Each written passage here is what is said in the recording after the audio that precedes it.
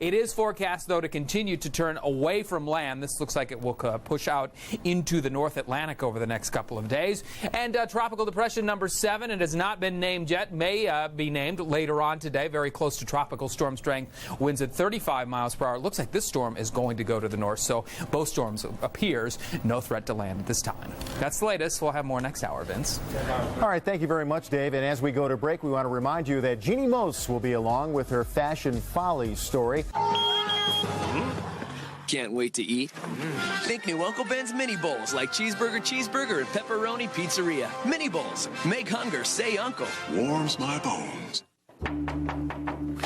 Hey, big party tonight? You want it to be cool, don't you? Yeah! Do I know you? This is the Jammy sister. Let's go to Pier 1. Guys love to eat off plates like these. Who's having a party?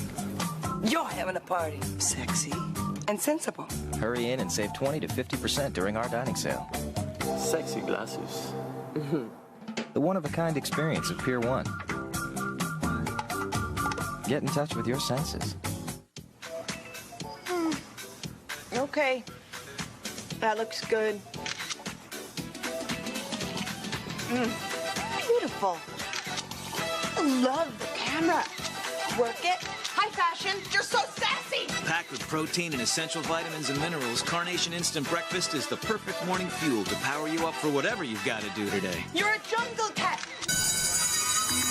And if you're really lucky, hugs. Achieve New Balance.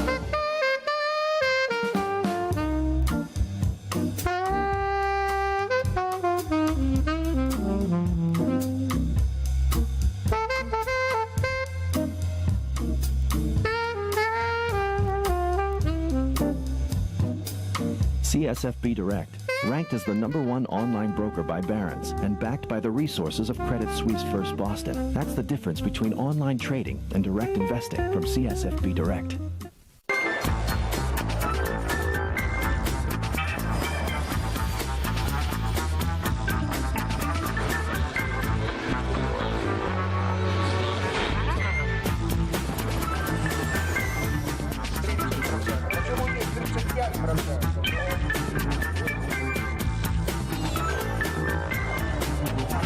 In the global energy business, no one covers more ground than the fast cats. Conoco, think big, move fast. There they are. There they are. There they are. Excuse me.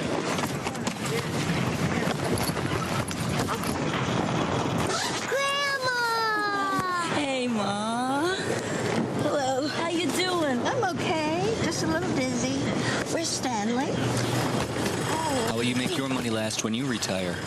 Conseco offers a wide variety of retirement products that can help. Conseco, step up.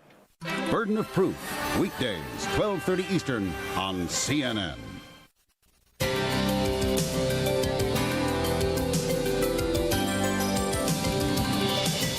Hi, my name is Anika Rabiu. I'm from Brooklyn, New York, and I would like to ask CNN, how does an aspiring model become a model?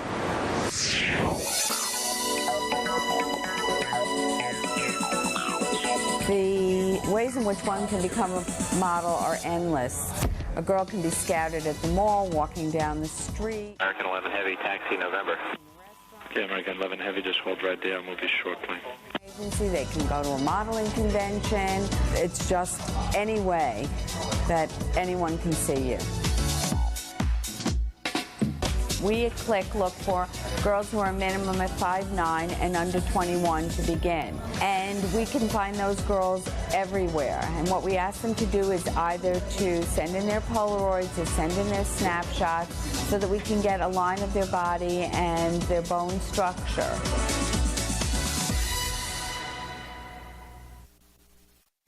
Ask CNN. American 11 Heavy. You're going to give way to the Donia and the regional jet on the opposite side.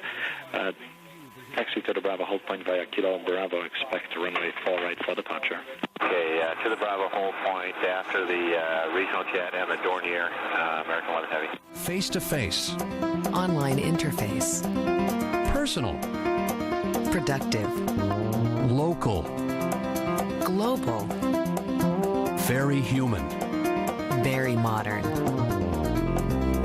Easy. Sir Speedy. Either way. You want to call 911 and do what they tell you as far as the dispatcher and the paramedics do when they arrive. And also this idea of taking an aspirin, that'll make you feel better immediately. Well, this message has gotten a little bit garbled. People are now taking aspirins in lieu of calling 911, or they're driving themselves to the drugstore to buy an aspirin to see if the pain doesn't go away. Wrong message. Aspirin should be given by the people who arrive on the scene or over the phone as they tell you what to do. Taking an aspirin will not treat you for a heart attack at home. It's not a home cure for a heart attack. And as you said at the beginning, a 1 hour window of opportunity, really, is what we're best talking time. about. Exactly. All right, Emily, thank you as always. Okay, Jane. 7:52 now. In our next hour, Ray Romano from Everybody Loves Raymond. We're back after this. CBS Health Watch, sponsored by Flonase Nasal Spray. Ask your doctor for more information. You'd try anything to get some relief from your nasal allergy symptoms. But before you change your life, make an easier change. Multi-symptom Flonase relieves all these nasal allergy symptoms: sneezing, itchy, runny nose, and congestion. Flonase once a day relieves them all day and night. For best results, use daily. Side effects are generally mild and may include headache, nosebleed, or sore throat. Ask your doctor about multi-symptom Flonase. When you get it all it takes is Flonase.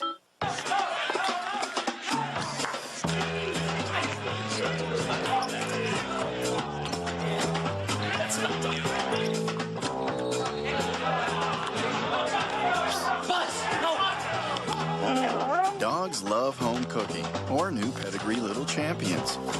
Gently prepared, then sealed in our revolutionary flavor lock pouch. With a home-cooked taste dogs love. Yeah. What are you doing there? I'll be right there.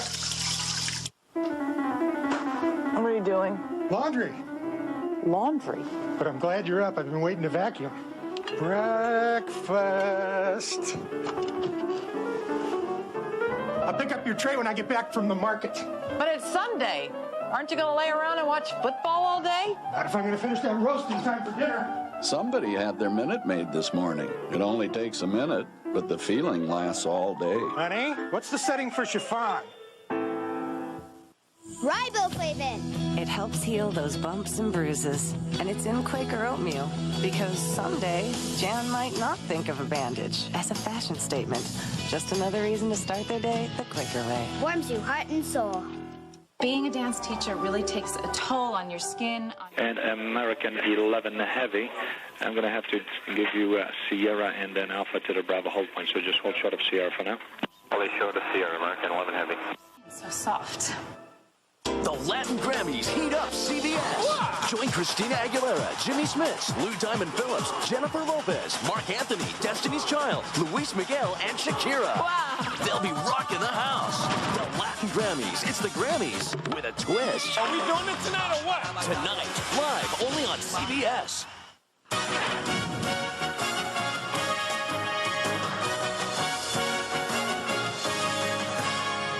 Good morning. I'm Mike Buchanan. In the news at 7:55. School leaders in Fairfax County say they're still awaiting official word on the standards of learning accreditation results. They say the unofficial results received last week don't give them enough data to make changes in the schools that are struggling. A Rockville. Did you want to be alone? No. No? Not at all. Okay.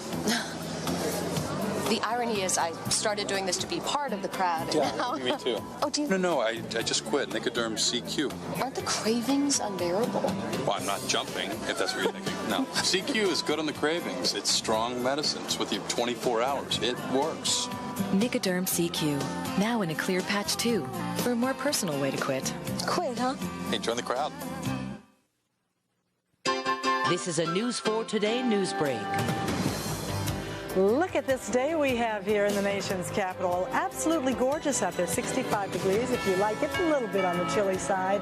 We'll check the forecast and the rush hour coming up shortly. Good morning, everyone. I'm Barbara Harrison. It's Tuesday, September 11th, 2001. In the news, work crews will start installing monitoring equipment today in a northeast Washington neighborhood, looking for signs of gasoline contamination. The gasoline leaked from a service station on the Maryland side of Eastern Avenue near Riggs Road 10 years ago. But now tests are being done to see if the gas has spread over the district line. In a story first on 4, police in Prince George's County are looking for more people who may have been involved in an unusual theft ring. The suspects are accused of stealing hundreds of... American 11 Heavy, Boston Tower. Good morning. Move right up 2, hold short of 4 right. After departure, maintain 3,000. Short of 4 right, 3,000, American 11 Heavy. The county is set to consider what could be the first county-wide development tax. The county council is expected to begin the process today. The tax would loosen restrictions on growth around metro stops, but would discourage development elsewhere. This year's plan is said to be... American 11 Heavy, runway 4 right, taxi into position, hold, traffic departing 9 air. 4 right, position, hold, American 11 Heavy. This News 4 Today news break is sponsored by Frugal Fannies. It's not just a shoe, it's art for your feet. Hi, I'm Fanny, and I know how you feel about shoes. How they capture your mood. You've got lots of moods, so you need lots of shoes. At Frugal Fannies, choose from thousands of the latest brand name and designer shoes at 25 to 50% off list. You won't know whether to look at them or wear them. Frugal Fannies, new shipments this weekend. Falls Church, Rockville, Herndon, and across from Springfield Mall. Frugality. It starts with your feet. Tommy, you know what mystery meat is? Well, that's what's in these formed and pressed nuggets. United 175, Boston Ground, Gate 19, pushback approved. Back approved, United 175. Back. Get an individual size for only $1.99 or a party size for $6.99. There's fast food, and then there's KFC. Wednesday, all day, it's Macy's Super One-Day Sale. American 11 Heavy, traffic's orbiting north of the field at 3,500 feet, maintain 3,000, runway 4 right, cleared for takeoff. 3, clear for takeoff on 4 right. What are the winds? Wind 330 at 9 air. And we'll have a breezy day with bright sunshine, the afternoon high, the low 80s, comfortably dry today, and a fresh breeze out of the northwest, about 10 to 20. Then tomorrow in the morning, even chillier than this morning, widespread 50s for lows, highs during the day. Tomorrow, the upper 70s, and maybe a shower passing through here Thursday evening from a weather front. Otherwise, we have dry weather all the way into the weekend. Thursday's high mid-70s, Friday, Saturday, and Sunday ought to be just near 70. Now let's check on the traffic. Jerry, how's it going now? Hey, Tom, good morning to you. Good morning, everyone. It's been quite busy. Let's take a live look and see how we're doing on the trip around town. At this hour, we'll start in Germantown, where it's still loaded up and quite slow along the 270 corridor. Had a little police activity earlier. It's gone, but from Father Hurley Boulevard, Route 27 on down in the thick of it. And a quick check on 95, still looking at delays, headed north out of Newington to Springfield. Barbara? Thank you very much. Coming up on News 410, the state of the West Nile virus around our area. There is a concern. American 11 Heavy, contact departure. That traffic's now in your 10 o'clock and 2 miles, 3,400 feet. American 11 Heavy. Soil. Nope. Got to keep looking. Maybe the sun. Or just something in the air. Nope. Not here. But things just naturally seem to grow faster in the South. There you are. Lotto South, new from the Virginia Lottery. Current jackpot, $2 million. Whoa, it grows fast. We're back at 8 o'clock on this Tuesday morning. It's the 11th day of September, 2001. You're looking at the people gathered outside our studio here on a sunny Tuesday morning, and we've obviously had a breach in security. That is Tracy Ullman, the very funny Tracy Ullman, working the crowd a little bit, talking to some of her friends. It's a wig. I thought it was real. I thought you had the most brilliant haircut. I'm just an idiot. I wish.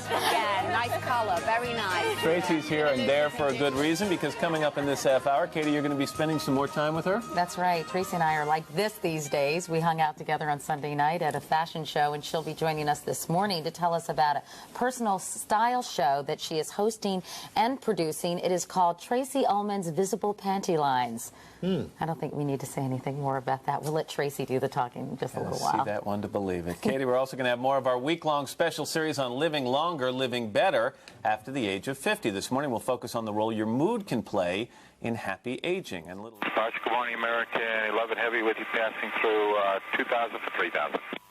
American 11 Heavy, Boston departure radar contact. Good morning. Traffic 10 o'clock, 2 miles, maneuvering Cessna Skyline VFR 3,500. We have inside American 11. They needed a little time to get the camera from here to the news desk, so work with me here, people. That's fine. That's fine. We lost a guest, but hey.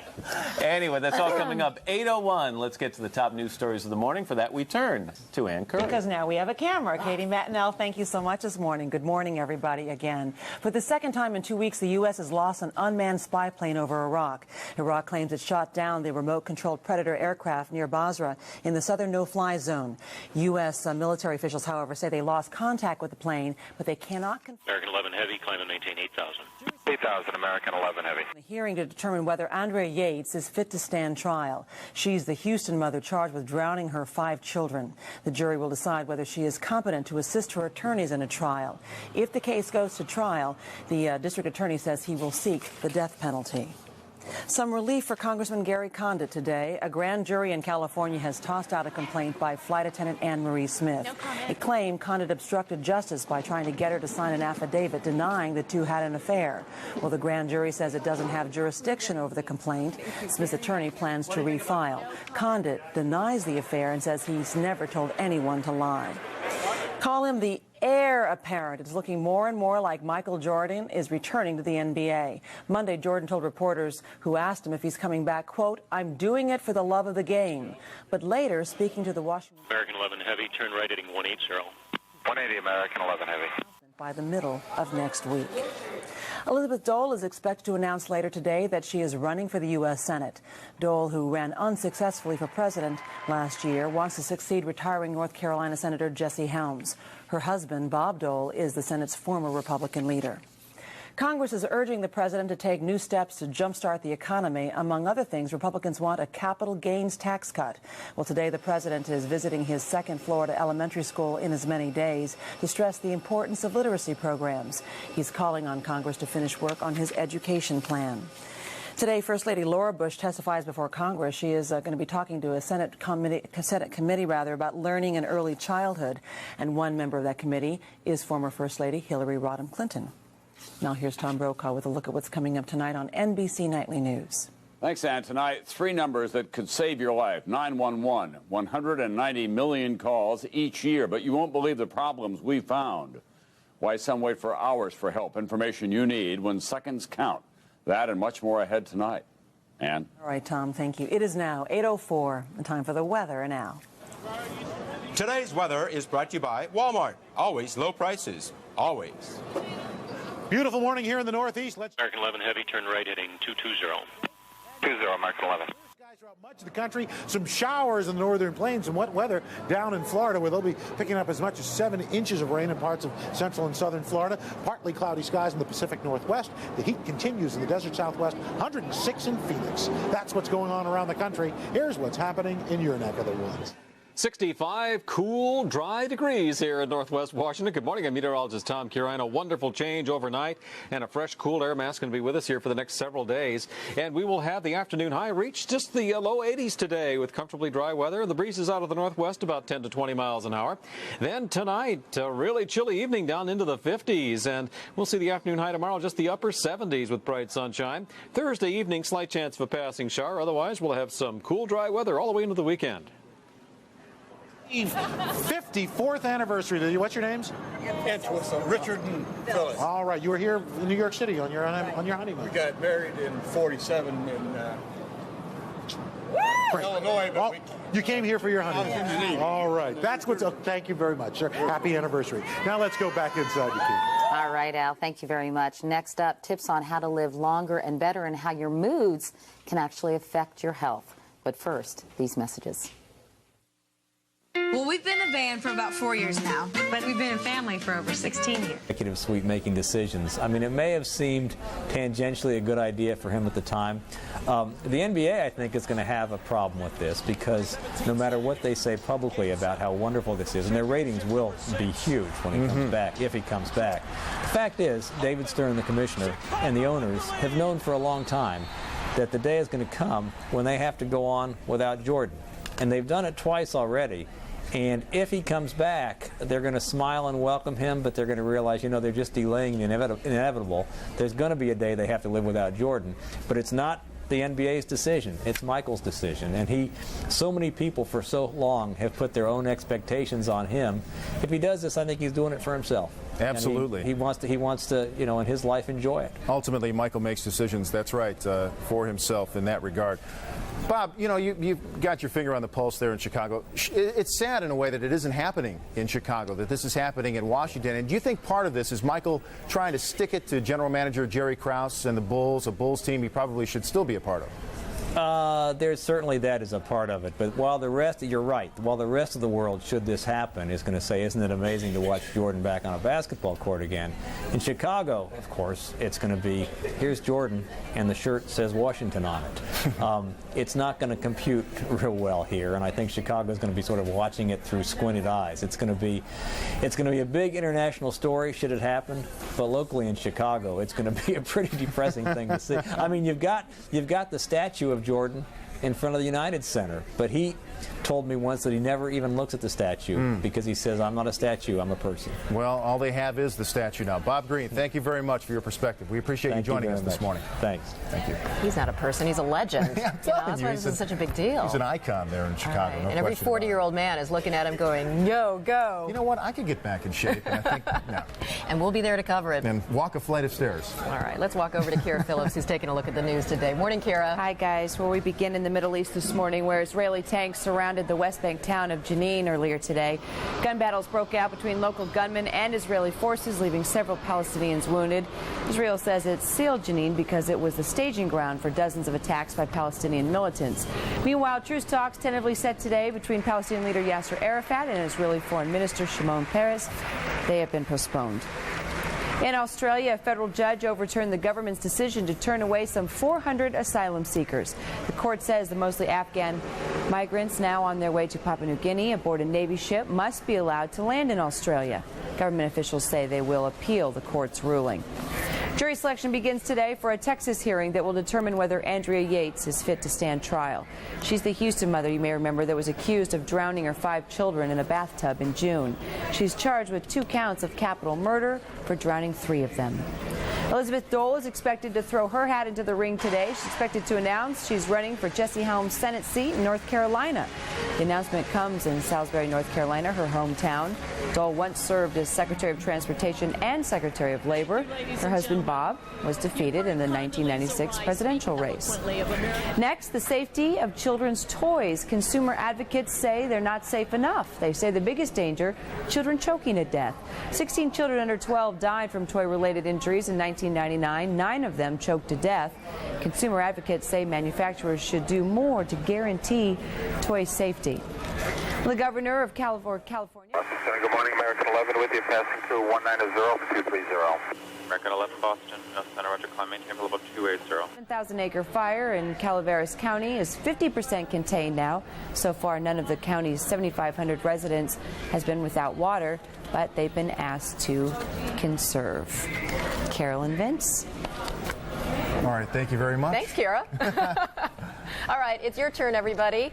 We are asking what you think of Michael Jordan's return to the NBA. Why don't you drop us a line? What are you waiting for? Daybreak@CNN.com. Be sure to include your name, where you're writing from. We'll get to the emails a little bit later in this hour. I'm interested to see what people have to say. Yeah, make it juicy. In the meantime, you can go to our website and make your voice heard. You can go to CNN.com and cast your vote and check that out. Wow. Do you think Michael Jordan should return to play in the NBA? And so far, 66% there saying no. I'm surprised, just from a curiosity factor. See him, wouldn't you want to see him just take the court one more time? No, because you can't repeat a first love. You know, I just think that people are afraid he's going to stumble, and every time he goes out there, it's going to be 3 times more embarrassing. Michael's an elite athlete. I think he knows what he's doing. He wouldn't do this if he didn't have a plan. You know, all the ticket sales through the roof. I mean, it's going to be sold out. Still to come, though. We're going to be looking at this issue of tired of waiting outside in the summer heat or driving rain to see the U.S. Capitol. Soon you won't have to. CNN has an inside look at the visitor center renovations. And a little bit later, the eye of the storm. Getting out of danger might be the most dangerous thing about a hurricane. Take us through babycenter.com. What's the big deal on that one? Well, when I had my first child, you had a big book, and you were constantly pulling it out to see where you were in the development process. This site has fantastic visuals, really, really terrific, and you can actually have an email sent to you on a week-by-week basis in technology terms. From the site? Yeah, it's called having something pushed to you, and what's nice is there are a lot of weeks in a pregnancy. So when it arrives in your mailbox, you think, all right, yes, another week, and it will tell you, here's what the baby is going through, here's how you should be feeling, here's some things you need to do to prepare. And that's a free site? It is free. Oh, interesting. Take us through drspock.com. Yeah, Dr. Spock, a very familiar name. Benjamin lives on? Yeah, he's online, a very, very popular site, well organized in that you can find information by age if you've got an infant, a toddler, someone in elementary school, and by topic. So that's a worthwhile one to check out. All right. Isn't it a little dangerous? I mean, shouldn't you be speaking with your doctor whenever you have a question? I mean, you shouldn't be going online to ask questions, should you? Well, it's a great point, and it's not a substitute. I've talked to a lot of experts who say the real red flag is when a parent walks into a pediatrician's office and says, I've got it all figured out. Or worse yet, they don't walk in because they think they have it all figured out. So it's important to use it as a supplemental resource. American 11 traffic at 2 o'clock, 20 miles southwestbound, MD 80, 310. American 11, Roger. Moms talking to moms. Okay. Let's move on. Parenting.com. What's that one give us? Yeah, parenting.com is a fun one. They have a budget calculator. United 175, heavy, hold short of runway 4 left, monitor tower 128.8. 28.8, hold short of 4 left. I'd love to get a new crib, I'd love to do this, and then you do the math, and you think, okay, well, let's go back. And they give you an itemized list, because what you need and what you want might be two very different things. Oh, very good. I like that. Good planner. All right, this one I'm kind of surprised at. Baby Namer, Moms Online? Yeah, well, this is the fun part. Come on, we used to all buy books and look at the various names. That's all digitized now. United 175 heavy, taxi in position, hold 9er. Hold runway 9er, United 175 heavy. The meaning of your baby's name, and even names you can expect them that maybe they'll be teased. So maybe you want to be careful about what name you pick. You got a name picked already? I do. It is? Will. Will. Babystyle.com. Yeah, shopping. Now, Ta-da. oh yeah, they've got everything and then some. What's nice about this also? How will she tie them both together? I don't know. It's in the news and business. Morning, Amanda. Hi, Amanda. I don't know if you would call this food, though. That's the only problem, Carol. Morning, Vince. We're looking at stock market futures gaining some ground here. It looks like there could be a nice pop when market action gets going, a little more than an hour. It's ketchup maker Heinz that we're talking about. H.J. Heinz and high-end retailer Neiman Marcus. We're watching shares of both. Both are out with quarterly results. Heinz posted slightly lower profit from a year ago. Neiman Marcus reported a wider than expected loss. American 11 turned 20 degrees, right? 20 right, American 11. To meet earnings estimates for the third quarter, and that's helping its shares rally in the pre-market, even though it also warned on sales for the quarter. And Dell is out with some bullish comments. The PC maker says it's well positioned for recovery in the... American 11, climb maintain level 350. United 175 heavy, runway 9er, cleared for takeoff. Traffic holding a position on 4 right. American 11, climb maintain level 350.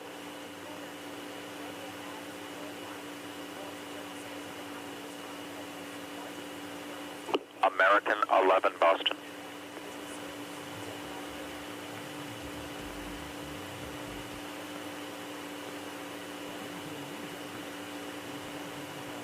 Earth 7, Mike Lima, how do you hear? Mike Lima has you loud and clear.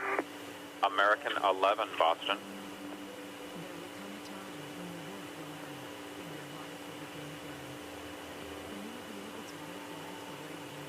American 11, the American on the frequency, how do you hear me?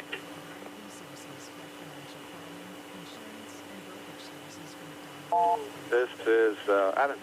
This is Boston. I turned American 20 left and I was going to climb him. He will not respond to me now. Looks like he's turning right. Yeah, I turned him 20 right. Oh, okay. And he's only going to, I think, 29. Okay. Slow. Sure, that's fine. But you I'm not talking to him. He's Nardo. Roger. Right. Thanks. Earth 7, Mike Lima, descendant pilot discretion, maintain for level 240. PD down 240 will begin down through us, Mike Lima. American 11, Boston.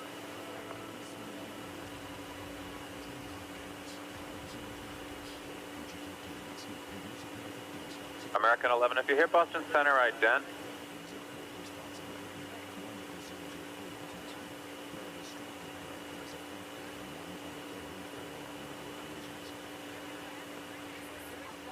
Cardinal 683, flight level 210, climb 230.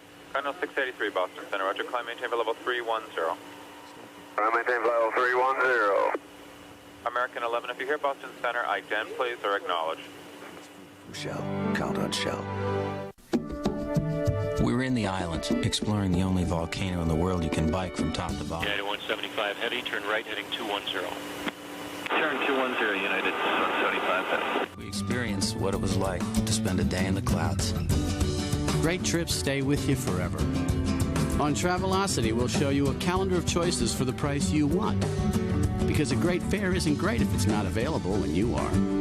Travelocity. Go virtually anywhere. Oh, say, can I have the new software IT didn't approve? Fred, I promise. Right. American 11, if you hear Boston Center, recontact Boston Center on 127.82. That's American 11, 127.82. So you get the solutions you need when you need them. Like the entire family of HP network storage products, from single tape drives to automated libraries, with the reliability you expect from HP. Fred, here is another request that can't be done in time. HP and CDW, computing solutions built for business. So if you're a Washington Wizards fan, or heck, if you're an NBA fan, you're probably having a heart attack this morning hearing that Michael Jordan is expected to return to the court. American 11, American 11, Boston. Audrey Barnes, who's been hearing... United 175 heavy, turn right heading 270. Turn 270, United 175. Michael Jordan outside his Chicago restaurant last night, and he all but confirmed that he did indeed plan to return to the basketball court wearing a Washington Wizards uniform. He says he'll make an official announcement sometime in the middle of next week. Now, for the last 5 months, Michael has been putting himself to a very physical test. He's been scrimmaging with the likes of Penny Hardaway, Juwan Howard. He says there's a little bit of tendonitis in his right knee, but other than that, he is ready to go. Good morning, United 175 heavy is down at 8,000. Now 175 heavy, Boston, approach flighting 270. 70 on the heading, United 175. Is holding league meetings in Orlando on September 20th, and Michael Jordan is expected to announce his intentions before that. If he should return to basketball, the Wizards say they are prepared for a flurry of last-minute ticket purchases. Also, plans are already in the works to televise as many Wizards games as possible. Reporting live from the MCI Center, Carol, back to you. Yeah, you can bet on that, Audrey. Thanks so much. Audrey Barnes standing outside the MCI Center, where they're expecting Michael might be playing soon. Michael could be taking the floor over there, no doubt about that. All right, from a basketball legend now to a real American hero. Millions of people visit the U.S. Capitol each year, some standing in line for hours waiting to get inside. And now a multi-million-dollar visitor center expansion project is underway to make the Capitol more visitor-friendly. Former Senator John Glenn is a spokesman for the project, and he's in Washington and joins us now. Good morning, sir. Great to have you. Good morning. Glad to be with you. It's interesting to me how you came to be a part of this project. It goes back to your childhood when you were a visitor to our nation's capital. Can you tell us about that? Well, it does. You know, when I was about 8 years old, I remember our first visit to American 11, Boston. That's been many years ago now. And I remember to this day, though, walking into that Capitol and looking up at the rotunda and then visiting each of the two. American 77, your departure frequency will be 125.05, runway 30, clear for takeoff. Clear for takeoff, runway 30, American 77. Say that led me into the paths of where I went later on, but it certainly gave me an awareness and an appreciation for the Capitol and for our country. And I think the 4 million visitors that come here to the Capitol each year deserve much better than to stay. 175 heavy, contact Boston Center 133.42.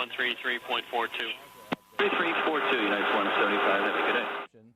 Is what this will eventually look like. You'll have a visitor center in here. They can enter under here. There will be movies and artifacts and things like that that will be available. It'll be three things really: educational, number one, for the kids coming in there, and inspirational. And I don't underrate that. I think that's a very important part of this whole thing. And number three, it provides far better security, so we don't have some of these incidents like we had where some of the policemen got killed here a few years ago. Right, and there certainly are safety issues involved, and I know that there's not only long lines and long... American 11, American 11, how do you hear the center? Well, the safety issues are a very important one because this will give a more controlled flow than just having people milling around out here on the East Plaza that we have here right now. There'll be entryways in here that you can go into the Capitol, into the House or the Senate chamber over here. And also another factor, you know, we're a focal point of the whole world. The Capitol building is a symbol of our democracy. We have many foreign visitors come here from all over the world, and most of them want to visit the Capitol. This is a far more impressive and far better way, I think, of taking care of all the visitors, foreign and our own people here as well. Senator Glenn, how much money is needed for this project, and where will this money come from? Well, Congress appropriated $100 million. The whole thing is estimated to cost about $265 million. There have been about 35 pledged from corporations so far. We hope to raise $100 million from the rest of that $100 million from private sources, and that's what this drive is all about. We hope everybody can participate in this. It's everybody should. You know, there's a precedent for this also. I might have preferred myself to see a Congress just appropriate the money and do it. But we have a history. For instance, just a few years ago when they wanted to refurbish the statue on top of the Capitol, that was all done with private funds. So there is some precedent for this. Senator Glenn, do you feel that Washington, D.C. is the tourist attraction or maybe the tourist mecca that it should be? Well, no. Well, I think it is probably the biggest single tourist attraction in this country. Every family, you know, we have polls that show that I think it's like 3/4 of the people want to take their family to Washington, want their kids to experience coming to this capital city, this leadership city for the whole world, literally. And so we're, in a way, we're just responding to what the people of this country already want. I'd like to see more visitors to Washington also, not just from a money standpoint of tourists and business, but for the appreciation of what we have here, the Capitol, Arlington, the monuments, Washington Monument, Lincoln Memorial, things like that I think are very, very impressive and give people a feel of their part, their participation in this country when they have a chance to come here and visit. Well, sir, before we go, I would be remiss if I didn't ask you about your 1998 space mission. And can you tell us what was learned from that mission in terms of... United 175 down at 19, United 175, Boston, Center, Roger. From that, what I was up there to see was, you know, when the younger people go up there, they have certain things happen to their bodies. Osteoporosis sets in. The body's immune system changes, become less resistant to disease and infection. Protein replacement in the muscles changes. Now, those are the same things that happen to the elderly to a large extent right here on Earth. So the idea was to compare my reactions to going into space again with the younger people, with the objective of seeing if we can't find out what turns these systems on and off in the human body. And we're making strides in that area too, and the idea being not only to permit longer-term space flight, but also to take away some of the frailties of old age right here on Earth. That's exciting to think that maybe we opened the door for some things like that. And so the experiments are going on. I'm hoping they'll put more people up there in my age bracket so we have a database in a few years. It means a lot more than just a database of one, which is me right now. Athens is Rockdale. A couple things. Point out north and west of Rockdale is in San Francisco 986. Hey, also, are you trying to get through the company on the American or anything? We're trying everything here. Is he really got no transponder screwed up or what? It appears that way. No kidding. All right.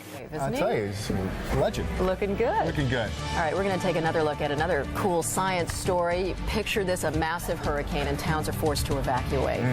The problem is there's too much traffic for the roads to handle. Gridlock on the escape route. And who, maybe it's what, is walking down the runway this spring? We're going to give you a look at the latest fashions when we return. Ask yourself this. When was the last time you sat completely still? 30 minutes, 67.0. Is that American 11 trying to call? Buddy, we have some planes. Just stay quiet and you'll be okay. We're turning to the airport. 15 Southwest of Bono going to Hampton. And who's trying to call me here?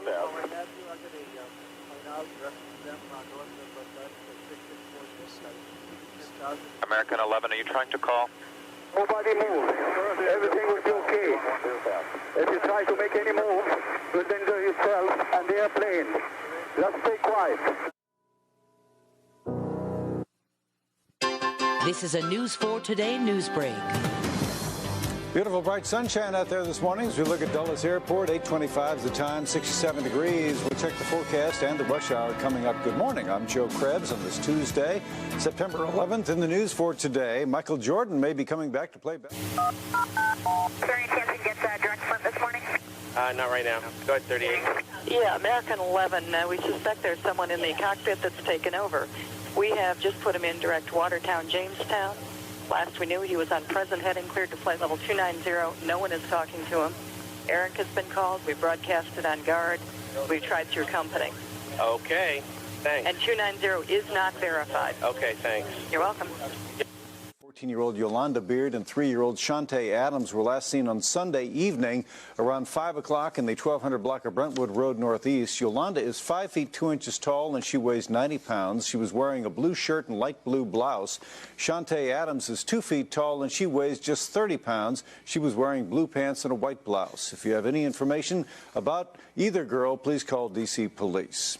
And the district school budget is $80 million in the red, and that's going to mean some changes in the way the school system operates. School Board President Peggy Cooper-Kaferitz blames the shortfall in incompetence, and she says the schools will try to close the deficit without affecting the lives of students. We're going to take a break right now, come back and take a look at our forecast and the rush hour. This news for Because he was just heading that way, yes. Yeah, we've taken the American back because he appears to have turned. Yep, thanks.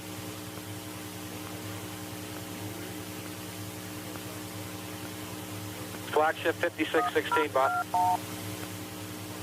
Oh, sorry. Do what? 230, flagship 5616. Override. Go ahead. Yeah, I need you to look west of Albany, American 11, and put him on your scope. He is, Nordo has been since he talked to Boston High. We assume he's at flight level 290. We're not sure. We think there's someone in the cockpit with him. We broadcasted over guard. We've gone Eric. We have gone company. Nobody is talking to him. We don't know where he's going. We don't know what altitude he's at. Okay. Okay. Thanks. But I can actually see it happen. That just warms my heart. I feel good about it, you know.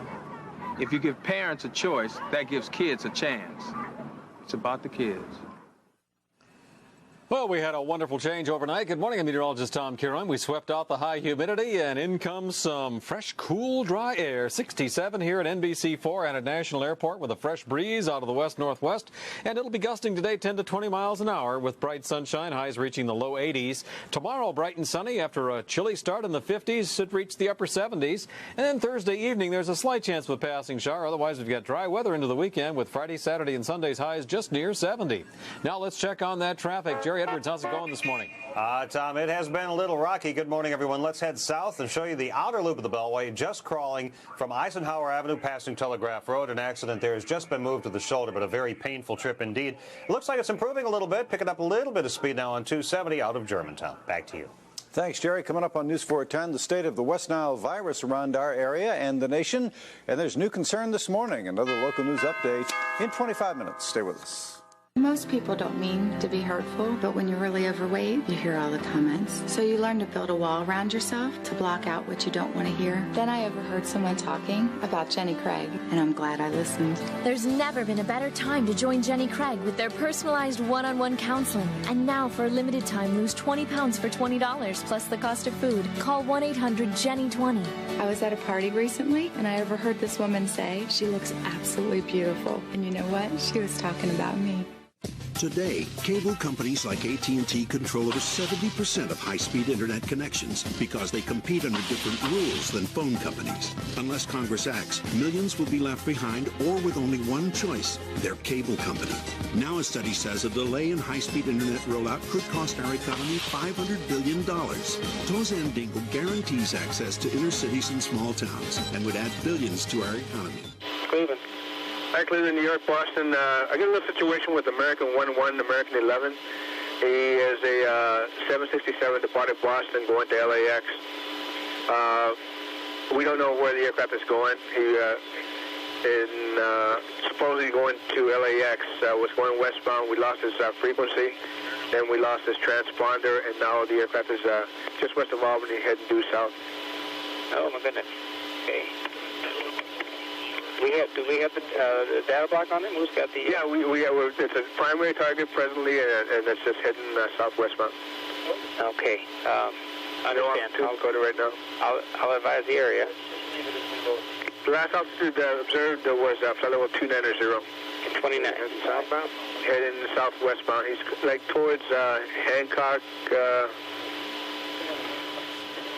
right around there. He's southwest of Albany by 15 miles. You have no idea where he's going?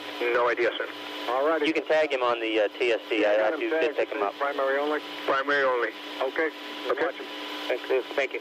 For years, it's finally come to fruition. It's an anthology of black music, and it's called The Long Road to Freedom. Also, we're going to talk about Howard Hughes, the reclusive billionaire, died alone except for the people he paid to be with him. There have been a lot of books written about him, but now author Richard Hack has written what he calls the definitive... Boston going United 175 out of 280 for 310.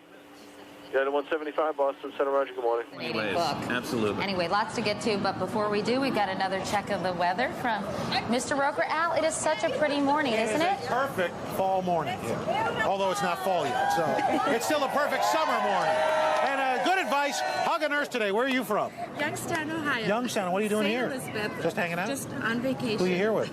My son and my husband. All right. Well, you're sandwiched. It's a mom-nurse sandwich. We like that. And I got a buddy over here who's going, Al, show me some love. I love the hair. I love the hair. I'm showing you some. SOC, Ray Howland. Ray Holland, Nancy Wyatt, Boston Flight Service. Yes. Okay, we've got the flight attendants on the line here. You do have them on the line? On the plane, yeah. Can you conference them in with us? I have no idea how to do that. If you can help me out.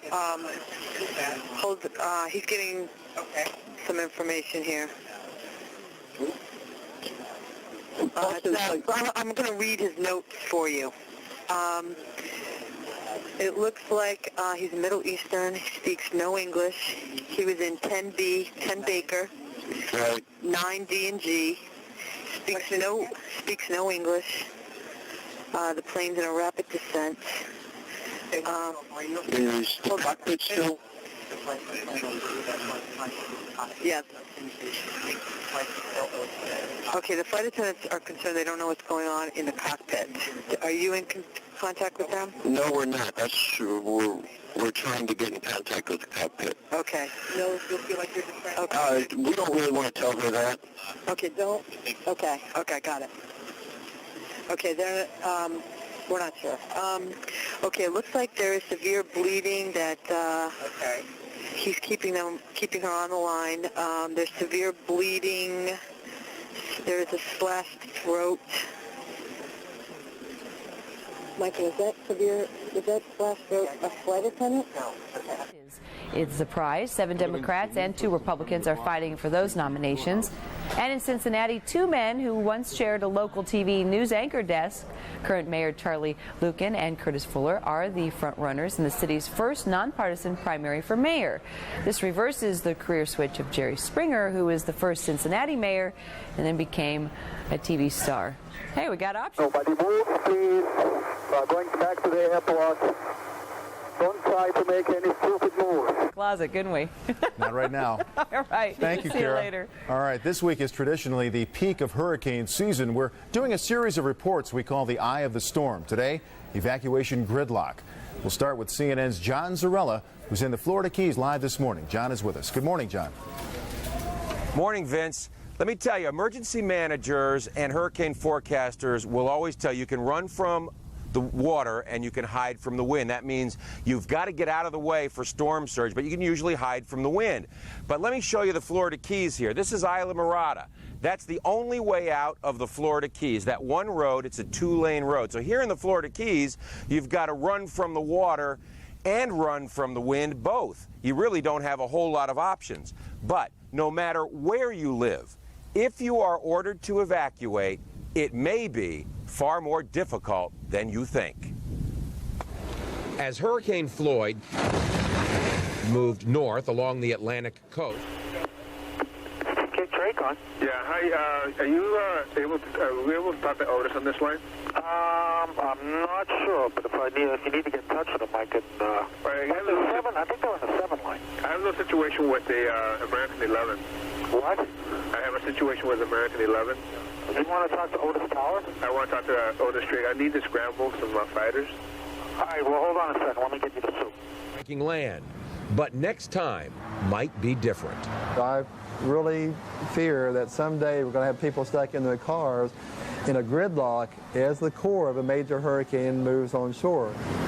If they're stuck in their car and that storm surge comes in, they'll be lost alive from drowning. Hundreds, perhaps thousands may feel fear. Kennedy, Kingston 93. Kennedy. I got a heads up for you here. I got an American 11. He's right over Kingston right now. We think he's at flight level 290. There appears to be some possible problem with him.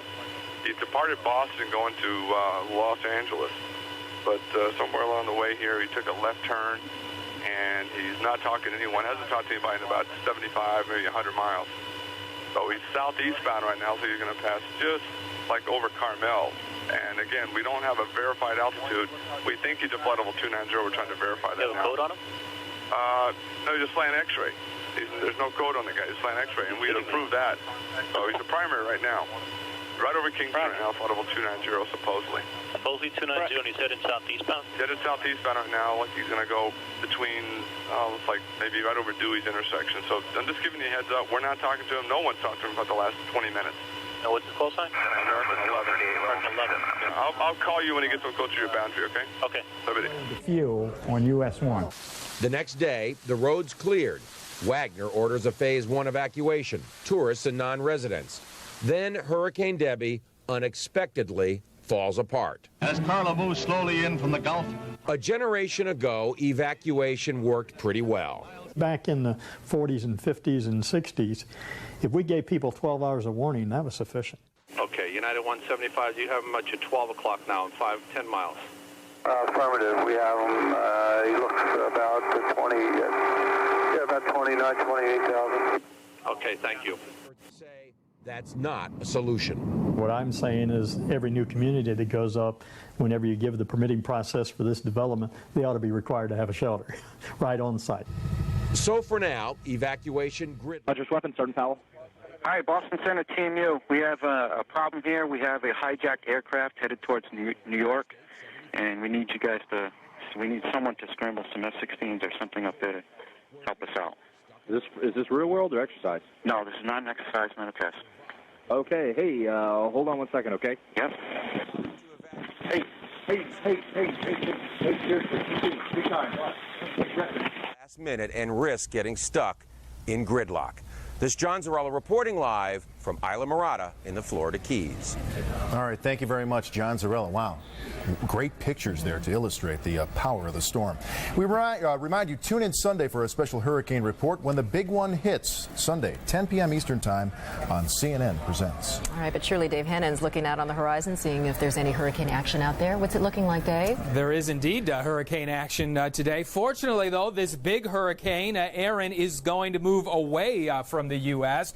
Winds at one point yesterday up to 120 miles per hour. You see the eye of Hurricane Aaron, and look how close it is to the coast. The thing that's going to happen, though, is this frontal system moving off the east coast is going to pick up the hurricane and begin to move it a little bit farther off towards the east. In fact, it is now moving north. It was moving northwest yesterday, so that turn has already begun. Winds still pretty strong, though, 90 miles per hour sustained. It is forecast to continue, though, as we said, though, to push away from land. In fact, not expected to affect the Canadian Maritimes either, moving into the North Atlantic. That's what we're expecting with that storm. We are watching another storm, too. This is Tropical Depression number 7, which is located way out in the Atlantic. Same story here. This storm is forecast to go north through the island. So either storm. Boston Center here. Can I get New York Tracon? You bet. So nothing with the cockpit? Yes, with American 11. Say it again? Oh, a reference to American 11. Right, have you had any contact with him yet? No contact. It is confirmed hijacked, though. Tracon. Okay. Hey, Tracon, hi, Boston Center. Good morning. It's American 11. 767, possible hijack. Okay, American 11, 75, and Destin. Where's he landing? Right now, we don't have any idea, but he was to the northwest of Albany, and now he's down by Sparta, Newton speed. very rapidly. We believe he's a primary only, and we believe he's in a descent. That's why he's slowing down. Where will you find the money to pay for long-term care? Conseco long-term care insurance protects you so you don't lose your nest egg. Conseco, step up. Yippee! Yes! We are in the sweet spot now, baby. Give me five. There is no stopping us now. This the sky market is the limit. incredible. NASDAQ. They expect the NASDAQ to surge above 6,000. Rather than feel nostalgic for days gone by, a Merrill Lynch financial advisor can help reallocate your portfolio to better navigate today's up and down market. Isn't even close to running out. So while we can't bring back the past, NASDAQ 10,000. we can make the future something to look forward to. We can expect, Amy. United 93, wind 330 runway 4 left, clear for takeoff. Clear takeoff 4 left, United 93. Got it. Nortel Networks is building the new high-performance internet, the wireless internet, with optical... New York, United 175, heavy. United 175, go ahead. We figured we wait to go to your center.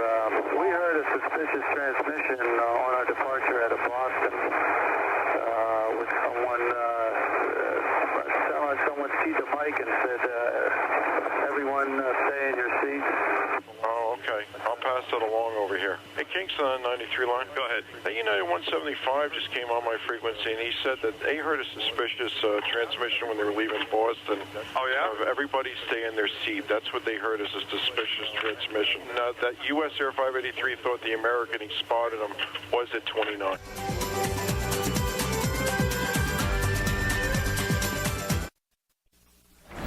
Leather, lace, and everything in between. It is all moving down the catwalk at Fashion Week in New York. And CNN's Gail O'Neill has been braving the crowds to see what some of us, at least, are going to be wearing, maybe the most pregnant of us. Morning, Gail.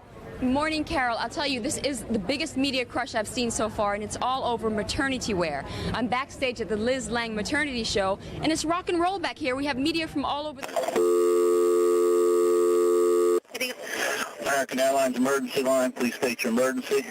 Hey, this is Nitty at American Airlines calling.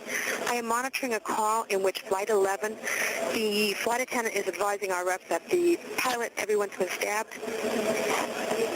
Flight 11? Yep. They can't get into the cockpit is what I'm hearing. Okay, who's this I'm talking to? Excuse me, this is Nitty at American Airlines at the Raleigh Reservation Center. I'm the operations specialist on duty. I'm sorry, what was your name again? Nydia. Nydia. And what's your last name? Gonzalez, Gonzalez. Raleigh reservations. Okay. Now when you... flight attendant on the line with one of our agents. Okay. And she's calling how? Through reservation. I can go in on the line and ask the flight attendant questions. Okay. I'm assuming they've declared an emergency. Let me get ATC on here. Stand by. Got any contact with anybody? Okay, I'm still on with security, okay, Betty? You're doing a great job. Just stay calm, okay? We are, absolutely. Okay, we're contacting the flight crew now. We're also contacting ATC. Okay. Anything else from this flight attendant? So far what I've got, the number 5 flight attendant's been stabbed, but she seems to be breathing. The number 1 seems to be stabbed pretty badly, and she's lying down on the floor. They don't know whether she's conscious or not. The other flight attendants are in the back, and that's as far as I know. It seems like the passengers in the coach might not be aware of what's going on right now. These 2 passengers were from first class? Okay, hold on. Hey, Betty, do you know any information as far as the gentlemen that are in the cockpit with the pilot? Were they from first class? They were sitting in 2A and B.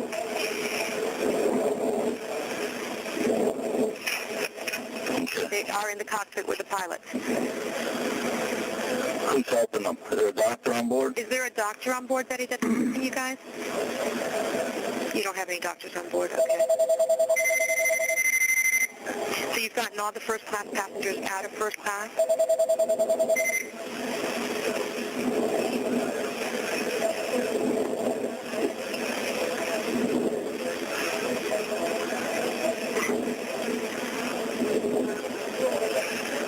Have they taken everyone out of first class? Yeah, she's just saying that they have. They're in coach. What's going on, honey?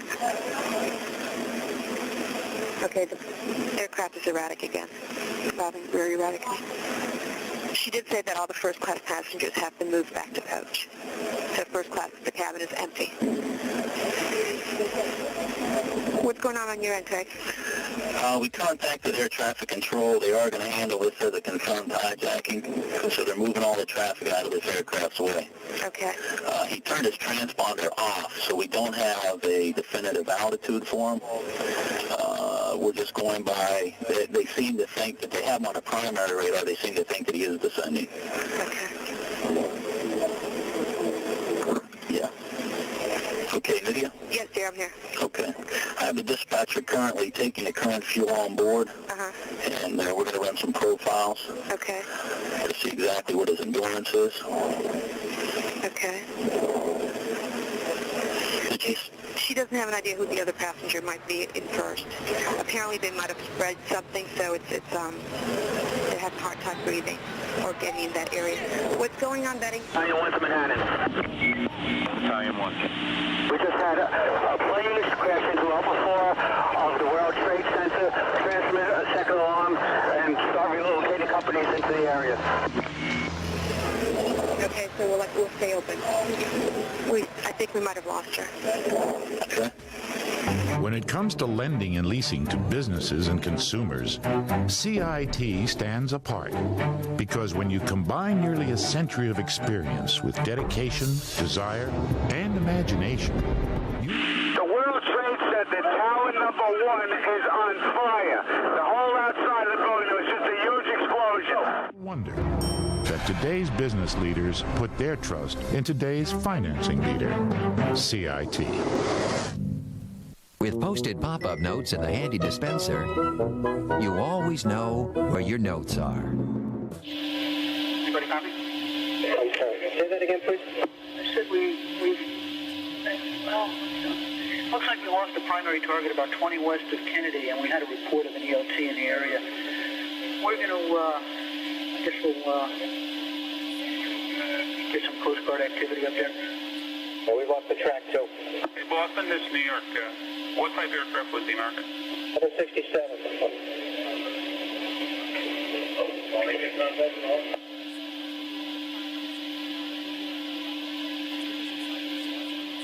This is the ACI watch. Say again, if you lost track of the aircraft, over?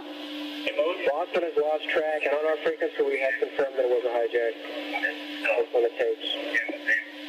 Yeah, New York confirms we've lost the track as well, and we got a report of an ELT in the area that track was in.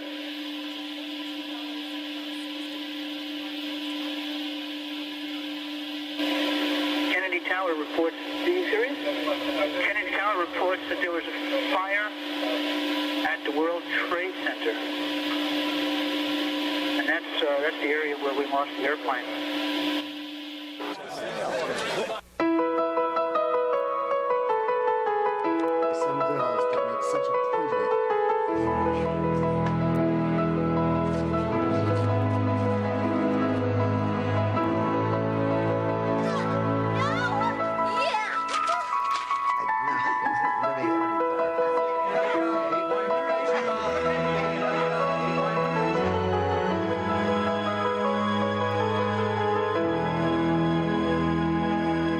Would you like to lower your monthly mortgage? Engine 1 on Manhattan. Engine 1 on, go.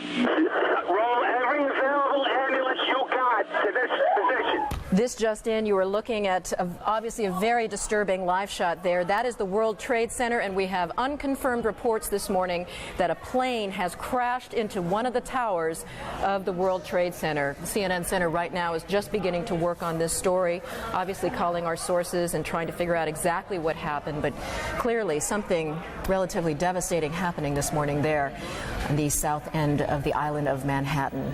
That is, once again, a picture of one of the towers of the World Trade Center. We could see these pictures. It's obviously something devastating has happened. And again, unconfirmed report that a plane has crashed into one of the towers there. We are efforting more information on this subject as it becomes available to you. Right now, we've got Sean Murtaugh. He is a CNN producer on the telephone right now. Sean, what can you tell us about what you know? This is Sean Murtaugh. I just was standing on the Vice President of Finance. Sean, Vice President of Finance for CNN. Sean, we're on the air right now. What can you tell us about this situation? Hello? Yes, Sean, you're on the air right now. Go ahead. What can you tell us? I just witnessed a plane that appeared to be... Division 110-4, that's confirmed. We have fire on several floors, the upper floors of the World Trade Center. I don't know which tower it is, but it hit directly in the middle of one of the World Trade Center towers. Sean, what kind of plane? Was it a small plane? We want to tell you what we know as we know it. We just got a report in that there's been some sort of explosion at the World Trade Center in New York City. Anybody know what that smoke is in Lower Manhattan?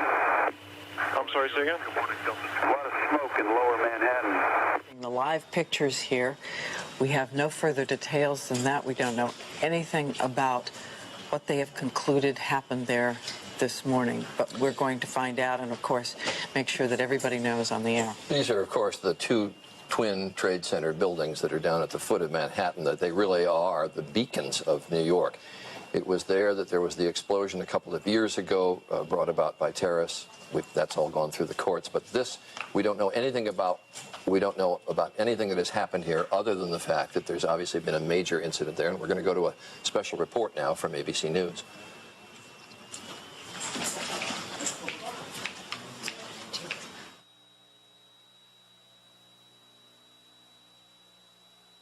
This. United 175, do you read New York? Delta 1489, do you read New York? Delta 1489, go ahead. Okay, just wanted to make sure you read New York. United 175, do you read New York? It's 8:52 here in New York. I'm Bryant Gumbel. We understand that there has been a plane crash on the southern tip of Manhattan. You're looking at the World Trade Center. We understand that a plane has crashed into the World Trade Center. We don't know anything more than that. We don't know if it was a commercial aircraft. We don't know if it was a private aircraft. We have no idea how many were on board or what the extent of the injuries are right now. We have, I understand, an eyewitness on the phone right now. Sir, good morning. This is Bryant Gumbel. Could you give us your name? Yeah, my name is Stuart. Stuart, where are you right now? I'm working at a restaurant in Soho. All right, so tell us what you saw, if you would. I was waiting at a table and I literally saw it seemed to be like a small plane. I just heard a couple noises. It looked like it bounced off the building, and then I just saw a huge ball of fire on top. And then the smoke seemed to simmer down, and it just, a lot of smoke was coming out, and that's pretty much the extent of what I saw. A private aircraft? As Matt just mentioned, we have a breaking news story to tell you about. Apparently, a plane has just crashed into the World Trade Center here in New York City. It happened just a few moments ago, apparently. We have very little information available at this point in time. But on the phone, we do have Jennifer Oberstein, who apparently witnessed this event. Jennifer, can you hear me? Hello? Hi, Jennifer. Hi, Katie. Hi, can you please tell me what you saw and to give me any information about what's going on there? Yes, I have to tell you, it's quite terrifying. I'm in shock right now. I came out of the subway at Bowling Green. I was heading to work in Battery Park at the Ritz-Carlton Hotel, and I come out, and I heard a boom, looked up, and there was a big ball of fire. I'm now looking north at the World Trade Center, and it is the left twin tower if I'm looking north. I'm in Battery Park right now, and you can hear the fire engine. Delta 2315. Delta 2315, turn left immediately to a heading of 200. Left turn immediately, 200, Delta 2315. Roger, traffic, 1 o'clock, 10 miles, turning into your face, descending out of 31. It's a hijacked aircraft. We don't know what he's doing. Fire like this in the air, and pieces of the building were flying down. It looks like it's like massive gaping hole with tons of black smoke falling out of the building. Owen, we have a satellite picture right now. There. That is it. A live picture. As you can see, Edie, this is different. This is a different perspective than we saw earlier. The plane obviously went in on one side and came out the other. There's debris all over the ground broke down through below. On part. Exactly. And as you can see, it affects perhaps 10 floors. of the World Trade Center building. It is over 100 stories tall. It is the tallest structure in New York City. It is near the flight path for Newark. Right. And many times, whenever people for Newark, Canada. Delta 2315, the traffic is now at your, well, if you're heading on a 200 heading, he's about your 2 o'clock and about 7, looks like 30.6 descending. We have him in sight, sir. Delta 2315, roger. Yeah, he's in sight. Okay, you can maneuver as necessary to avoid that aircraft, sir. I do not know what he's doing. From this angle, it seems like more than 3 floors, and perhaps what's most disturbing, Edie, I think, is the time of day. This time of morning is when people pour into that building, and it's usually next to full. Well, you got to also remember, this is near the financial district on the tip of Manhattan. There are so many people at this hour who are in that neighborhood. And aside from the people who are in the building, remember, this is a huge structure, 10.5 million square feet the World Trade Centers take up. And as you can see, for perspective, there goes a helicopter right by it. And it obviously impacted one side and wound up affecting perhaps the other side.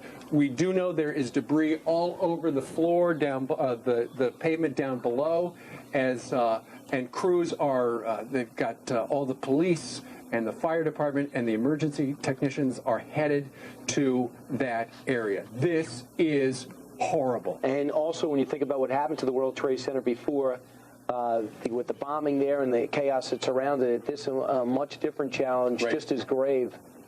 And also, from one of our perspectives, we can see that not only are there gaping holes, but debris continues to fall down below at this hour. We see, actually, we see 2 faces. I know you can't see the picture that our audience is seeing, but we see 2 faces of that tower. One seems to have a rather gaping large hole in it. The other face seems to have 2 holes in it. It's all somewhat obscured by smoke, one large, one somewhat smaller. Right. And, of course, we know there are a variety of offices there. There are financial offices there. There are advertising offices, all kinds. We can only hope that since it is still a little bit early in New York, that maybe on some of those floors, some of the offices were still not open for business. You can now see there on that one side, well, you can see flames now coming actually out of 2 sides of the building. All right, Division 1, be advised, Battalion 2 advised you have jumpers from the World Trade Center, okay? On both sides of the tower. As we've heard before, we said earlier that there was at least one speculative report that an airplane had crashed in, whether deliberately or accidentally, we don't know. And there are continuing reports from people who say that they saw an airplane, one woman saying that she saw a jet going in. So again, Don, a jet screaming that low could be consistent with what you heard? Absolutely. It could be consistent with what I heard. What I know I did not hear was an airplane, any kind of a prop plane. And I think looking at the damage, I don't think there's any way possible that it would have been a prop plane. It's just too much damage to the building. What's deceptive about the World Trade Center is that it is so huge and so tall. Jules, this is Ryan. Listen, on an airplane that's been hijacked, and things will go well. It's not looking good. I just want you to know I absolutely love you. I want you to do good. So happy to time. Same to my parents and everybody. And I just totally love you, and I'll see you later. Hi, Dave. I'll call you. I would have to speculate that it would have to be a larger than normal jet. I mean, larger than like a Citation or something like that. It's just such a gigantic hole, and it blew out the other side. And again, these buildings are almost a city block size building. So for it to have blown in this hole on the north side as well as the west side, it had to be a gigantic explosion. Well, obviously, we don't know if this was if it was a plane, and I underline if it was. We don't know if it would have been deliberate or accidental. We know so little now, other than what we can see from these pictures. But the interesting point is there are a number of small airports around New York where passenger corporate jets or private jets will land and take off. And it's not uncommon, if you have ever visited the World Trade Center, Hey, Joe, you see 3321 code just southwest of Newark by about 15, 18, 20 miles, 15,000 descending. Looking, hold on, southwest Newark by about 15, 20. Not seeing anything. They were tracking him, made a hard left turn. He's descending pretty rapidly, and especially what just happened in there. I got somebody who keeps cussing, but it looks like he's going into one of the small endpoints down there. No, this guy's a big boy. Some winds in some directions, even out of the big commercial airports. Planes are routed quite close to New York. I've flown in from LaGuardia, even into LaGuardia, but having to go right by the World Trade Centers. But we emphasize this is all speculative at this point. And just to reset for all of you, this is a special report from ABC News, and we are dealing, and we have to underline this, we are dealing purely in the realm of speculation here as to what may have happened at the World Trade Center. Obviously, a major... Check with your arms. Do you know if anyone down there has done any coordination to scramble fighter-type airplanes? Do you still think the airplanes in the area? No, we have several situations going on here. It's escalating big time. We need to get the military involved with this. Wow, what's going on? Just get me somebody who has the authority to get military in the air now. All right. I'll go tell them. So that's one more witness weighing in, or at least one more source weighing in on the fact that it was an aircraft of some kind. And as Don Daly reported, this occurred about 15 or 20 minutes ago in downtown New York, and New York time. Followed by an enormous crash and an immediate explosion.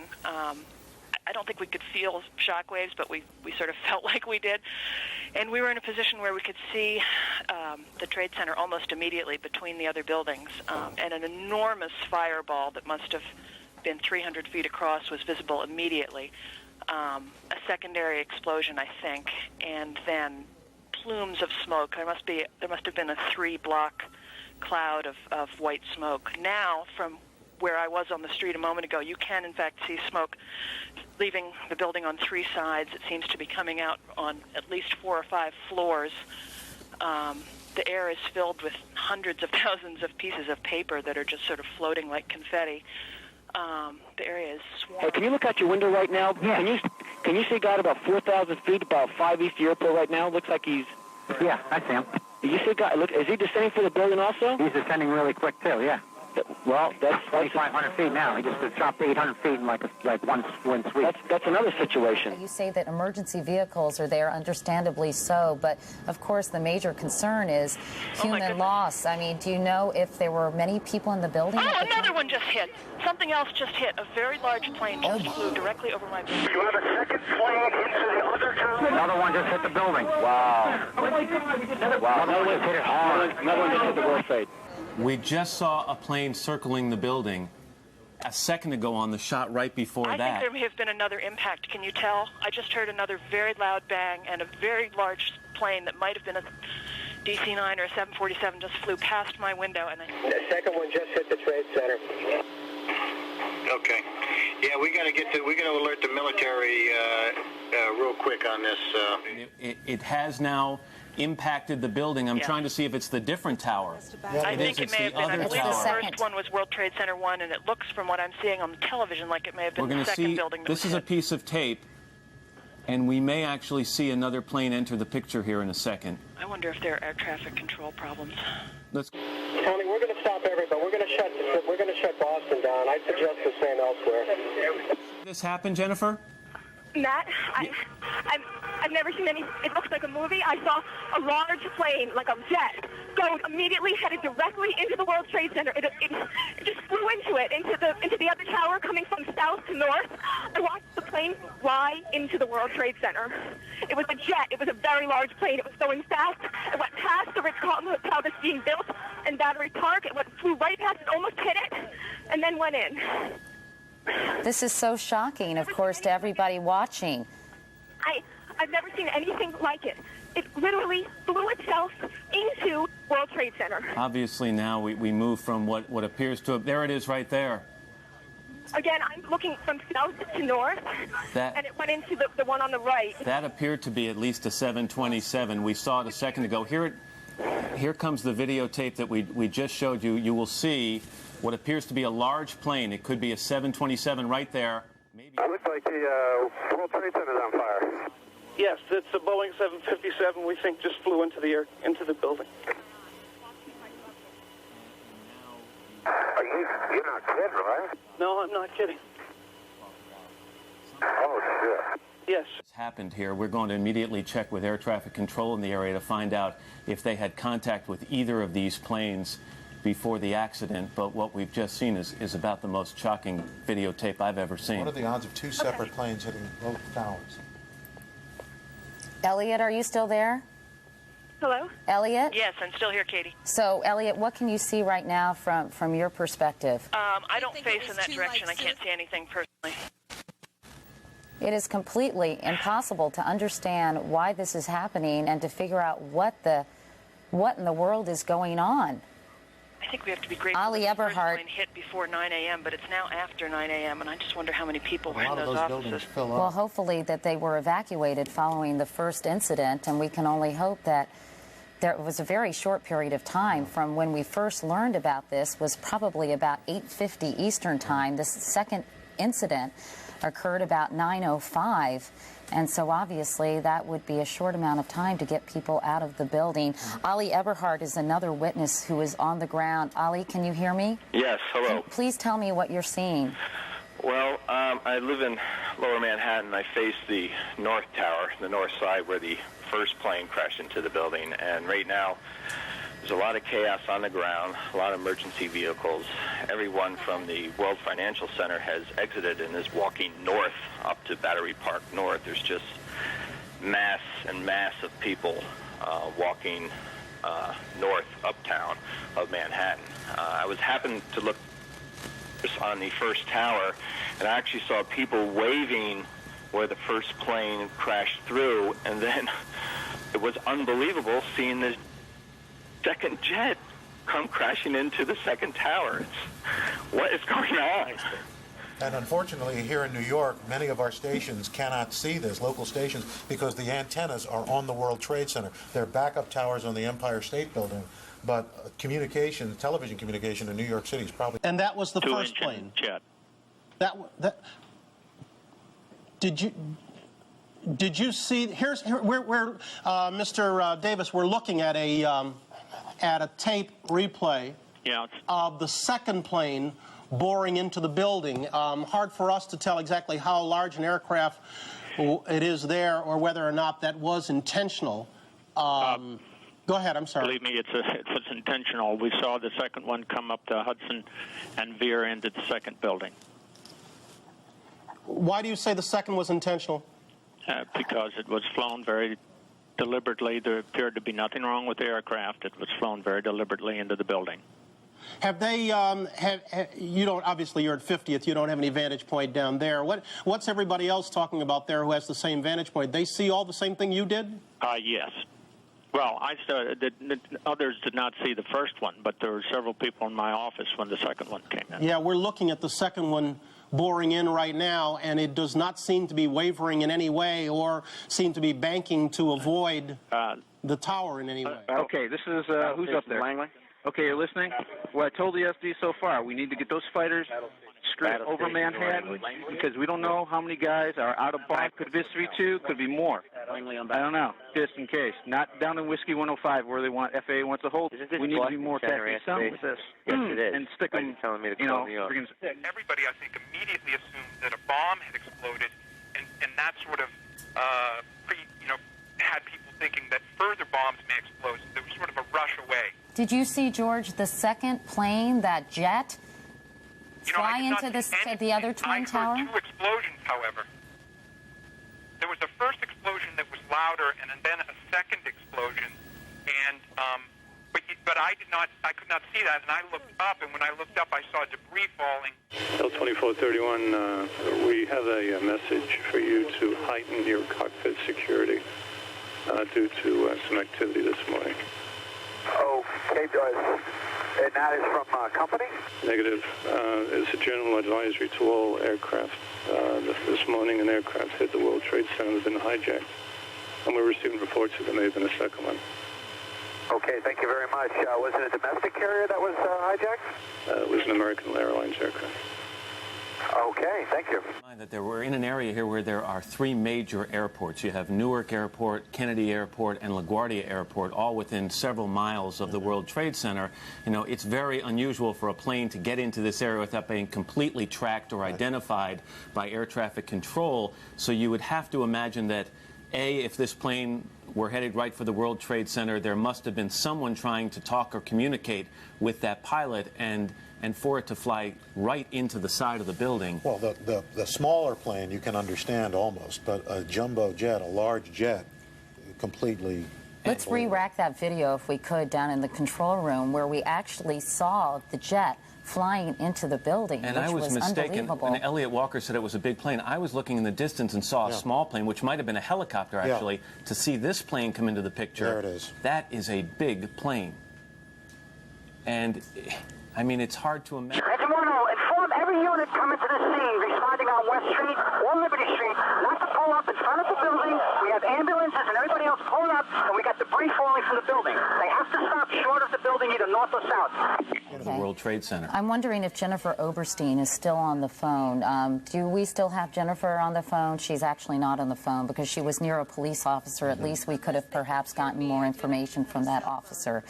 Needless to say, it's pandemonium, I am sure, down there, and we gathered that from even the eyewitnesses with whom we spoke, and how terrifying this was for them to see. And you can only imagine, as you get closer to the Twin Towers, a New York landmark,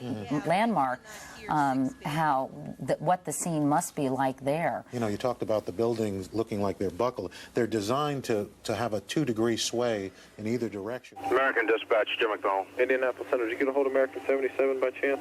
No, sir, but we have an unconfirmed report that the second airplane hit the World Trade Center. American 70, say again? You know, we lost American 11 through hijacking. You know, American was a Boston-Los Angeles flight. It was, all right. I can't hear what you're saying there. You said American 11? Yes, we were hijacked, which is a Boston-LA flight, and 77 is a Dulles-LA flight, and we have an unconfirmed report a second airplane just flew into the World Trade Center. Thank you very much. Goodbye. Why do you say deliberately fly into the Trade Center? Because there was no doubt in my mind that both planes were using the Trade Center as a target. They weren't in trouble. They weren't in distress. They weren't falling from the sky. They aimed for it. And they did a very good job. The Trade Center is torn open. There's a hole in the south side of the Trade Center, torn open from the impact of the plane, which fell into the street below. Would that be the westernmost of the 2 towers? The southernmost of the 2 towers. Southernmost of the 2 towers. Yes, it's a big gaping hole in it. Flames and smoke have been pouring out since it happened about 5 minutes ago. I'm a little shaken because I saw the plane pass before my eyes. It was just about at my eye level. So how close to you? A block and a half. You say you saw the first plane fall down. Yeah. We're re-racking tape here, by the way, and I'm speaking to you, Mr. Schneider, but I'm showing tape right here of the second plane boring into the northernmost of the 2 towers. You say you saw the first plane fall down. What can you tell me about that plane? Well, I didn't recognize it as a plane at first. It looked to me like a charred piece of metal, and I had thought that there was an explosion from within the Trade Center, so I thought what I was seeing was a piece of the Trade Center falling because the sheath of the Trade Center is metal. But since I've learned that the first explosion was caused by a plane crashing into the tower, I've assumed that what I saw was a piece of fuselage that was falling, and the plume of flame I saw shoot out would be consistent with jet fuel exploding. So you really have no idea of how large a plane the first one was? No, I didn't even know that was a plane. I learned that from the news media. But I definitely saw the second plane. I heard it sound, and I saw it streaming in from the south. I watched it crash into the Trade Center. You said you're very afraid, and understandably so. They're not evacuating your building? No. I'm going to leave on my own, but I haven't heard any decisions made to that effect. Can you see the ground from your vantage point? Oh, yes. Talk to me about the scene on the ground, if you would. Well, it's completely devoid of vehicles and people. The entire street is totally littered with paper and smoke, and several vehicles are on fire on Liberty Street in the parking lot where either fuel or pieces of the plane fell onto them after crashing into the Trade Center. There's a tremendous number of emergency vehicles here and continuing to arrive. I hear sirens from every side. All right, Mr. Schneider, you've got a great vantage point. I'm going to ask you to hold on with me for a little while, if you would. Okay, Mr. Gunn. I know you're anxious to get out of the building. I'm not going to keep you forever, I promise. Okay. But let me ask you to sit tight for a second while I go to Washington, where Jim Stewart is standing by. He's got some official reaction. Jim, good morning. What are you hearing? Good morning, Brian. Well, as by happenstance, I was talking to FBI headquarters at the moment this explosion took place. They saw it occur as we saw it occur, the second explosion, rather, and their reaction was the same as everyone else. Number one, they noticed the clear weather there. Number two, they noticed what appeared to be, in their eyes, a deliberate attempt to crash the aircraft into the World Trade Center. Right now, they are trying to determine whether, in fact, it was deliberate. They have no information they can share at the moment, and I get the sense that they're in the same mode that we are, simply their mouth is agape trying to figure out what's going on. Jim, let me interrupt for just 1 second. I'm looking at a report that the FBI is investigating reports of a plane hijacking. Did you have any news of that? No, we don't. By airline. Are you able to confirm anything within your airline to us? No, unfortunately. How about, can you tell me if we know for sure it was American 11 that went into the Trade Center? We think that's who it was. Okay. And we're missing another flight also. What flight are you missing? 77. And when was the last time you knew for sure something about him? He was in, wait a minute. Well, there's, I don't know how he got up there, but they think 77 is up there also. Okay. He's out of Dulles. Okay, and... Dulles, L.A., and they both apparently have been hijacked, and 11 we're pretty sure is in there, and 77, we were talking to him, according to Indianapolis Center, about 45 minutes ago, and in Indy Center, and I don't know how he got back to the Trade Center. I have no idea if that happened. Okay, it may not have. We have another call sign. Of course, we don't know for sure any of these call signs right now, but... Video on Fox and other television networks all sense that this may well be a terrorist incident of some kind, and something that will certainly draw the president's involvement. We've got a report from the FBI that a 737 was hijacked very shortly before the second plane flew into the other World Trade Center tower. And as you can aware, the president, who travels with secure communication to his national security staff, is being briefed about this even as we speak. John? There, certainly at the foot of the building, fairly early in the morning, to be able to go and see it. The two collisions, the two incidents have occurred about 2/3 of the way up. John Miller, we haven't, excuse me, we haven't had a aircraft fly into a building in New York, as far as I know, since just after the Second World War, when the Empire State Building. When it flew into the Empire State Building. That's right. A B-52 flew into the Empire State Building then, and this is really the first time there's been anything like that since. John, I was listening as you and Chris Isham, the head of our investigative unit, wandered up here to the rim just a short while ago to saying, one of you, I think, this was something they've been waiting to happen. Who are you talking about? What are you talking about? What we were talking about is there's been a great frustration since the bombing of the World Trade Center, which the suspects later told federal authorities were intended to take the building down, that it didn't have a larger effect. And U.S. intelligence, FBI people for years have heard that they've always wanted to try and finish that job off, to take the buildings out, and that it was another viable target. Interestingly, ironically, whatever you want to call it, the World Trade Center just hired 2 weeks ago the head of the FBI's National Security Division. Hello, Command Center? Yes, sir. This is John Thomas, Ops Manager. I think we need to let everybody know this right away if they don't already. American 77 was was just west of Charleston, West Virginia at flight level 350. It's a heavy Boeing 752.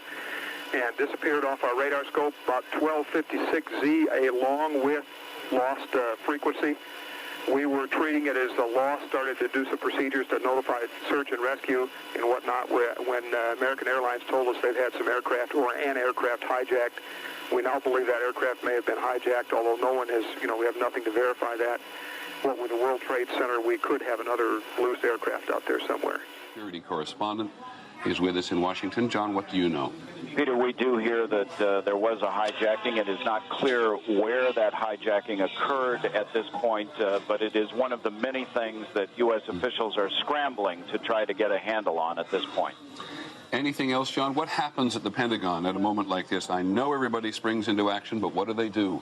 What happens is there is a particular counterterrorism cell within the Joint Chiefs of Staff that goes into an emergency basis at this point.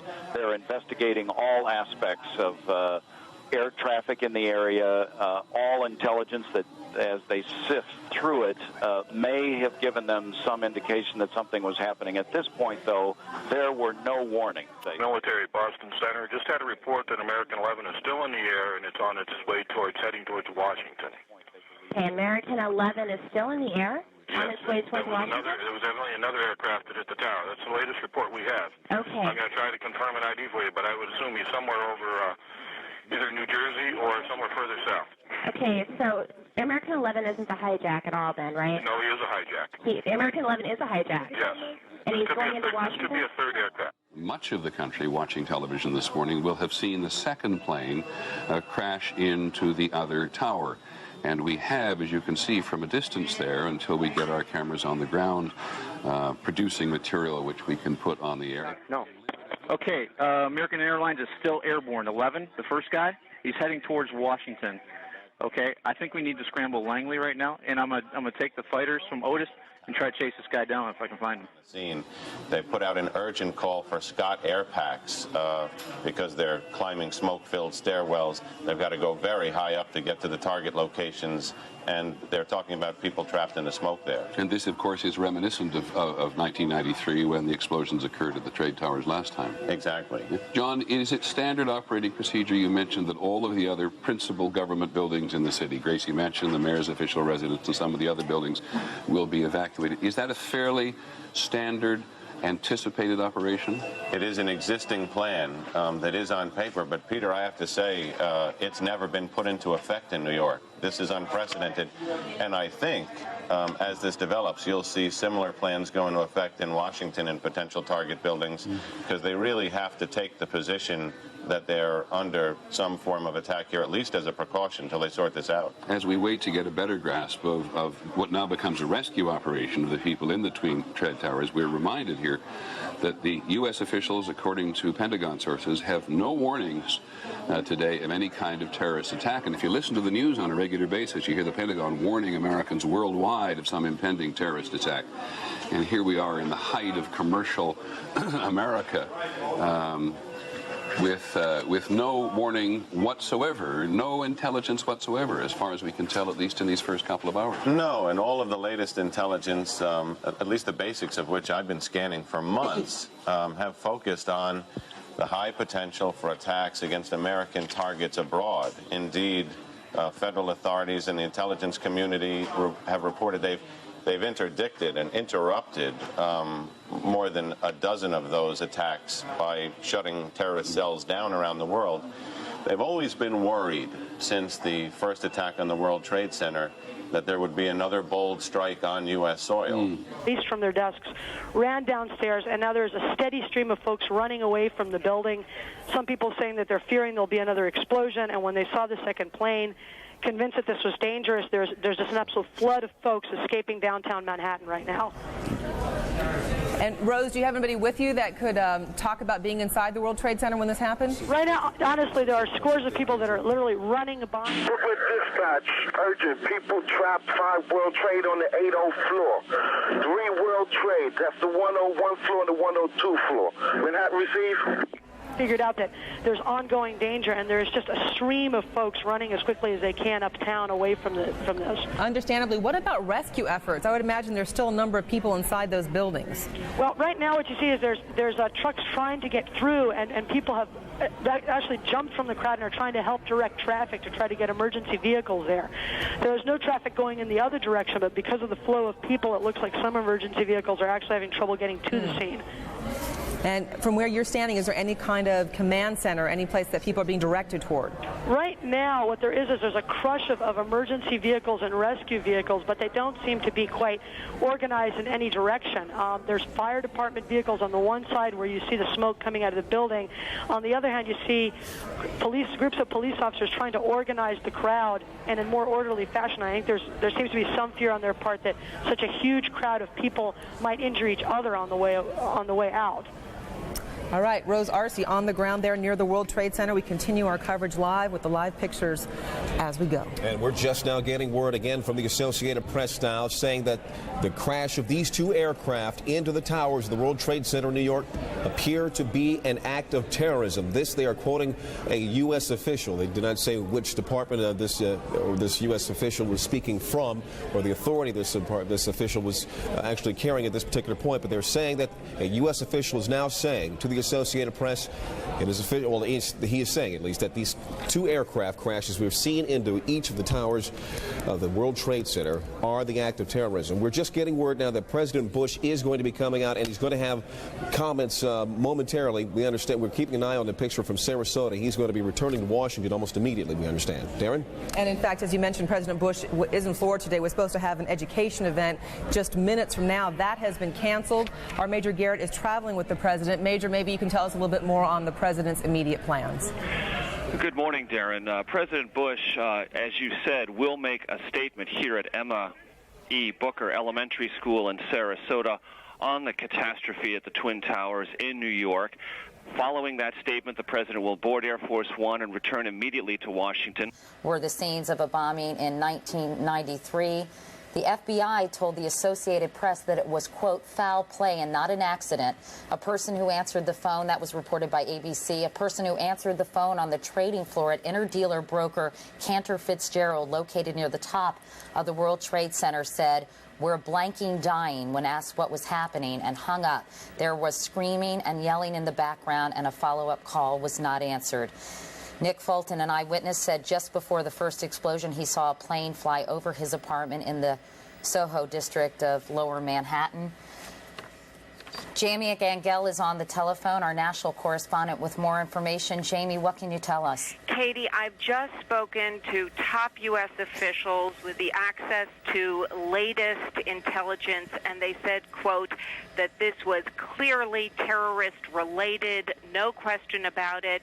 They said that they couldn't give any further details now, not because they didn't want to share it, but because they just don't know. United 93, that traffic for you is 1 o'clock, 12 miles eastbound 370. Negative contact, we're looking United 93.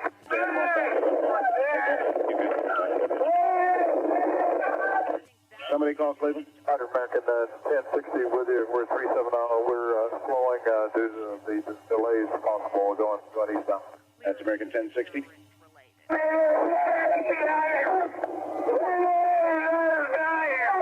You got United 93? United 93. South of Chardonnay, Yeah. has descended.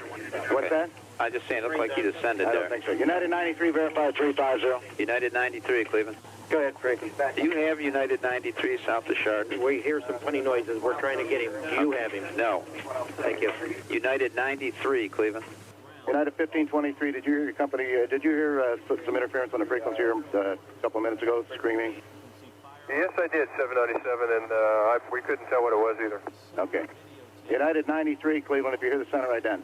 Or the second plane hit the building, you'll watch it enter from the right portion of the screen and then make contact. By the order of the citywide tour commander, all off-duty firefighters and all off-duty officers are hereby recalled. Repeating, by the orders of the citywide tour commander, all off-duty firefighters and all off-duty officers, you are hereby ordered for recall immediately. That one occurred shortly after 9 o'clock in the morning. how many people were in the building at the time of the impact. And it's a large plane. We're told it was either a 737. Some reports that the first plane was a 757. Some kind of Airbus. That was what the United worker told us. That apparently that it was an American Airlines plane that had been hijacked from Boston to Los Angeles, but we're just getting initial reports of that. And again, we must tell you that we're trying to get as much information, but it is trickling in at a very slow pace. Here's the president now in Florida. I wonder if everybody knows there what's going on. We'll listen to him. Ladies and gentlemen, this is a difficult moment for America. I unfortunately will be going back to Washington after my remarks. Secretary of Rod Pace and Lieutenant Governor will take the podium and discuss education. I do want to thank the folks here at the Booker Elementary School for their hospitality. Today we've had a national tragedy. 2 airplanes have crashed into the World Trade Center in an apparent terrorist attack on our country. I have spoken to the Vice President, to the Governor of New York, to the Director of the FBI, and have ordered that the full resources of the federal government go to help the victims and their families, and to conduct a full-scale investigation to hunt down and to find those folks who committed this act. Terrorism against our nation will not stand. And now, if you join me in a moment of silence.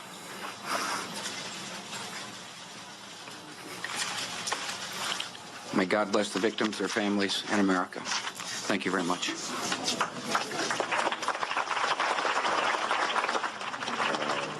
President clearly shaken, I think one can say, confirming what we think we all knew, which was that 2 aircraft in an act of terrorism crashed into the twin trade towers. Nobody was quite certain about the first one at the very outset, but the president absolutely, having talked to the vice president, the governor of New York, the director of the FBI, now believing and confirming that we have 2 terrorist attacks on the World Trade Center, and the president saying, They got them please sit down, keep remaining sitting.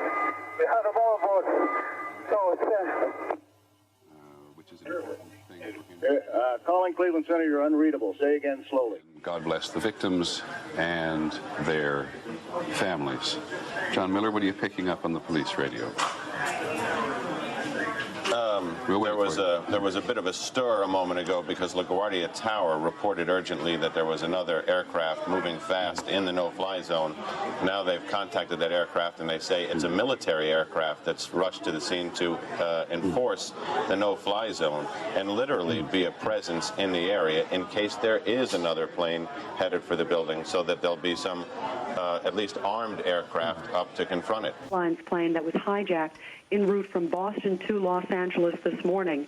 And they're saying that there is a strong possibility that that first plane that crashed into one of the towers, which does appear to be commercial, and looking at the video, they're saying appears to be either a 737 or 757, that apparently might have been the hijacked plane. In terms of what the second plane is, they said that does appear, as you've been reporting, John, to be a jet plane, probably a 737, twin-engine jet airplane. And those are the 2 things that are being looked at. They said at this point there was no direct threat that they were aware of as any specific threat in terms of targeting the Twin Towers there in New York, but that they did have specific threats against Americans and American facilities around the world, and that's why they issued that worldwide caution. We also know that the FBI Rapid Response Team has been deployed. It is en route. Several FBI agents are already on the scene there at the Twin Towers, but they are definitely looking at this as a terrorist-related act, looking at this point not knowing who is behind it, but looking at the strong possibility that it may be Osama bin Laden, the mastermind behind the East African embassy bombings several years ago. Back to you, John. All right, Rita Cosby, thanks very much. I want to bring into the conversation William Daly. Bill, I know that Osama bin Laden likes airplanes, and again, we are not attributing this act to his organization, but he was implicated in a plot to blow up something like 13 airliners in 13 days or 8 in 8 days. That back in the Philippines back in the 1980s, I believe. Exactly. Airplanes have been his terrorist weapon of choice in the past. They have, because they hold for someone like a bin Laden or other terrorists. The fact that you could take a plane and within just the number of people on the plane commit such a horrendous act at one time makes an impact to the world. Combine that with what we see in front of our eyes today at the World Trade Center, and you certainly conjure up the worst possible scenario that certainly law enforcement could think of what a terrorist might do.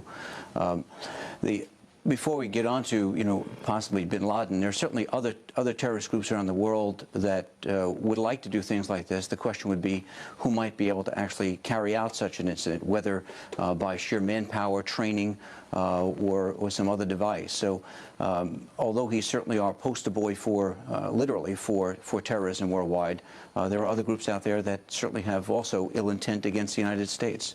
But what we see before us today is, as I mentioned before, is something that in planning scenarios gets almost into the catastrophic, where it's to prevent something like this from happening. Planes fly by, John, as you may know, and I know, having traveled in and out of the city, come up and down the East River by the hundreds each day, by the thousands each week, and passing by the Trade Center. At rooftop level. Look down and you see the antenna, you see the windows. So this is something that even on a bad day, they fly up and down that route. Today was a perfectly clear day in New York. Or experience? Our question here is our aircraft that we have has climbed, turned, and is not talking to us. So do we want to scramble? We got a couple local military here. Okay, that's a decision that has to be made at a different level. All right, is someone talking about it at least? What's the call sign again? It's United 93. He's right over Cleveland. Over Cleveland now? Yeah. Okay, we'll call you right back. You're talking about one of the tallest structures, or two of the tallest structures in the United States. And whether or not the elevators are working, they're probably not. They're not used in case of fire. You've got a massive evacuation problem on your hands. Would it be highly unusual, Mr. Kallstrom, for these attacks, if that's what they were, to have taken place without some degree of advance warning? Well, I don't know the answer to that. Obviously, the FBI and law enforcement, the people that come to work every day and suffer through immense criticism when little things go wrong. These are the days that everyone hopes that they have a very formidable, highly motivated FBI and law enforcement team. And I suspect we do. And these are the things that they try to not have happen. These are the things they try to have the intelligence to avoid happening. International terrorism, if that is what this is, and I don't know what it is very hard to penetrate because it's not very, it doesn't have a hierarchy of authority, and it's cellular, and it's a lot of different people motivated for religious type reasons, hatred reasons, and you can necessarily not know a lot about what's going on in an agency if you're in at some level, because it's so segmented. Again, I'm getting a report now that it was a United Airlines plane that plowed into the building. We don't know whether that negates the American Airlines reported hijacking, or whether or not that was a second plane. So at this point, we're getting different reports. Go ahead, Mr. Kallstrom. Yeah, I mean, you telling me that, Brian? If that is Washington, this is Gopher 06. Gopher 06, guy. Yes, sir, that aircraft is down. He's in our 12 o'clock position. Looks like it's just to the northwest of the airfield at this time, sir. Gopher 86, thank you. Descend and maintain 2,000. Okay, we're down to 2,000. And this is Gopher 06. It looks like that aircraft crashed into the Pentagon, sir. Yeah. In size. You know, it's beyond belief, but it's not beyond belief. I mean, we've seen this hatred find its way into the embassy bombings in Africa. We've seen this hatred at the USS Cole. We've seen it at the World Trade Center in '93. We've seen it around the world in acts that take place almost every day. And, you know, for this to then transform itself into this size of an incredible tragedy, to me, although I certainly would never expect it, never ever want it to happen, is not that unbelievable. Yeah, James Kallstrom, let me ask you to sit tight for a second, if you would. Here's the captain. I would like to order to remain seated. We have bomb aboard, and we are going to back to the airport, and we have our demand, so please remain quiet. Okay, it's United 93 calling. United 93, understand you have a bomb on board. Go ahead. Though, as to the identity of this aircraft, we're talking about crowded airspace in New York with major airports in the area, both in the immediate area of New York and in the surrounding cities. There should be information fairly quickly that will identify these particular aircraft, and indeed we should be able to confirm fairly quickly as to the identity of the jet, and perhaps even some last-second broadcasts that may indicate what happened. Mr. Jenkins, I'm going to interrupt for just one second because we're getting word that they are evacuating the White House down in Washington right now.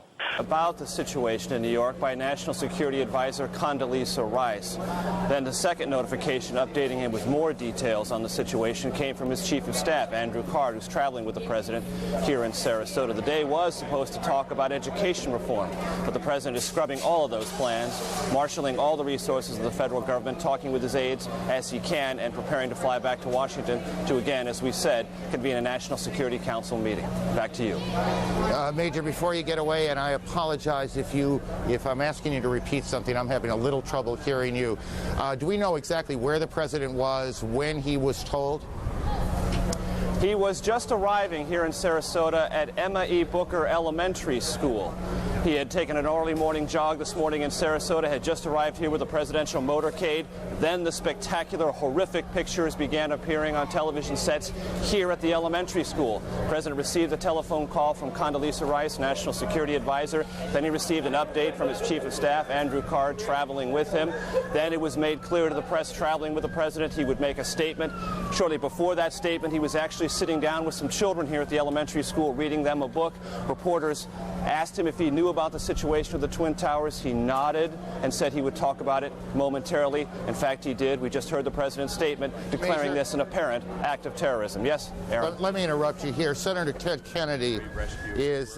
Okay, United 93. Go ahead. Is 29 miles out of... 29 minutes out of Washington, D.C. 29 minutes out of Washington, D.C. and tracking towards it. This is the one who reversed course in Ohio. Yes. It's an apparent terrorist act. He offered a prayer for the families, promised to hunt down, in his words, the people responsible for this. He will now travel back to Washington, and aides are telling us now that he will immediately convene a national security meeting to see what steps are taken next. David, I'm sorry to interrupt you, but we're looking at live pictures of the Pentagon where there is billowing smoke. Jim Miklashevsky just reported that he heard an explosion, and right now we're looking at an aerial view of the Pentagon. Mick, can you talk to us? Officially, nobody knows exactly what happened. I think the picture is pretty clear. According to one U.S. Army officer who went running past me at a full trot, he said that it appears that a bomb was detonated. Navy Center. Indianapolis Central, reference Delta 89. Do you know information about that aircraft? I wanted to give you a heads up. This is another hijack aircraft. Boston to Las Vegas. He's on a mode 3 of 1304. We do have contact via... And what was the number again? Delta 89. It's a 767. That a Palestinian group has claimed responsibility. Oh, my goodness. Oh, my goodness. We're looking at a live picture from Washington, and there is smoke pouring out of the Pentagon. It would appear that there has been another major explosion, this one in the nation's capital. You are looking at a scene of apparent blast aftermath. There is smoke in the air over the Pentagon. We don't know whether this is the result of a bomb or whether it is yet another aircraft that has targeted a symbol of the United States power, but there is smoke pouring out of the Pentagon. This is coming at 9:43 Eastern Time.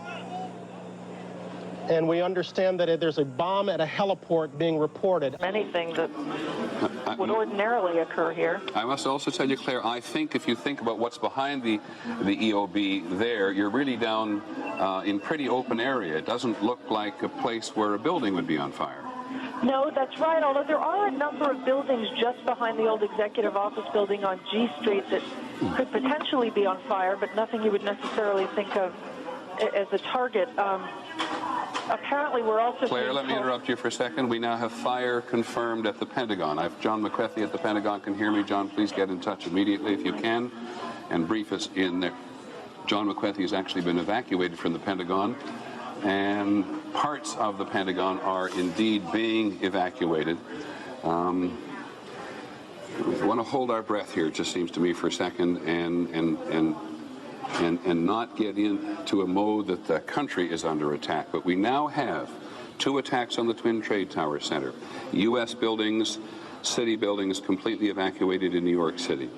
We have this mysterious black smoke at the southwest corner of the White House, which is to say there's something going on behind the old executive office building.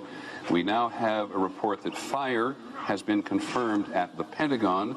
ABC's John McCarthy, our Pentagon correspondent, who's been plugging in as quickly to the intelligence and counterintelligence units there this morning, has been temporarily evacuated.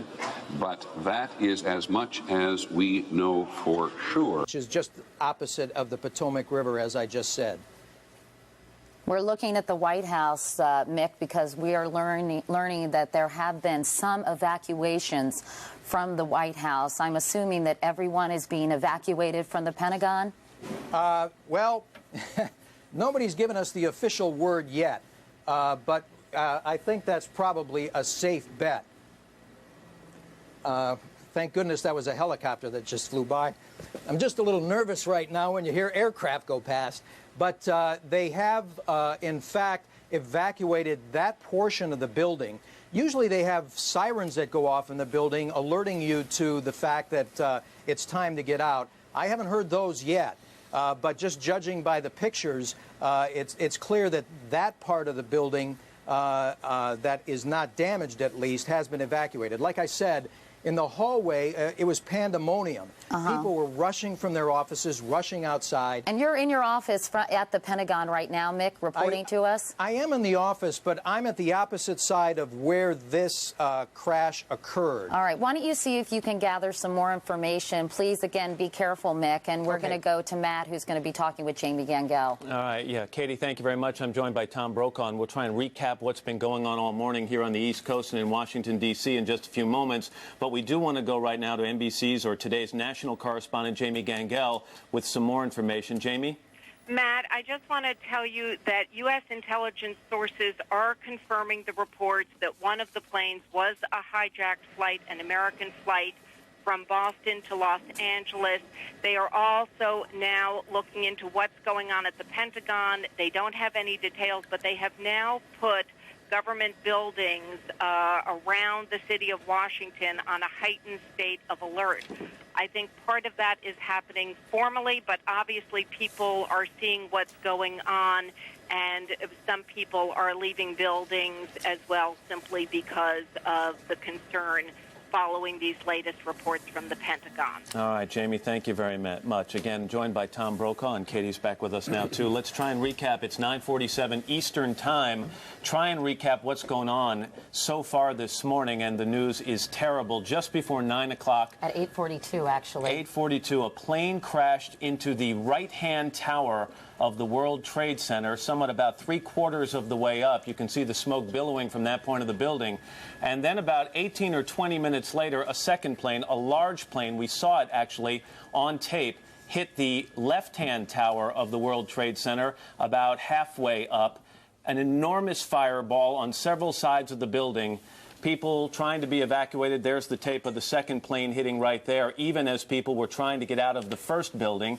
We have confirmed reports now that there was one plane hijacked, American Airlines Flight 11 from Boston to Los Angeles.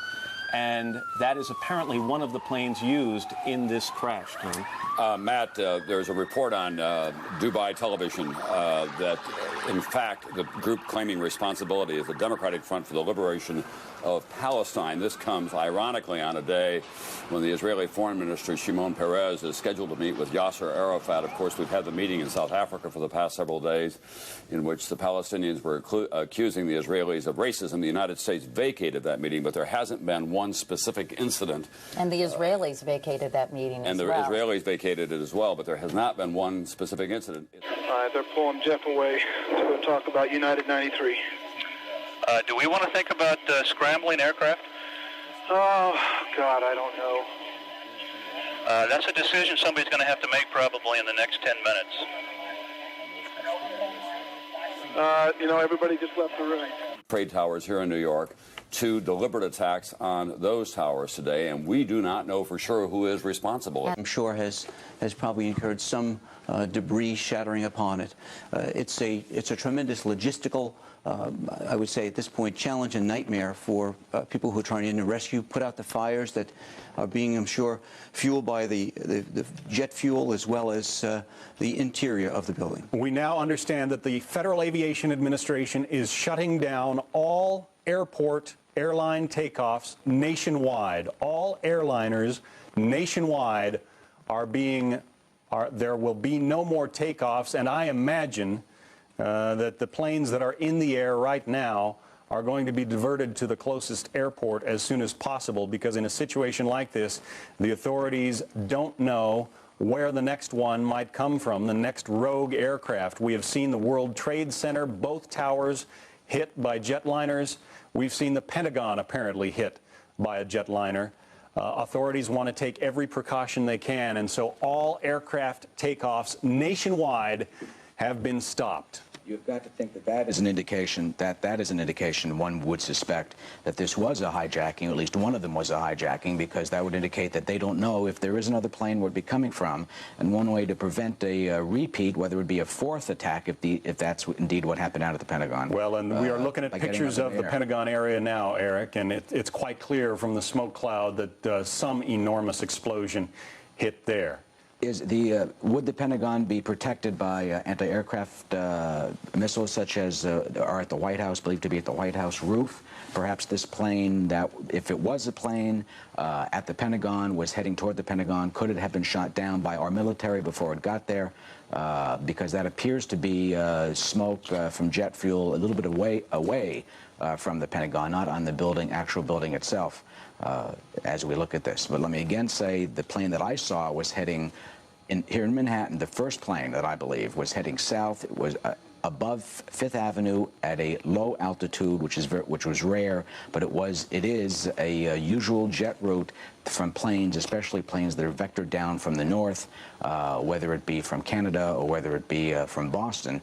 As Rita Cosby, our colleague, had reported, there are sources telling her that perhaps it was one of the planes was a hijacked plane from Boston. We have witnesses at the Pentagon who say that a helicopter was near the Pentagon, and then there was an explosion. So again, folks, stay with us. This is all coming into us.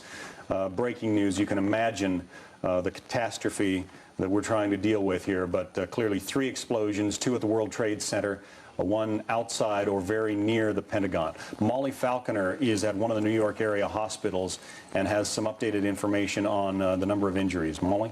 Hi, John. I'm coming to you live from downtown Manhattan, where St. Vincent's Hospital basically looks like it is under siege. There are flares out forming a block perimeter around this hospital. I've watched one victim come out of an ambulance, go in on a stretcher. They look exceedingly injured, and right now there are hospital beds lined up on the street right outside the hospital, waiting with paramedics right next to them for the waves of injuries. They are obviously expecting to come in here. There's yet another one. I don't know if you can hear the sirens coming in now. New York City police officers have locked this place down with wooden barricades. More coming in on trucks right now. I'm watching lit flares get put in the asphalt here. There are hundreds of people lined up all around this hospital, and lines of people trying to get on payphones and hard lines just to get out to call into the hospital or call their loved ones. Nothing works down here. Our cell phones are down. All we can watch now are just the sirens and the paramedics on standby. The entire hospital staff. All right, we have lost Molly Falconer's connection. That would not be unusual given the fact that the World Trade Center is a hub of communications in this city. Other high-profile buildings. Nancy Gabriel, I'm not sure. Do we know if the United Nations has been evacuated yet? The police department on the New York side has ordered the United Nations evacuated. In fact, they did that very early on, almost immediately after it became apparent what was going on here. Right now, at the World Trade Center, the emergency units are reporting there's still debris falling onto the street on the east side of the building, including a second body, which has fallen from the wreckage on the upper floors. They're also talking about people who are on the roof, and they've asked if the aviation unit from the police department can get up there and pick people up. But again, because of that smoke, as we discussed before, they're going to have real trouble edging in there. As we look at the Pentagon, again, we have to say that sometimes the camera and the eye don't see precisely what is happening. We have now had eyewitness reports from our sources in Washington say they did see a plane crash in the vicinity of the Pentagon. We're looking at it from the Washington end, which would be to the east of the Pentagon, slightly to the northeast of the Pentagon itself. And it looks very much as if there is fire in the courtyard itself in that central quad.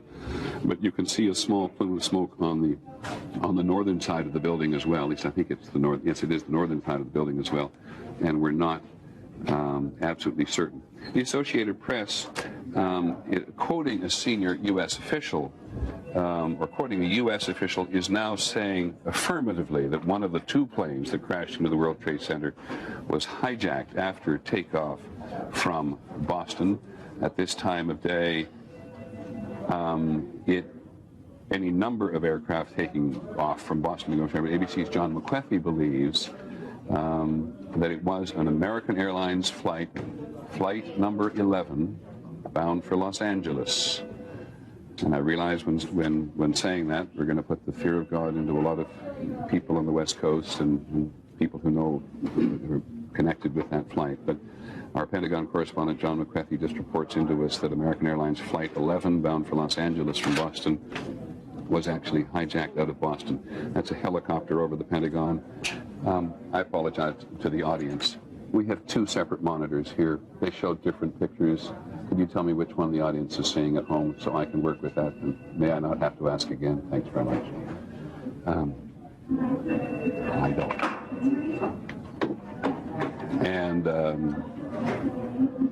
And so we now have the first incident at the Trade Center and the second trade incident at the Trade Center as two aircraft. We know that one of them, we know at this moment that one of them, according to officials talking both to the Associated Press and a confirmation from ABC's John McCarthy at the Pentagon, that it was a commercial aircraft that was hijacked out of Boston, which could have been any time before 9 o'clock this morning, because the first attack on the Trade Tower was just before 9 o'clock, and the second one was after that. And John Miller, you're listening. Actually, it's interesting. There's no way to characterize any part of this as fortunate, but if you look at cities who are prepared to handle an incident like this, and as you've seen New York's emergency response to this, it is probably one of the few places that is prepared with the kind of equipment, response, and rescue efforts that could actually address something like this. And Washington is probably the other.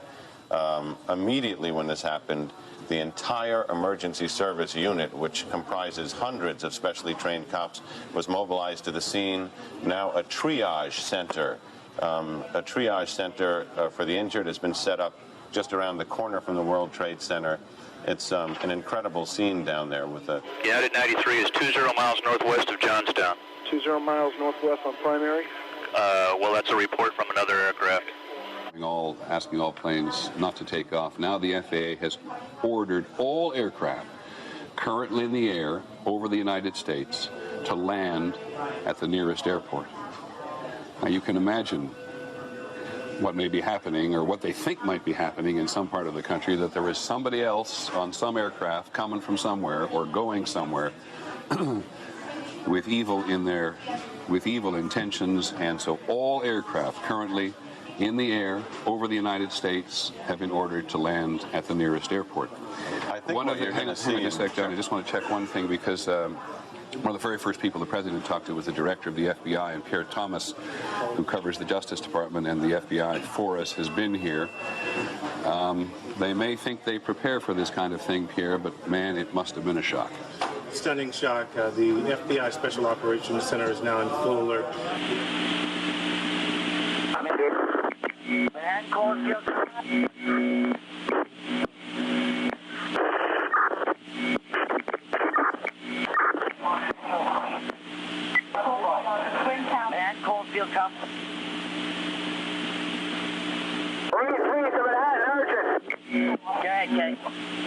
One of the buildings is partially collapsed. What do we have? We don't. It looks like a new plume, a new large plume of smoke. Off the building. It may be that something has fallen. We don't know, to be perfectly honest. Scene behind us of this second tower, now just encased in smoke. What is behind it, I cannot tell you. But just look at that. That is about as frightening a scene as you will ever see. Again. Command post from Tower 1. To all units, evacuate the building. Command post to all units. Fires at the Pentagon evacuated, the State Department evacuated. The Tower 2 has had a major explosion and what appears to be a complete collapse surrounding the entire area. As a credible terrorist threat, we have 2 explosions, 2 planes hitting the World Trade Center here in New York. And what this second explosion was that took place about a part of the south, that would be the South Tower, has apparently collapsed.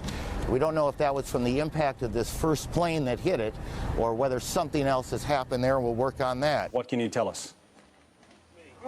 David Lee Miller, can you tell us what happened there? All right, David Lee Miller, who has seen his share of horrors around the world in trouble spots in the Middle East and elsewhere, is in that area reporting on what we think we can see. I want to stress it's tough to... Hello? Yeah, David Lee, what can you tell us? John, the scene is horrific. One of the 2 towers literally collapsed. I was making my way to the foot of the World Trade Center. Suddenly, while talking to an officer who was questioning me about my press credentials, we heard a very loud blast, an explosion. We looked up, and the building... I believe it said 5 injured people at the Pentagon. 1 eyewitness, and only one so far, is quoted as saying he thinks, I put that in quotation marks, he thinks a plane crashed into the Pentagon. But there'll be rumors all day, and we're going to try to separate the rumors from the facts. Now, you're looking at a live picture of the Twin Towers of the World Trade Center, in flames, with much smoke. In the last few minutes, there have been... Can anybody hear me?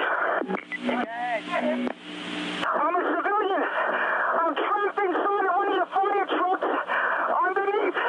The collapse that just happened. Stand by, there's people close to you. I can't breathe much longer. Save me. I'm in a camping truck. Hi, person transmitting the Mayday. Where are you, Kate? I just told you.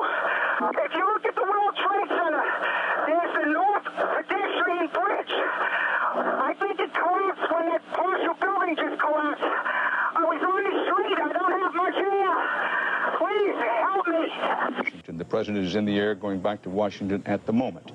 Now, in Washington, the reports spread that a plane also crashed at the Pentagon. See, as David Martin says, there are at least several injuries. Several is the word he used. The FAA has banned all aircraft takeoffs nationwide. Here in New York, the city is on a full terrorist alert. Bridges and tunnels are closed. You recall the World Trade Center was the target of a terrorist bombing in 1993.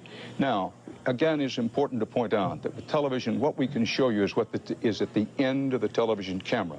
The whole city is not in smoke and flames, not by a long shot. The city is on a terrorist alert.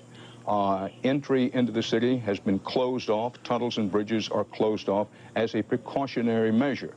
But, you know, in many, many areas of New York City, life goes on this morning, and the same is true in Washington, D.C.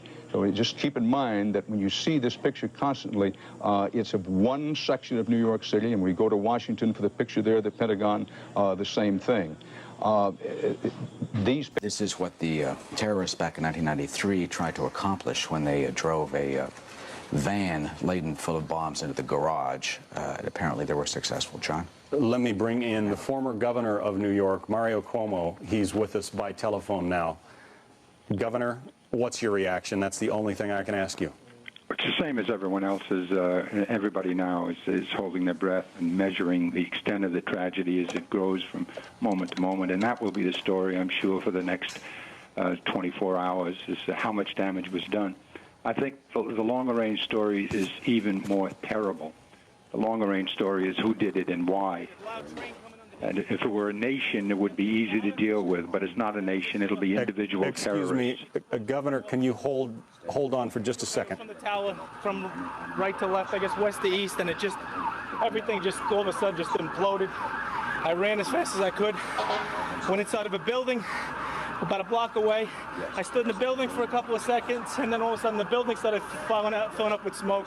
I was with a bunch of law enforcement officers. We couldn't get out of the building because everything was locked up. And then I came out, and everything was filled with ash, and it looks like I'm in a surreal movie. Do you know if it was an explosion or if it was a building collapse? To me, it sounded like an explosion. Then the building, the rolling sound sounded like the building collapsed. Were there other people? There must have been a lot of people on the ground nearby when it happened. Oh, where that happened, there was mostly law enforcement. I don't think there were many civilians there. I don't know. Don't move, Pat. How many people would you say were on the ground when the building exploded or collapsed? Law enforcement, over in that corner there, I don't know. There might have been 100, 150. I don't know. What's your full name, officer? Police Officer Gronowski. All right. Thanks a lot. Good luck. Folks, you're looking at live pictures on the left of your screen. On the right of your screen, this is the tower, one of the twin towers of the World Trade Center. There's thick ash on the ground. Lots of it. Pandemonium here a short time ago. When the building did collapse or whatever it was that happened, it was a huge explosion, a huge rumbling cloud of smoke and fire came across Church Street and then started billowing this way, and all we saw was people running in this direction. Everyone, law enforcement, people, a woman pushing a baby carriage.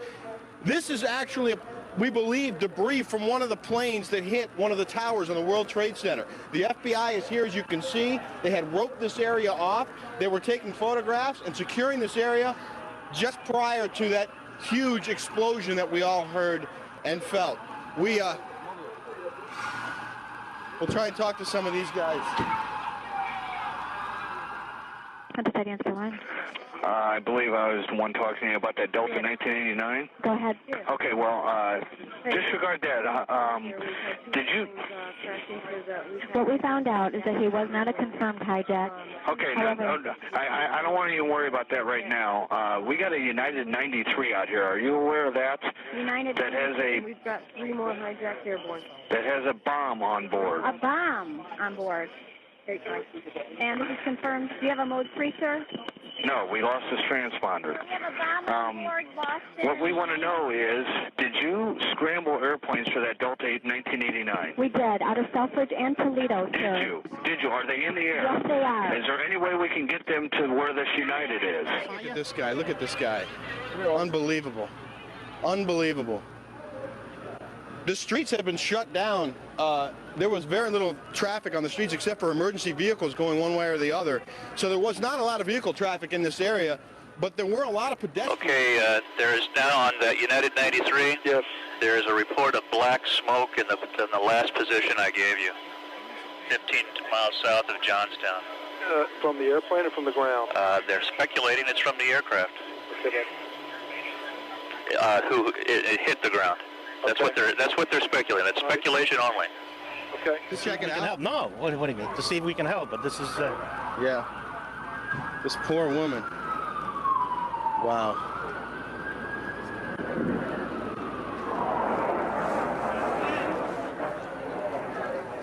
Rick Leventhal is the one reporting on the ground. He's not able to hear me at this moment.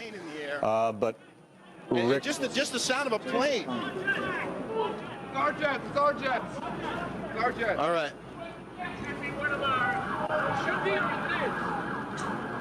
What are you guys doing right now? What's your assignment? What's your assignment? Help people. Are there a lot of injured?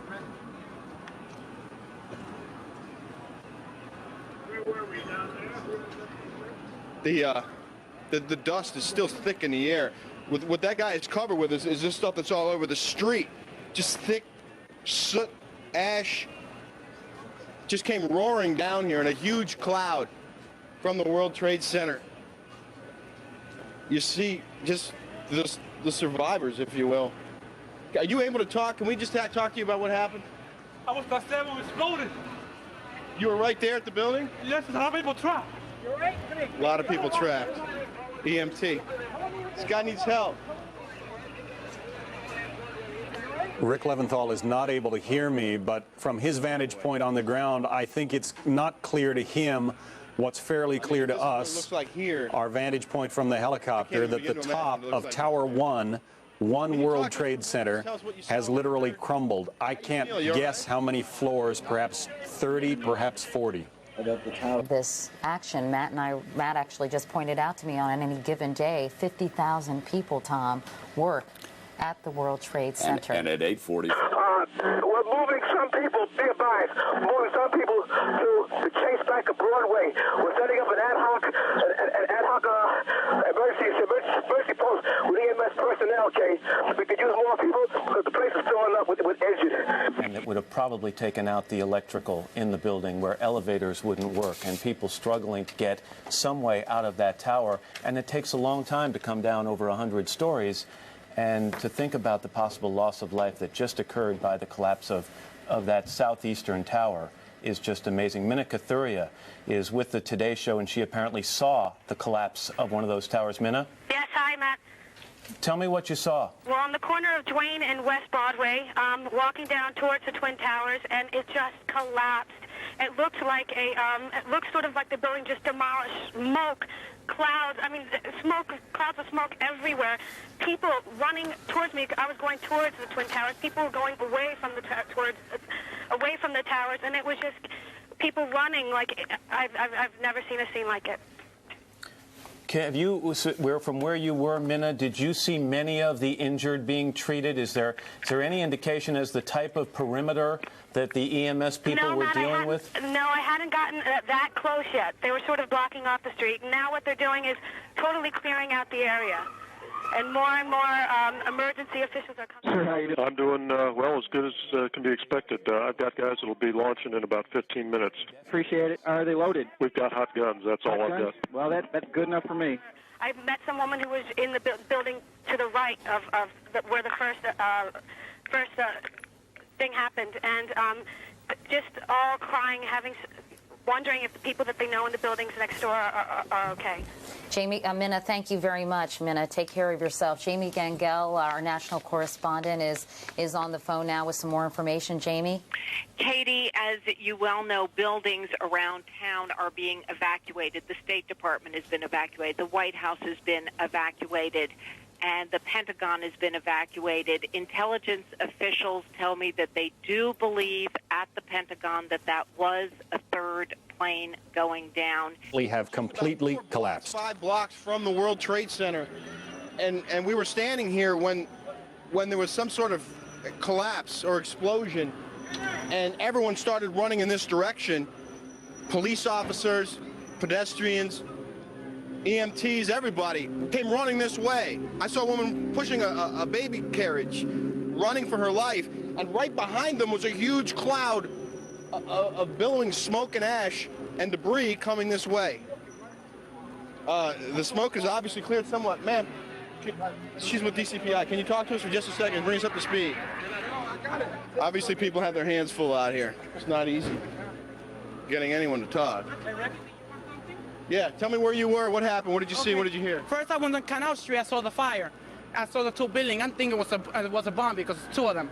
Anyway, when I got there, I tried to save people because I'm a doctor. When I tried to save people, the moment we heard a big explosion coming down, everything just went black. Everything came down, glass started popping, people got hurt, stuff went on top of them, and it was a big explosion, and everything got dark, real dark, like snow. You can see behind me, oh, this is not snow, this is all from the building. It was a terrible nightmare. Where exactly were you standing when this happened? I was standing right in front of the World Trade Center. So you were down the block here? And Right you came there in the running this middle. way? Right, yeah.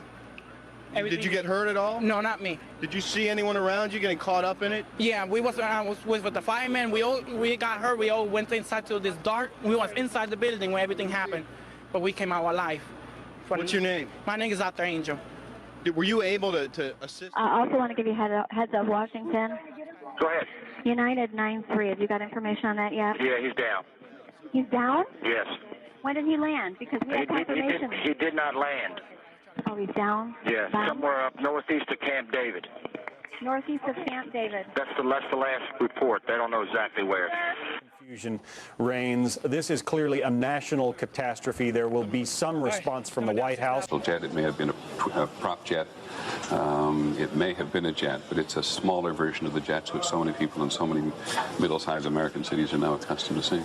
In terms of the realm of terrorism, this is going to be a real first test, literally by fire, for the Bush administration. You recall, after the embassy bombings in East Africa, the Clinton administration waited about 10 days and launched a missile attack against the camps of Osama bin Laden, who they felt confident at that time they could say was responsible for it, and who's since been charged in it. In this case, I think this ratchets up. Excuse me. This is the Pentagon we're looking at now, according to my monitor. And again, it is hard to grasp what part of the building. We do not know if they're in the courtyard or outside, but you can see that a fairly considerable amount of damage has been done. We do not know whether these are offices or storage areas. The Pentagon is full of many thousands of people every day. The Secretary of Defense, Donald Rumsfeld, has been saying only yesterday and today that he wants to reduce the bloatedness, as he put it, as he alluded to it, in the military and the bureaucracy. But this is the great home of the military bureaucratic establishment. John, before I come back to you, Dennis Cross is on the phone. Dennis, do you hear me? Dennis Cross, do you hear me? Yes, I can, Peter. Dennis, I understand that you were in the World Trade Center when either this or these attacks occurred. Am I correct? That's correct. It was, I guess it was slightly before 9 o'clock, and I work on the 36th floor in One World Trade Center. I work in the insurance industry. Probably hundreds of people in my industry in both of these two buildings. And what happened? As I was... Hey, Dennis, just let me stop for a second. Somebody is trying another telephone on this line. Could they please not do that while we listen to Mr. Cross? Thanks. Go ahead, Mr. Cross. Go ahead, Dennis. Essentially, I was, sort of at my desk working, general office activity, and felt an enormous... it almost felt like an earthquake. Like I could literally feel and see things in the office moving and the floor moving. Immediately after it was some sort of explosion or something, there was an enormous volume of debris and paper. It almost looked like a dirty parade. All of this material just falling down. I was looking out the south side of One World Trade, and everybody in the office was kind of screaming, kind of gathering in the middle, and I went to the window, and I immediately saw one woman who appeared to be motionless. Literally flying in the air after the reverberations of the collapse. People just started to run. There were those who were there just to look at it, just to watch what was happening. Some even, into it for the excitement value. And their emotions turned from excitement to complete fear and horror that they too might be hurt in this. And of course, there's the fears for the people who were inside the building, the people who Byron saw jump, but also who was underneath there, who might have been closer to the scene. Because I'm telling you, you hear me? Can you all hear me? We're being evacuated here from the building, and I'll just tell you real quickly, when that collapse happened, if it had been on our side of the building, we would have been covered with that debris. That collapse spread far and wide, and the crowds that were nearby to look at this, I don't think were far enough from the scene. Now, I'm inside a school, which is 3-4 blocks from where this whole disaster happened, and they were methodically trying to get the kids out of here and get them out of here fast. They saw the rolling smoke and the debris coming toward the school, and it was not just a matter of being, you know, a couple of yards away from it. It was get the kids out of here to a different place and quickly. Get your classes together and get them out of here and meet somewhere else. And they had the intercom system going wild here. Cops were running through the halls, and Byron and I were able to get into a small office here where we could get to a phone. But right now we are in an area that is completely evacuated, and we're talking to the NYPD right now about what to do and where to be at this point. I don't know if they're going to let us stay on this phone, but I will tell you, and I'm sure, Dan, as you've been reporting, 50,000 people work at the World Trade Center complex, and at this point there is a severe fear of loss of life at this point and massive casualties. You've got traffic at a complete standstill, and obviously flights in the area have been suspended. We've got a cop here on the scene. Were you actually here? Were you here when this happened, officer? Yes, I just Can you that it was set on fire. tell me exactly where you were and what you saw? Can you do that? Okay, the cop right now is working on other things. Sorry about that. We're just trying to get a sense of what happened. I'm sure you've heard a lot of different accounts from different views of this. You've got 2 towers on fire, and now the one that has literally lost a part of the top of the building. And Byron and I were trying to figure out, was it the top quarter of the building, the top 8? It was a massive section of the building, so massive that people who were inside the building still alive were jumping.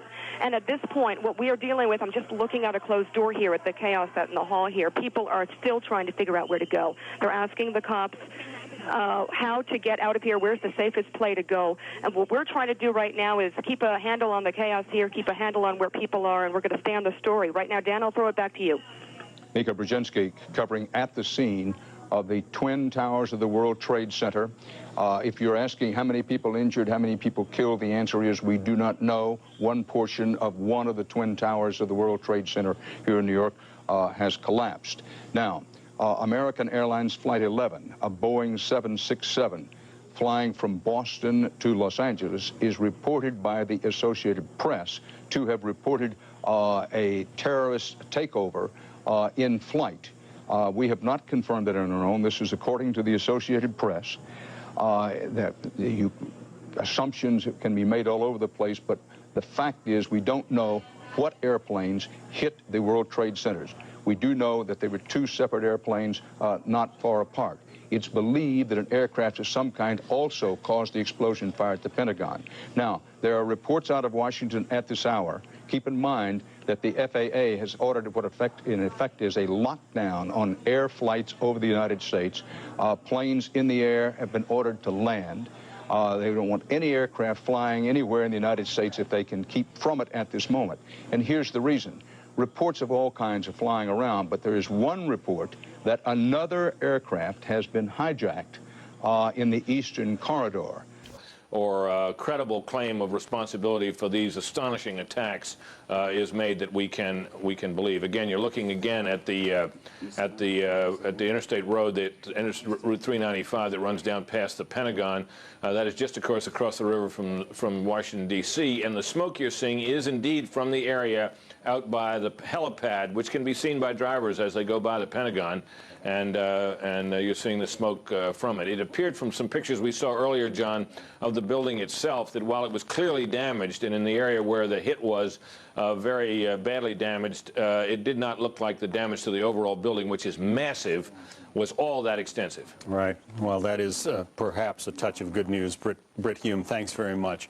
Let's go back to our man in Lower Manhattan, Rick Leventhal, who is, again, not able to hear us, but trying to bring you from the ground the perspective of what he witnessed, felt, and heard. And I think Rick is not clearly aware, as we are, that the upper floors of Tower 1 of the World Trade Center have collapsed completely.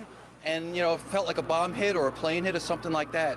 But the whole floor plane did hit. Plane did hit. Yeah, and then we looked out the window, all we saw was debris all over the place. But we thought the building was going to topple over. It was going so... Well, one of them did. One of them did. We were in Tower 1. We made it out. Well, you're a lucky man. Thank you very much.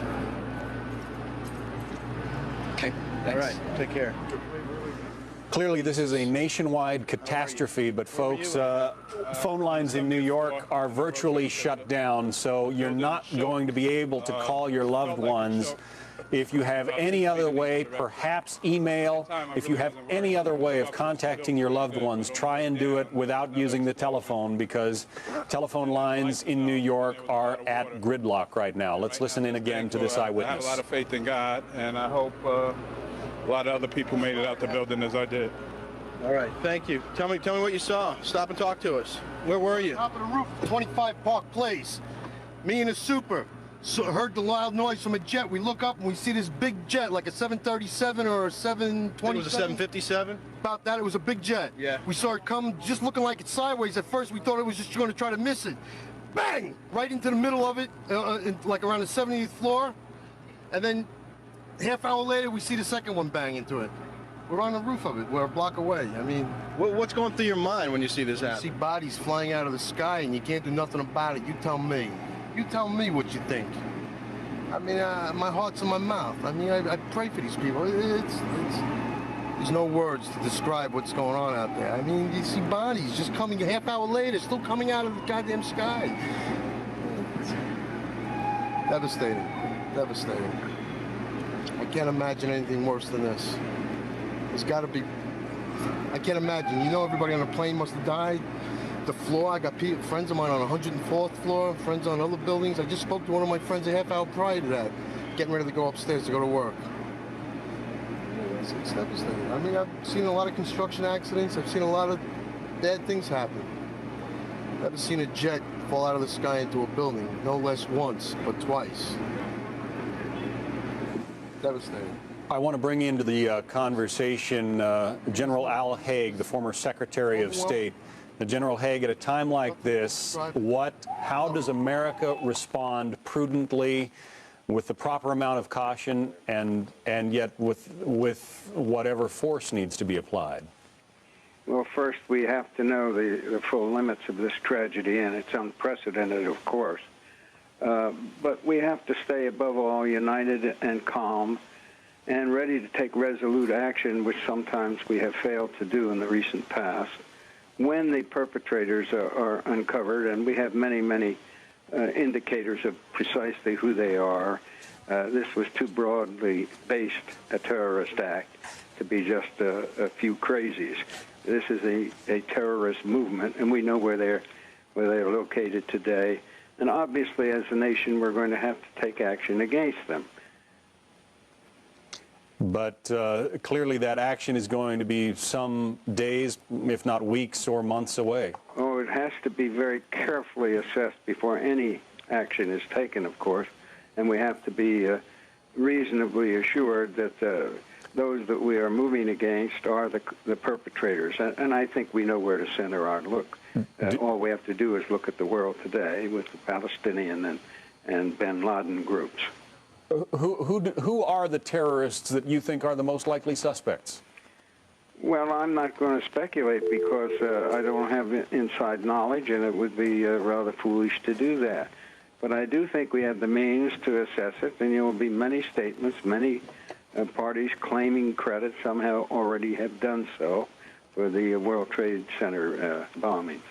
Clearly, with what's going on in the skies, where even apparently innocent civilian airliners can be employed as weapons of terrorists, what is our military doing right now, General Haig? What should they be doing? Well, they have to be on full alert, and I would have hoped that we would get some aircraft up in the air to enforce the ban on flights.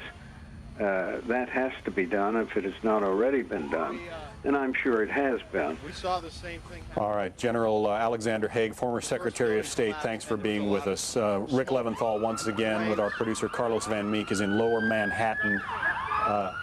You cannot even see the sky there because of the soot, the ash, the crumbled concrete that is continuing to rain down after one of the two towers of the World Trade Center, the upper floors, collapsed. This after this apparent terrorist attack this morning that sent a large jetliner, perhaps two large jetliners, slamming into the Twin Towers. Come over this way, Pat. You can see the chaos. We can see the top of the building from here. Oh, yeah. Oh, there it goes, there it goes, there it goes, there it goes. Oh. When it comes down, we're all right. We do need to put it down. The other the tower just collapsed. Major collapse. Major collapse.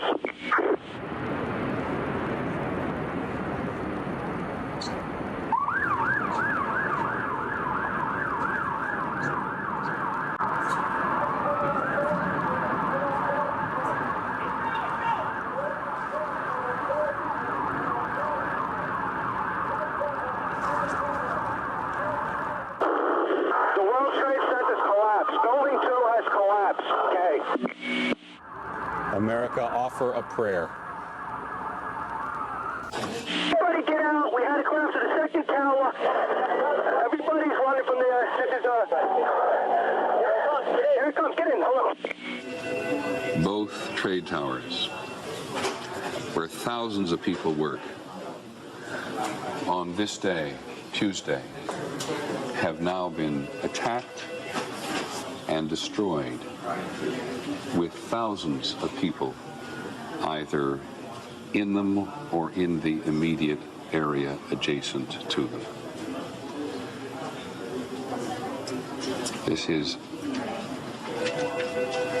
There is simply no way to accurately describe the emotion this evokes in people all over the world, friends of the United States and enemies of the United States as well. Plummet, and then a third one, and then the entire top of the building just blew up, and splinters of debris are falling on the street. Where I'm right now, there's a thick plume of smoke, and you can see crowds of people, including emergency service workers and police officers, running from the scene, screaming. And there's a school nearby where there were kids in the schoolyard. That has been emptied out, and they're running up the street now too. The whole sort of the neighborhood, I'd say several blocks up, is covered by this almost powdery smoke. Little tiny pieces of building you can see just floating in the wind around it. It's almost like a huge cloud had kind of enveloped that part of lower Manhattan. It is just one of those awful moments that you need to look at for a minute or two to absorb exactly what has happened. Two of the most recognizable buildings in the city of New York have been attacked, and both of them appear to have collapsed, at least in part. The second of the two collapses taking place just a moment or so ago, perhaps 2 or 3 minutes ago. There are also apparently coordinated attacks that have taken place in Washington on the Pentagon. The State Department has been evacuated. Just a few moments ago, as we said, Negative on anything, okay? Right now, we're all alone. The second building came down. I can't see. So we have no contact with anybody at this time, okay? Part of tower number 1 collapsing. These are shots from the ground of that scene. There have been frantic efforts to get people out of the tower. Now this is tape, and you can see now whether that was an explosion or exactly what happened that caused that second tower to collapse. We can't. You need to read this. Region Commander has declared that we can shoot down tracks that do not respond to our direction. Okay. I'll pass that to weapons. Okay. The Region Commander has declared that we can shoot down aircraft that do not respond to our direction. Copy that? People really staring in disbelief, and then as you saw, of course, the pictures watching that tower come down, people just couldn't believe their eyes. Police then pushing people immediately, people turning around and starting running ways, blocks away from the site. There is black smoke and is covering. This is Battalion 4 Alpha. I have dozens and dozens of firemen. We're at the bulkhead on the Hudson River side of the World Trade Center. We have medical emergencies. We have EMS on the team treating possible heart attacks. We're in the process of getting some kind of a roll call. We're going to try to keep the units together here, Kate. Earlier today, trying to get in touch with loved ones, very concerned. And then, of course, some people watching the other tower come down earlier, and then a group of people then watching this other tower come down, a woman passing me covered in soot. Basically, the sky is just black. You can't even see down to lower Manhattan from the vantage point right now. The police have cleared off all these streets, pushing people away. Police telling us that you have to get out of here to get out of here, pushing people away in garages. It's an unbelievable scene. Aaron? You can see in this shot, our viewers can, a helicopter shot coming across the harbor, the Statue of Liberty. prominent in the foreground, and smoke and devastation and tragedy in the background. A tragedy that continues to unfold, and one that still has many, many unanswered questions. We have a report now that a car bomb has exploded at the State Department. We are working to confirm that as well. Howard Pfeifer is a former New York City Police Commissioner, the top police job here in the city, and he joins us for a few moments. Mr. Pfeifer, what do you see? Look at that. What do you see? I see something that's unimaginable. I see what is a police commissioner's worst nightmare. This is a situation that obviously was well planned, well coordinated, and the loss of life that's taking place down there is just incredible, and is going to strain the emergency services of this city to the hilt. Are you hearing any specific information? Are you hearing anything about the number of injuries, the number of fatalities, the number of people in that building, those buildings? Are you getting any of that information from? Well, I know there are 50,000 people who work in the World Trade Center. I know that every ambulance and every fire company in the city and has been called in and dispatched there. It's unimaginable, but the loss of life is going to be huge. You're as familiar with the city's plan or plans for these kinds of incidents as anyone in the city. In all honesty, does the plan cover the scope of what appears to have happened here? No, we have an Office of Emergency Management. The plans for responding to a disaster are probably as good as any in the world, but nobody ever would contemplate that we would lose the two World Trade Centers and in this manner. Tell me what's happening there, would you guess, in the sense that what are police doing? What's the first thing that has to happen? Triage? The first thing is triage. The first thing is to identify who can be treated, who cannot be treated, to get those ambulances to hospitals. Every hospital's emergency room is open. Everything south of the Brooklyn Bridge is in a dust cloud. There's no visibility. People all over the streets. Travel is near impossible. Your support, and you have to have people who are constantly in there doing something. I was also fire commissioner before I was police commissioner, and it's no longer an issue, unfortunately, but a high-rise fire like that is almost impossible to fight. At this point, would you say that every police officer, and there are what, 40,000? There are 41,000 police officers in the city have been called in? Oh, every one of them. I know every firefighter has been called in. And how many firefighters? There are 14,000 firefighters, and I'm sure we'll be getting help with equipment from our adjoining communities as well. I mean, this is a logistical exercise that makes the first attack on the World Trade Center, relatively small. To find those folks who committed this act. Terrorism against our nation will not stand. And now, if you join me in a moment of silence. That was George W. Bush about an hour ago speaking from Longboat Key, Florida. He is en route to Washington, D.C. We're looking at some pictures on the ground, or we were, of apparently some of the victims. He is on the ground. Quite extraordinary. These are the emergency workers who are coming back. It was just about 10 minutes ago that we described to you the possibility of that North Tower collapsing. About 5 minutes after we went off the air, it did collapse. Once again, we have no idea at this point the loss of life. I can only tell you there were hundreds of emergency workers down there, about 5 or 6 blocks. It took probably about, I would say, no more than 50 or 60 seconds for that dust cloud, dust and smoke, to literally make it the 5 or 6 blocks up here and begin to envelop us, at which point we started to move out of the way. There were literally dozens and dozens of firemen who were trying to run past us. In fact, our cameraman even put one of the captains in his car and drove him down to a command post. The people who you see here are pretty much all emergency workers.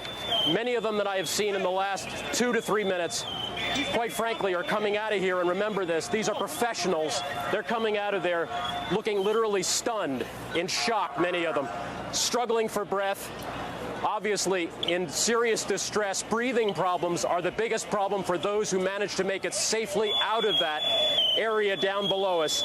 You can't see much more than a block south of me right now. And the World Trade Center probably stands about 10 blocks south of where I am at this moment. And as you can see now, the dust is beginning to pick up here. It really depends on which way the wind blows as to whether or not we get heavy dust or not. But at this point, I can tell you that in the first few minutes, emergency workers were trying just basically to get out of there, to survive. You could see that written in their faces. The situation was so desperate, they just wanted to get out of there. Now, many of them are beginning to regroup. A couple of them asked me where their commander might be. They're trying to get together and go back in there and try to take care of the people who obviously are in serious trouble. There's no other way to describe it. The language here, at times, if I slip into language which seems a little melodramatic, forgive me, but this is a circumstance which is very, very difficult to describe in many ways without sounding melodramatic. Certainly in more than 20 years of covering horrific events, this is something that I've never seen before. As we say, the emergency workers now beginning to try to gather themselves. Over there you can see a police emergency service unit. They're trying basically now to reestablish some kind of a safe perimeter.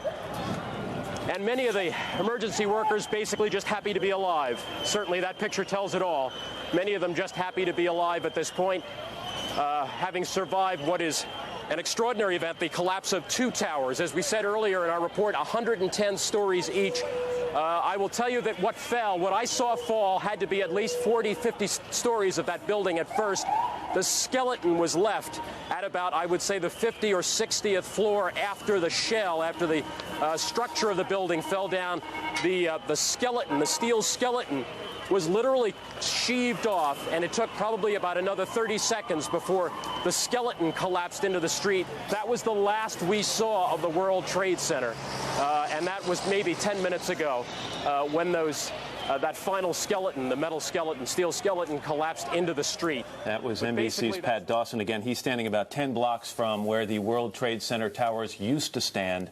You're looking at the collapse of one of those towers right now. We now have an AP News alert out of Pittsburgh. Officials at Somerset County Airport are confirming the crash of a large plane just north of the airport.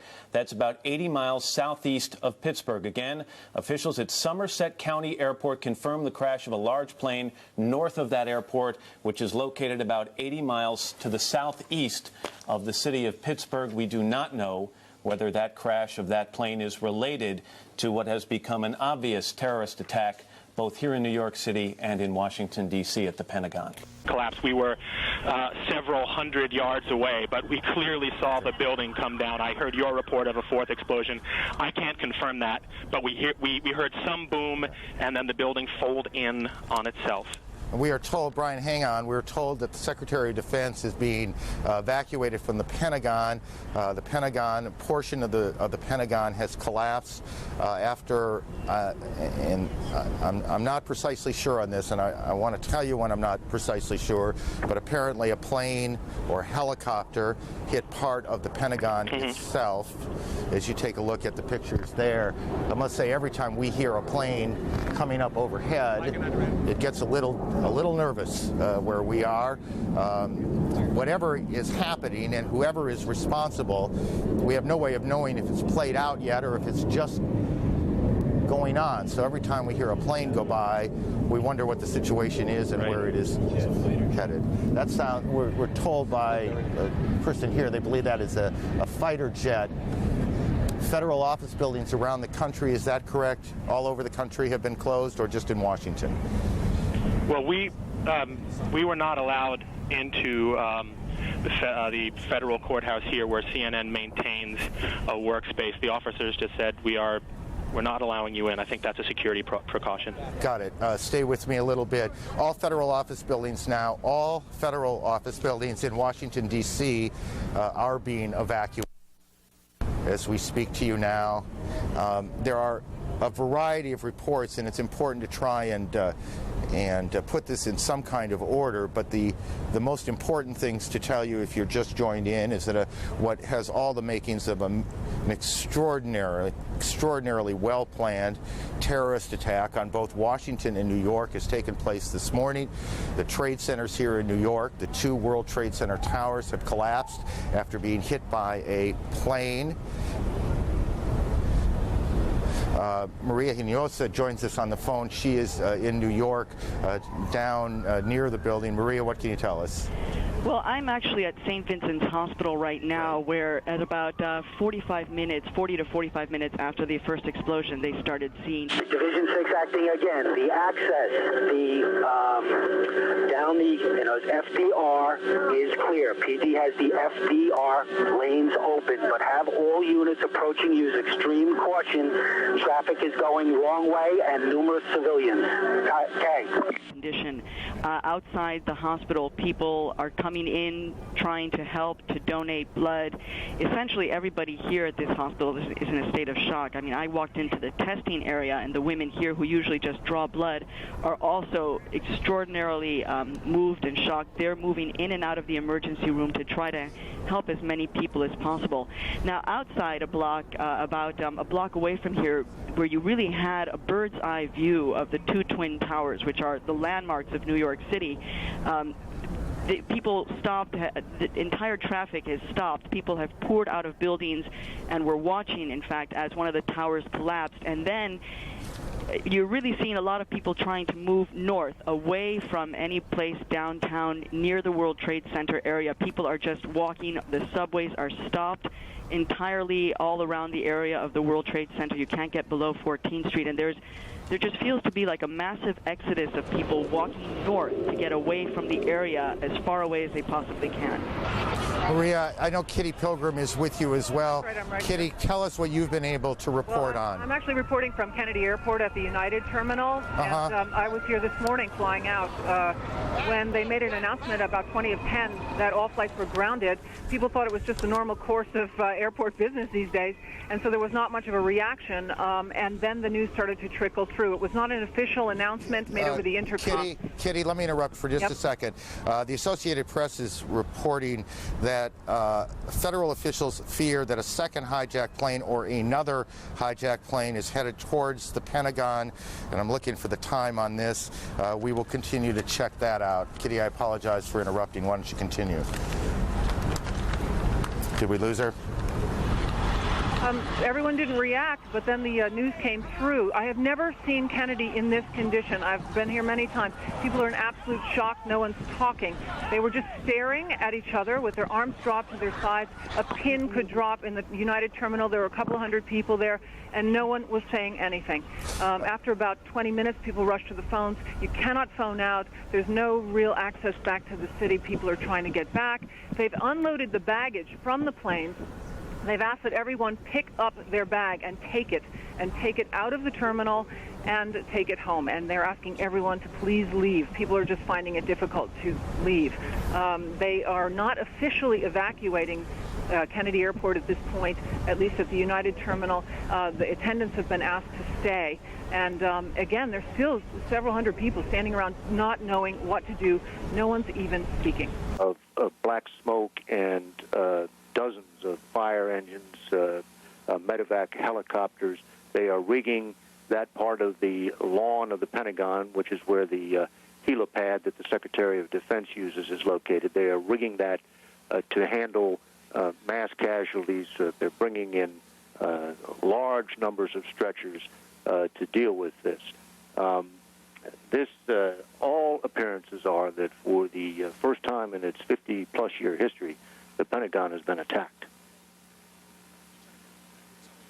Attacked. People have been injured. If there are any fatalities, it is not yet known. We have no further details on a car bomb, which was reported to have exploded outside the State Department in New York at the World Trade Center.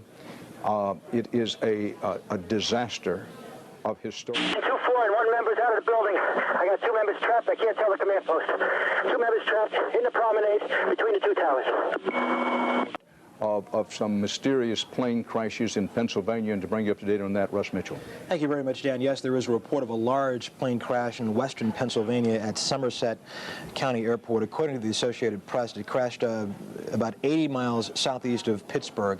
The plane is believed to be a Boeing 767. It crashed about 10 o'clock Eastern time. That would have been about 45 minutes ago. And the crash, of course, came in the same morning of these crashes into the World Trade Center here in New York. If we can go back in the control room, look at the video from early this morning at 8:45 and to see how this all began. 8:45 this morning. Let's see if we can look at that. The planes hitting the towers. This is the second plane. Second plane happened about 9 o'clock this morning. As you can see, it looks like it's coming right into the tower. That'd be Tower 2. In a moment, you'll see an explosion. That was shortly after 9 o'clock. The first crash, you're seeing Tower 1, closest to you, happened about 8:45. There are reports from people in Brooklyn, another borough of the city of New York, about 3 miles from the World Trade Center, saw office paper from these towers come down in their neighborhoods. The impact of these explosions was that great. Russ Mitchell with me at the anchor desk here at CBS News World Headquarters. The picture of the airplane actually flying into the World Trade Center tower. An incredible, indelible scene. And then the videotape, which we've played from time to time, of one of the towers itself collapsing. Bridget Foley is outside St. Vincent Hospital here in New York, where some of the injured have been brought. Bridget? Hi, Dan. I'm at St. Vincent's Hospital in Lower Manhattan, below 14th Street. It's a level 1 trauma center. Hundreds of the wounded and critically wounded are expected to arrive here in the coming hours. On the sidewalk, the scene is scores, dozens. Engine 33 is being manned by an off-duty member from Rescue 1. Be advised, it appears that we have lost water pressure down in Lower Manhattan. Can you have Marine 1 or any other available fireboat respond to Vesey Street on the west side? We're going to need water supply into the area, okay? For anyone in the New York area, that includes the suburbs, to please go to an area hospital and give blood. It's going to become critical as the wounded come into local hospitals. Also, one of the other big worries here is smoke inhalation. We've already seen dozens of people come in on ambulances, covered in debris, barely able to get onto the gurney or into a chair. It's a very disturbing scene.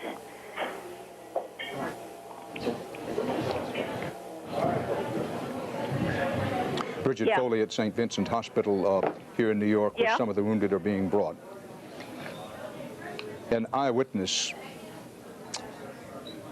Associated Press reporter Dunstan Priel, described what he called a strange sucking sound from the Trade Center buildings after the first building collapsed. Keep in mind that both of the World Trade Center buildings have now collapsed.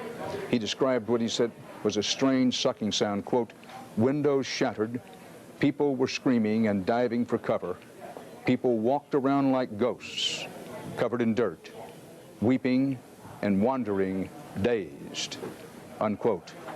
And those people who were walking around like ghosts, covered in dirt, weeping and wandering, dazed, were, keep in mind, among the lucky ones. How many have been killed and injured in these coordinated terrorist attacks today, what President Bush has described as apparent terrorist attacks?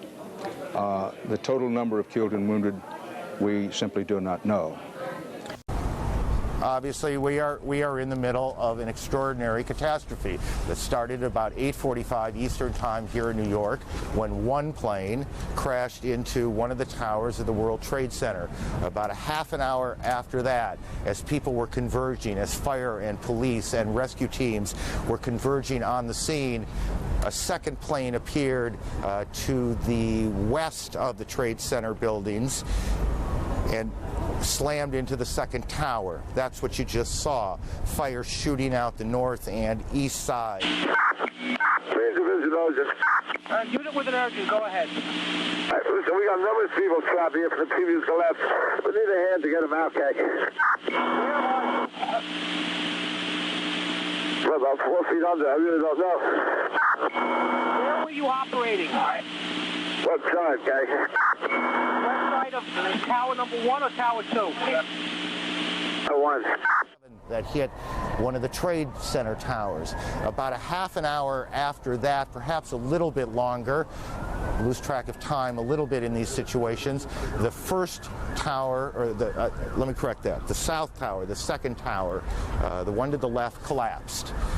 It collapsed in a cascade of smoke and spark, and what we cannot tell you is if there was a second explosion that caused that collapse, or if it was simply, that's the first one, that's the south tower collapsing, and that was about a half hour, give or take, after the planes hit the tower. Then shortly after that, just as the smoke was starting to clear away, the second tower, and that's what you're looking at now. Again, this was not very long ago, 10-15 minutes ago.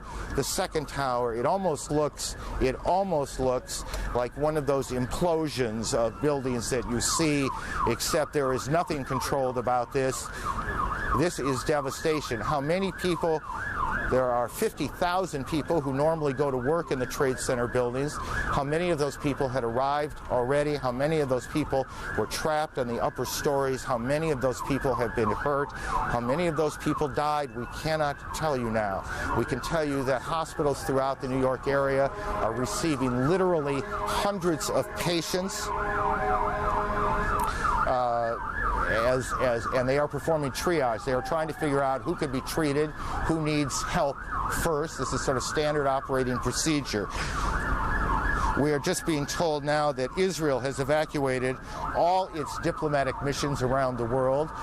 Israel has evacuated its missions. We are told now that Yasser Arafat has condemned these attacks, and we don't know yet who's behind them.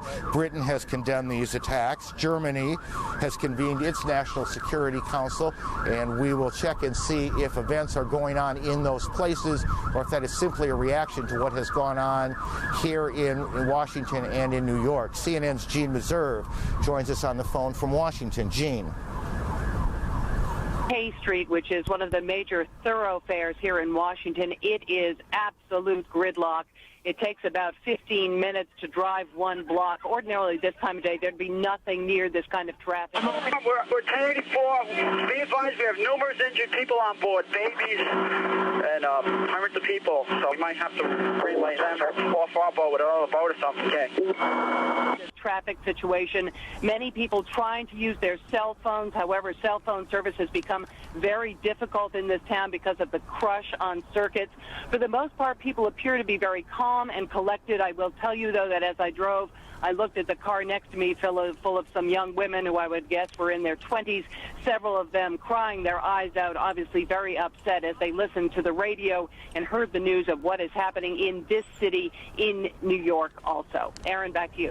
Gene, thanks. Gene Meserve in Washington this morning as she and the rest of the organization continues to gather what facts we can, what facts are available in the wake of the extraordinary chaos that has followed this extraordinarily horrendous terrorist attack. American Airlines, we are told, one of the planes involved in this was a hijacked American Airlines 767 out of Logan Airport in Boston.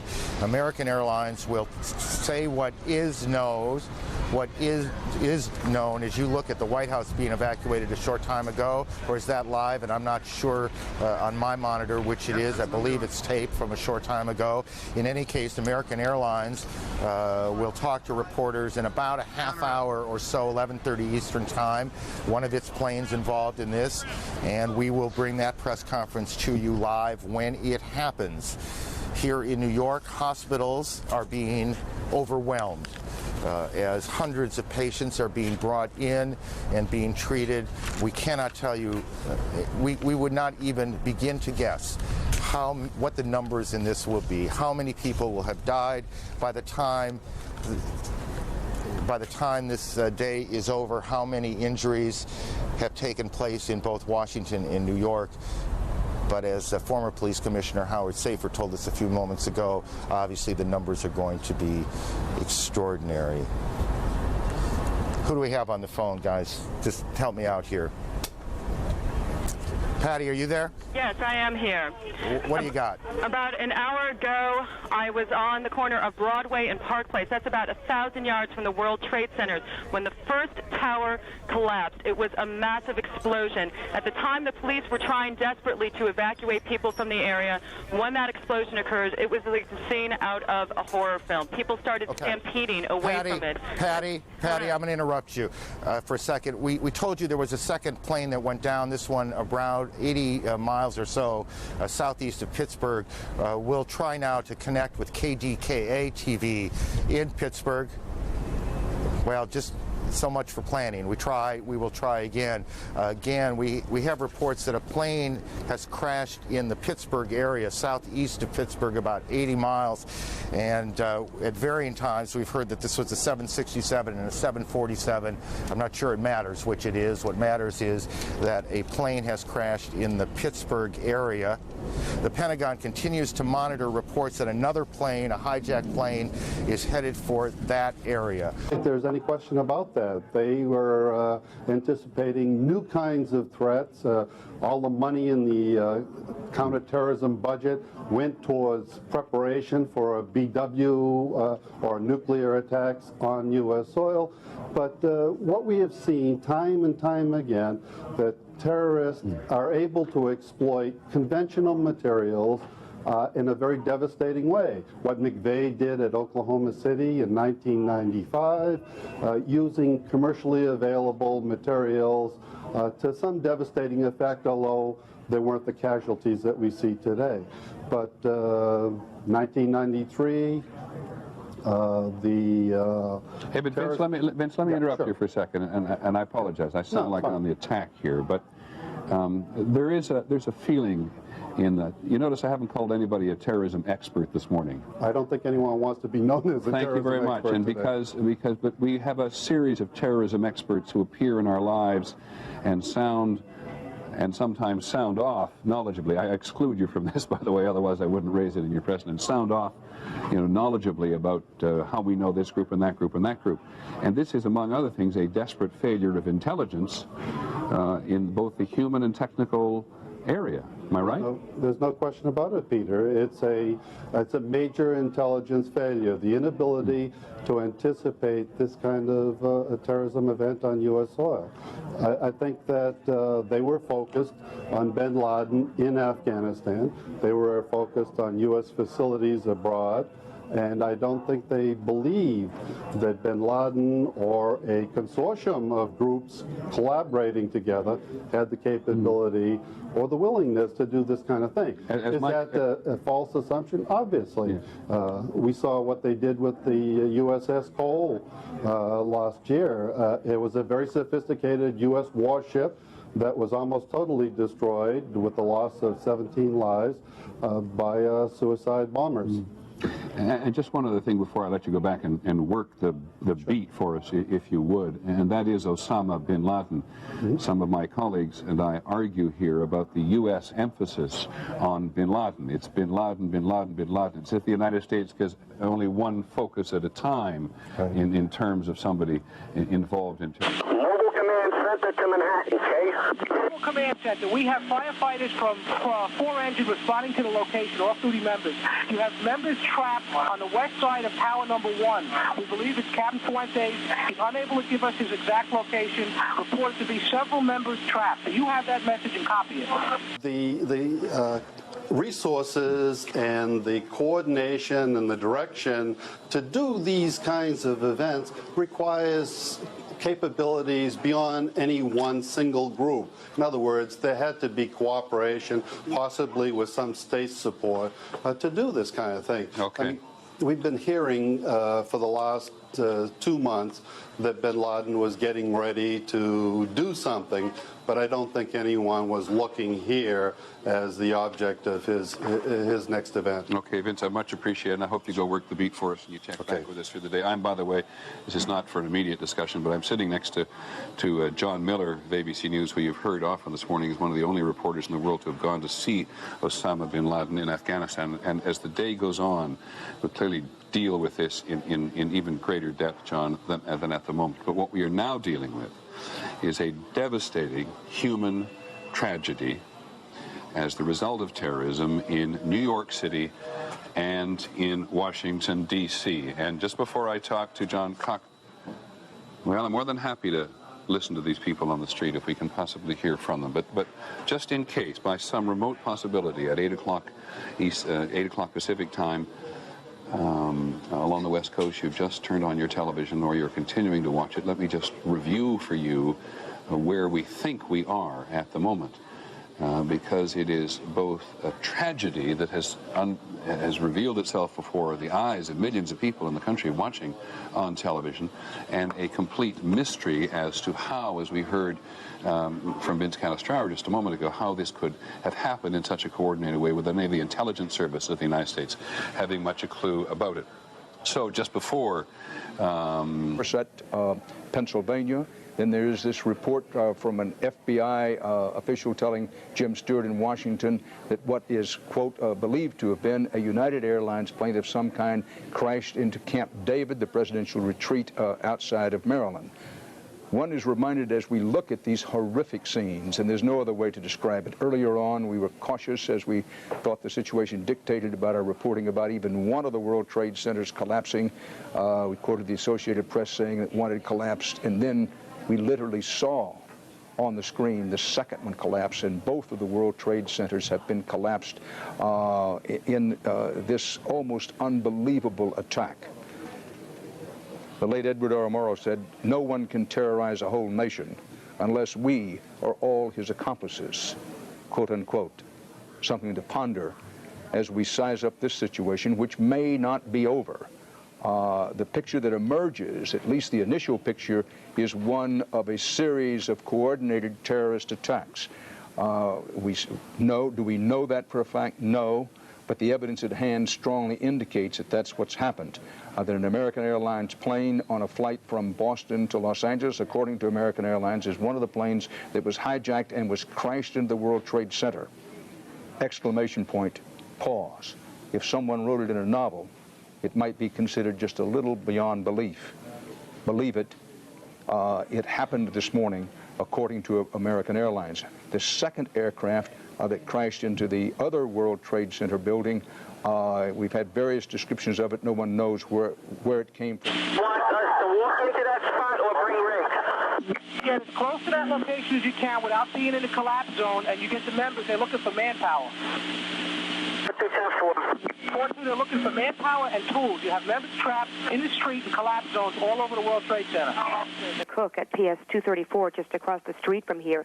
She, too, is 3 blocks from the scene of this disaster, and I'm sure you've gathered by now that is way too close to the scene when this was all going down, because the soot and debris literally came upon us. If I walk outside the school right now, I am walking in 4 inches of soot and debris. Papers and checks from inside the World Trade Center have made their way. Pieces of offices and pieces of literally people's professional lives are just strewn all over the street. The broad base in which these attacks took place took a lot of coordination.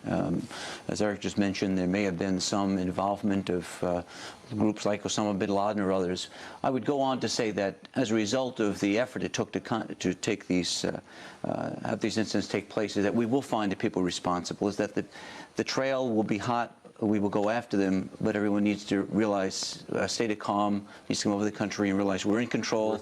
These are incidents that have happened. We're containing those, and the government and the people will go on. And America still stands. Let's go to our man in America's capital, Britt Hume, with some new information. Britt? Just a few things, John. One is, as you might imagine, there is a stupendous traffic jam developing in the Washington area right now, with all these buildings being evacuated and people heading home. There was a report. Remember, we reported earlier that the bomb squad had been sent over to Union Station, and apparently what that was about was what appeared to them to be an unexploded bomb. Urgent. Go ahead, Urgent.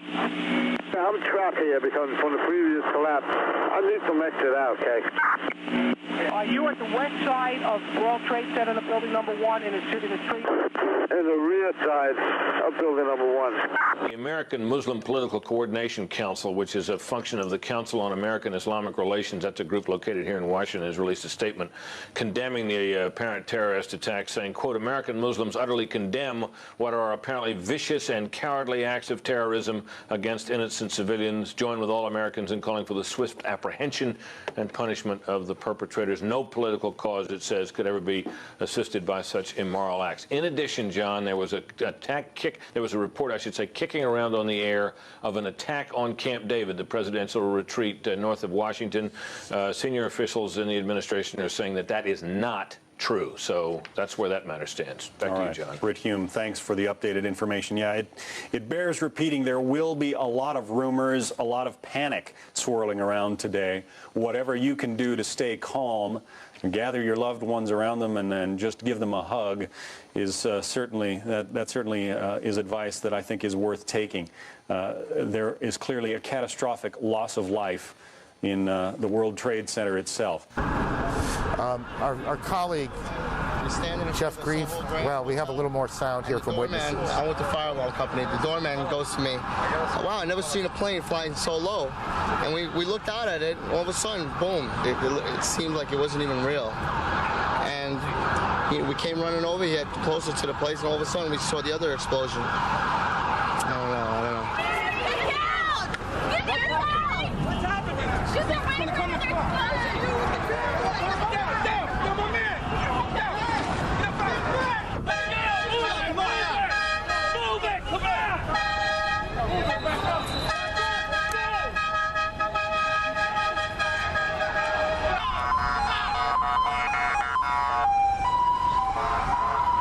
I was in B tower. A tower. What floor were you on? B1. What floor? First one. What happened? Tell me. When a big explosion happened, some guy came out. His skin was all off. I helped him out. This is him all over. There's people jumping out of windows. I've seen at least 14 people jumping out of windows. It's horrific. I can't believe this is happening. Anything else that you saw? Were you there for the second hit by the plane? About 10 minutes later, the second building went off. Did you see it? Yes, I saw it. It just blew up. A big explosion. People started running. It was just chaos everywhere. Yes, I was right there. I was down in the basement. Came down. All of a sudden, the elevator blew up. Smoke. I dragged the guy out. His skin was hanging off, and I dragged him out, and I helped him out to the ambulance. Thank you.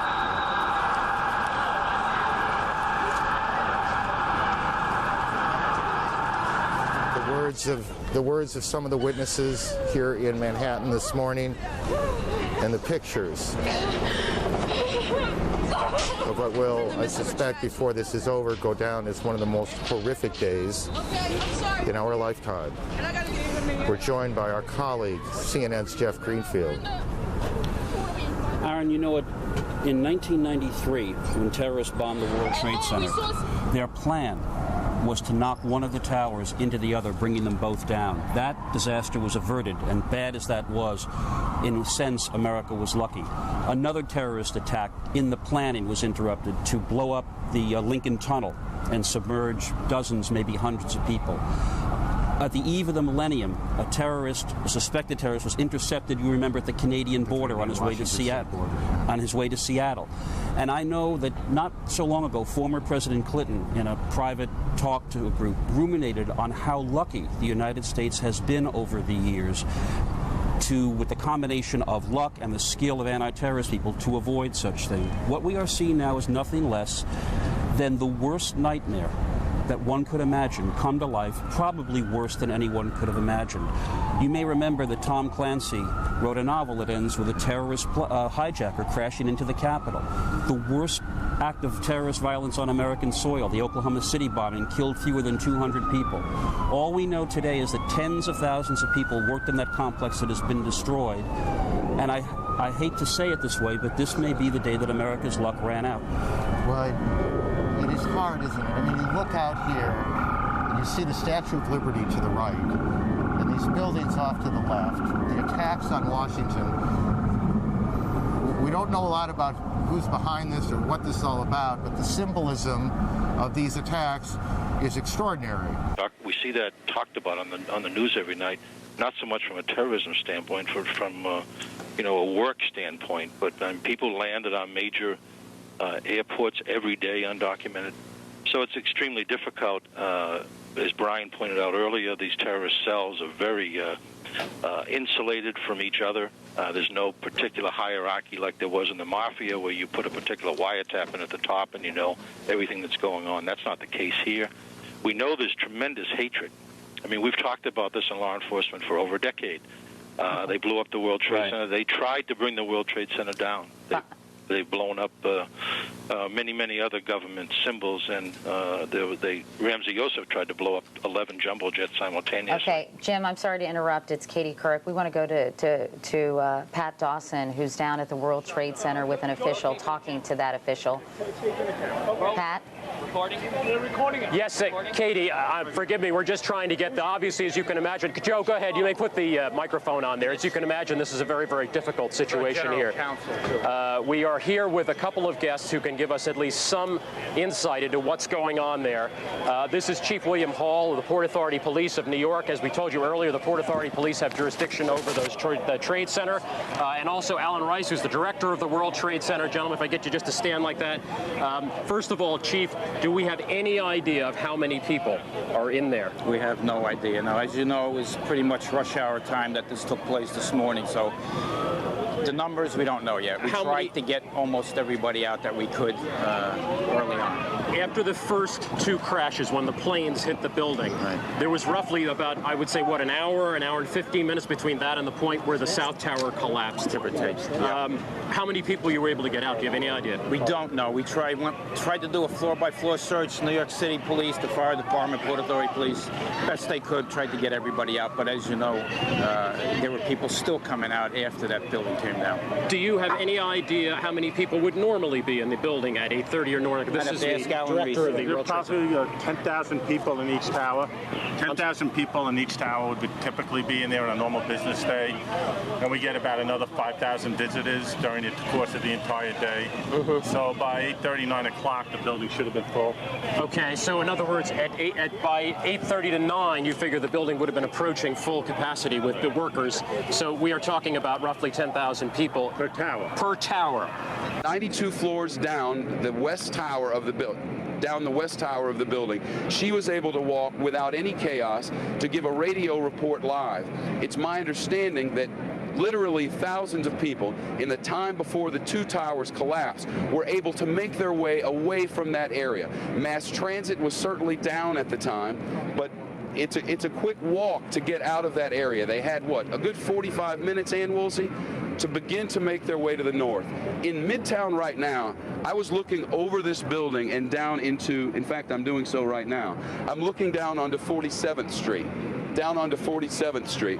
right below us. This to my right here, no, you don't have to, you can't see it from there, I don't believe. Maybe you can see Times Square over here.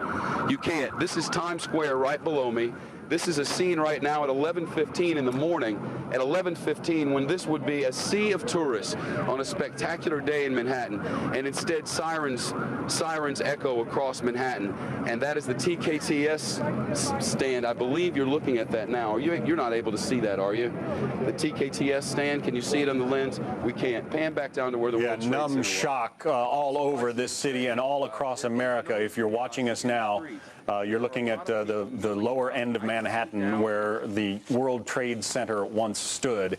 It is gone this morning, obliterated after two strikes in coordinated attacks from airliners, one of them apparently hijacked from American Airlines.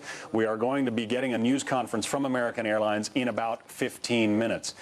In the meantime, an Arabic newspaper, a fairly authoritative source, the editor of that London-based newspaper says Osama bin Laden, the Saudi-born, now exiled to Afghanistan rebel leader, Osama bin Laden, according to this newspaper editor, warned 3 weeks ago that he would attack American interests, and he promised a very big one. Now, we cannot yet attribute this to Osama bin Laden. However, that was the promise from this fairly authoritative London newspaper. Well, John, certainly Sources that I have talked to this morning, terrorist experts say this has the signature of Osama bin Laden, that he has the money, the network, the ability to carry out this type of coordinated attack.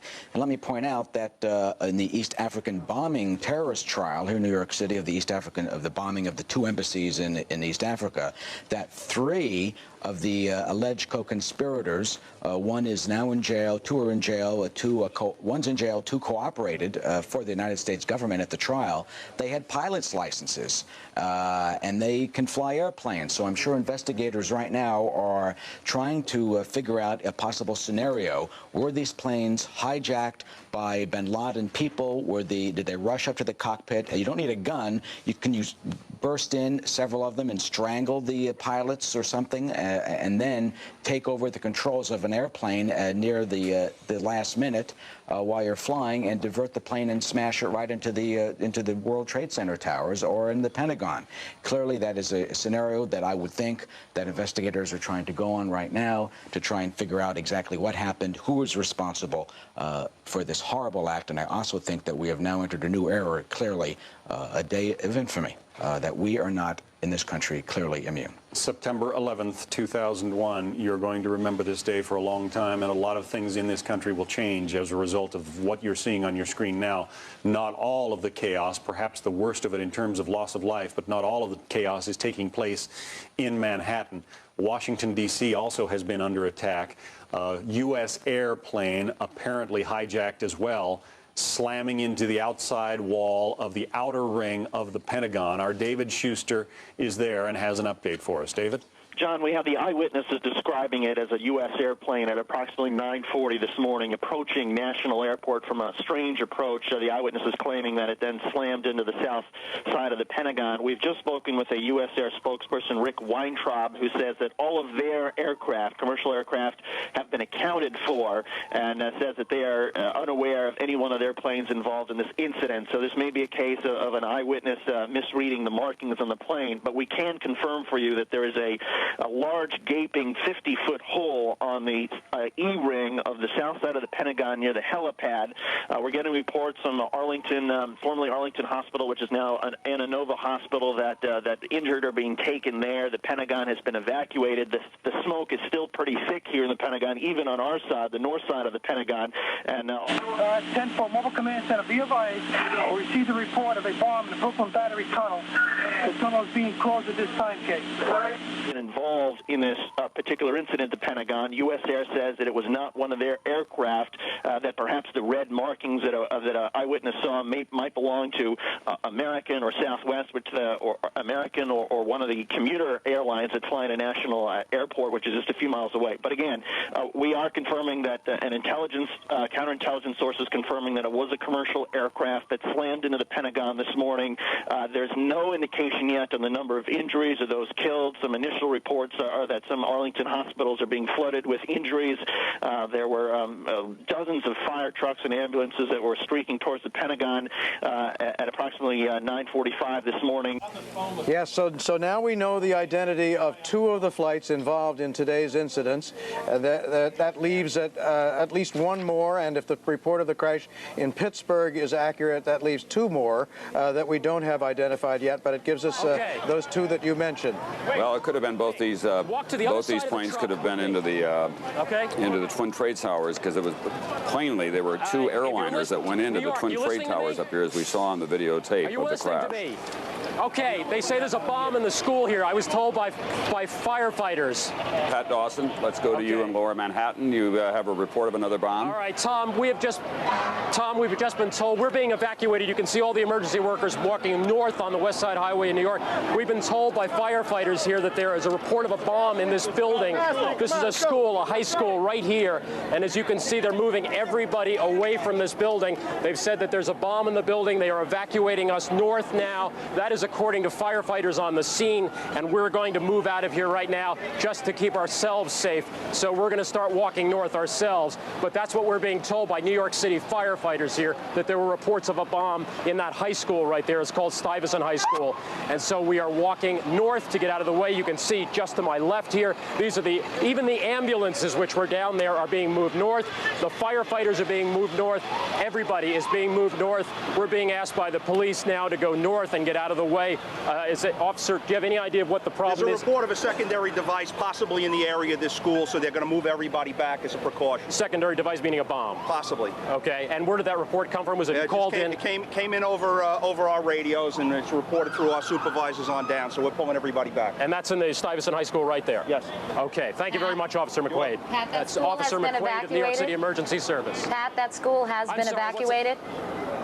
Yeah, well, I don't think there was anyone in the school, Katie, this morning. At this point, I think everybody had been evacuated from here probably when the first events took place early this morning, just because of the fact that it's so close to the World Trade Center.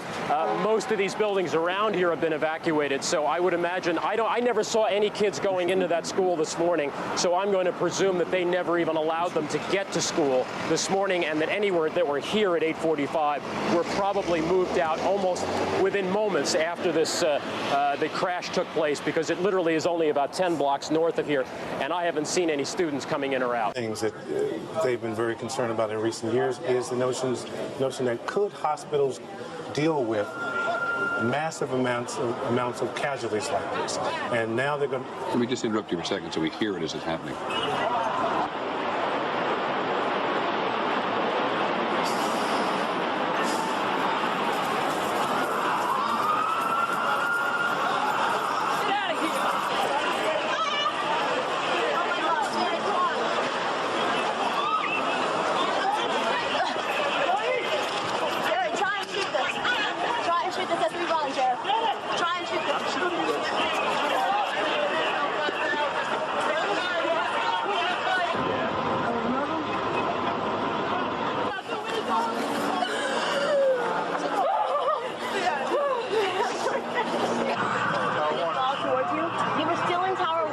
Just come out, we're walking. It's just come down. The second everyone's being asked to get down, come down. The people are now panicking again. Give him in. Give him in. You can walk. You can fill it. Yeah. Make a hole. Make a fucking hole. Make a fucking hole. Make a fucking hole. Fuck off. Well, scene has been repeated hundreds and hundreds of, as far as we know, thousands of times. The reports in John Miller was talking about the number of hospitals and the military making its medical staff available to the citizen, to the layman hierarchy here. We've had reports from various hospitals saying that hundreds of people are burned from head to toe. One doctor at St. Vincent's Hospital in Lower Manhattan just simply said the place was crowding up very quickly by people who had been burned. And the horrifying magnitude of all this is to be reminded. I think I'm going to try to get this right, Nancy, but I think maybe as many as 50,000 people work in the immediate area of the Trade Center, of the World Trade Center, in which there are these two twin towers. Am I right on that as many as 50,000 people work at? I don't know the figure, but the World Trade Center complex, not just the two towers, which are, over 100 stories each, but they're flanked by the World Financial Center. So there are clearly tens of thousands of people within a 2-block radius. And John McQuethy, who called in just a short while from the Pentagon, talking about the aircraft that had penetrated the outer ring of the Pentagon to the inner ring, we're talking about the Pentagon now, had many floors of destruction and heavy casualties. It's just impossible at the moment to grasp, other than to try to aggregate the normal circumstances of how many people live and work in the immediate area. And thousands of people work in the Pentagon every day, which has now been overrun by local police, and by state authorities and by the military itself trying to take care of its own. They understand the magnitude of this. They understand that the American people now are going to be waiting and watching for a response from Washington other than what the president gave in Florida. As you might expect, even our most sophisticated communications 2001 era, it is still extremely difficult trying to get any kinds of information. The cell phones are down. Many of the hard lines are down. But I've been assured by people at the White House and at the Pentagon that, in fact, they are in touch with each other and have the situation is under control the best they can.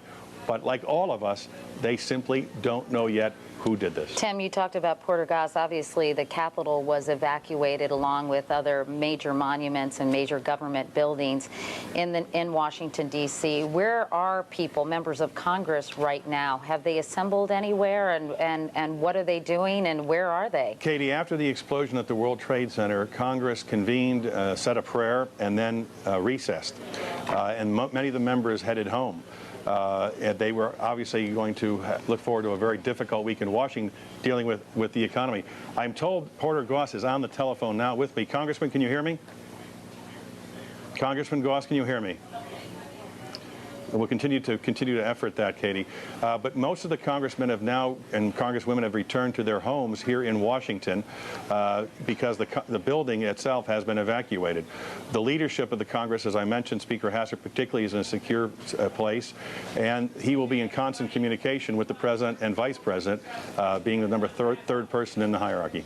All right, Tim Russert in Washington. Tim, thanks very much. And when you get Porter Goss on the phone, maybe you can give us some more information. Thanks, Tim. We'll be right back to you. All right, let's go now to MSNBC's Ashley Banfield, who's in Lower Manhattan, standing by with some people who were either inside those buildings or near the buildings when those planes hit. Ashley? Yeah, hi. I am just about between 5 and 10 blocks north of the actual site of where those two towers have come down. We're obviously having a bit of trouble right now maintaining our location because we just heard one more explosion. That's about the fourth one we've heard. The police are telling us they're either car bombs or they are simply cars that have overheated so much that they're exploding. But every time one of those happens, there's a flurry of activity, and there are more emergency vehicles that come down this road. I don't know if you can shoot past me and shoot down into that black cloud in there. That is the cloud that we were in just about 45 minutes ago or so. At the time we were there, when the first trade tower came down, my producer and I were overcome by the cloud of debris and smoke that came at us so rapidly. We had to break down a window to an apartment building. We had to break the window and go into the second door inside just to breathe. We were followed by a police officer and a security guard from the World Trade Center area. I want to show you something if I can. I'm just using a cell phone so that I can hear you because there are no cell lines that are coming out of Manhattan at the time, but see if you can zero in on this right here. This is the kind of debris that we're seeing all over the ground. If you can see the address, 1 World Trade Center, Trade Center, Trade Center, Trade Center, Trade Center. Okay, obviously we're having some technical problems with Ashley Banfield, who is on the ground near the World Trade Center about 5 blocks away. All right, here's the first confirmation from United Airlines. It's confirmed one of its flights crashed in the Pittsburgh area. Flight 93, a Boeing 757, a flight involved originating in Newark. It was bound for San Francisco. No information on how many people were on board. A 757 carries a lot of folks. Anyone who's flown from Newark to San Francisco knows that most of those flights carry a full load. Okay, so this now brings to 3 the number of confirmed flights that have been involved in this tragic day. American Airlines Flight 11 from Boston to Los Angeles, Flight 77 from Washington Dulles Airport to Los Angeles with 58 passengers on board, and now the United flight, Tom, that you just mentioned. And you can say that we have to say that the number of passengers was relatively low on those first flights, and we can only hope this was not a full flight, this United flight. You know, there was a collapse, obviously, not just of intelligence, but of airport security as well, that many planes were hijacked almost simultaneously. Although these days, as we know, Tom, and learned from the TWA tragedy, Flight 800, that oftentimes some of these devices are absolutely it's impossible to see them in our kind of security X-ray machines that you have at typical airports. Some are made of plastiques. They can be very small and virtually undetectable, which is, of course, another major problem for airport security. We're going to go to Bob Bazell, who is at St. Vincent's Hospital. Obviously, we're very concerned about the people who were in the World Trade Center when these 2 planes crashed into them. Bob, tell me about the scene at St. Vincent's Hospital. Katie, the wounded are starting to come in with great regularity now. Almost every 30 seconds an ambulance pulls up. Some of them are very badly burned. Some are dead. I've seen several dead bodies go in. Cardinal Egan, the head of the Catholic Archdiocese, is standing out on the street giving last rites, said, "May God help us," many times over. There's been a call out for blood from all the New York hospitals. People are lined up around the block. People have responded in enormous numbers to that. Everybody seems to want to help in some way. New York has become kind of surrealistic on the streets above Lower Manhattan because all the subways and commuter lines and bridges and tunnels have been shut down, so many people who are not injured are wandering around aimlessly. But in the hospitals, there's so many injured coming in now that they don't have run out of gurneys, and they brought every office chair that they have down and put sheets over that to carry people in. It's an enormous amount of work for all the staff. People have come in. Everybody who was off has been come in. Calls have gone out for specialists, for plastic surgeons, for burn specialists, and it's going to be a very grueling several days ahead. Well, Bob, the other thing is that I don't know whether you can tell about traffic in the rest of Manhattan, because a lot of our major hospitals are well north of there. Lenox Hill, Columbia Presbyterian, New York Cornell. Are the ambulances able to get through? Have they cleared the traffic? We're in kind of a tomb here in the studios in Midtown. Tom, I had trouble hearing you just that time. There's a system in place here where there's triaging people down in Lower Manhattan. They're putting sometimes tags around their neck to show some people you see wandering up from Lower Manhattan who have only slight injuries, who have been cleared. Others are very seriously injured. Every hospital in the area is involved in a plan to take in some kind of patients. This one where I'm at, St. Vincent's, is one of the closest with a major trauma center.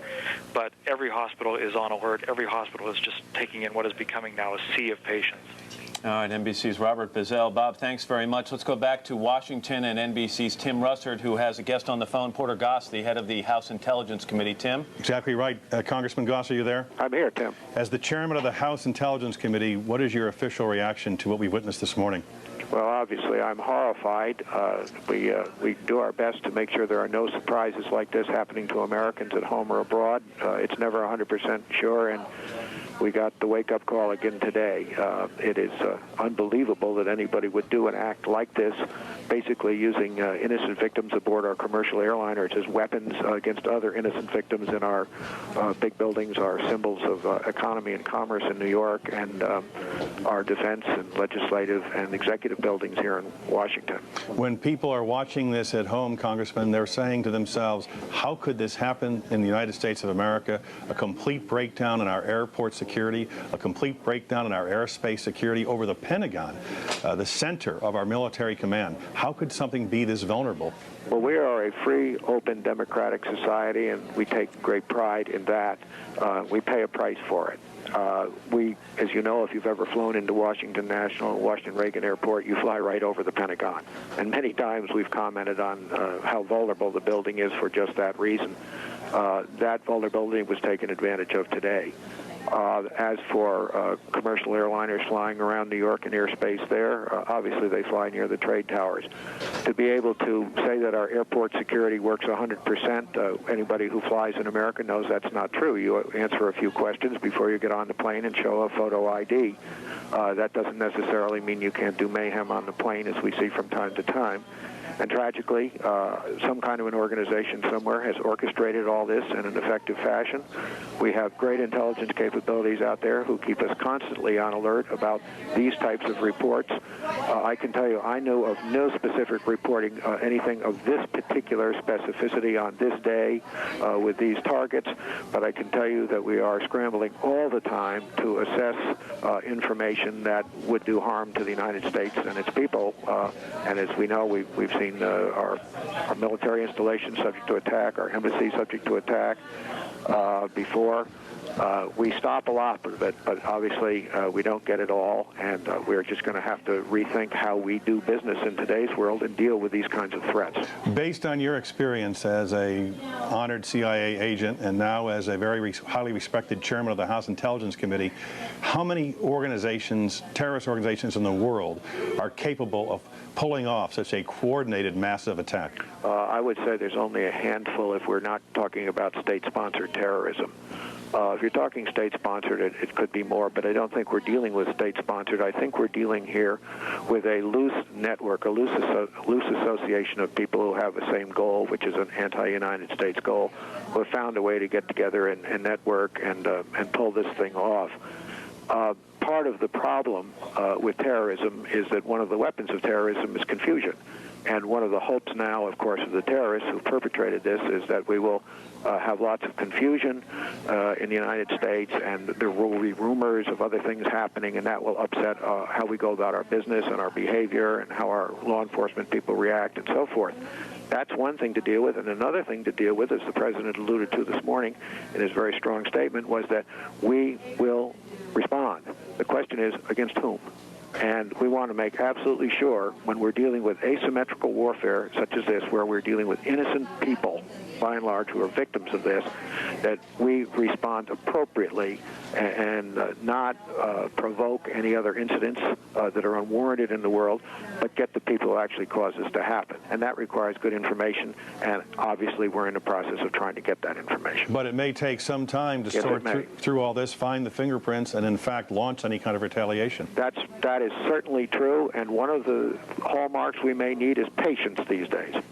Congressman Porter Goss, Chairman of the House Intelligence Committee, we thank you very much. We'll be contacting you throughout the day, and we very much appreciate you joining us this morning. Well, thank you. Add my prayers to the others. Thank you much. Back to you, Matt.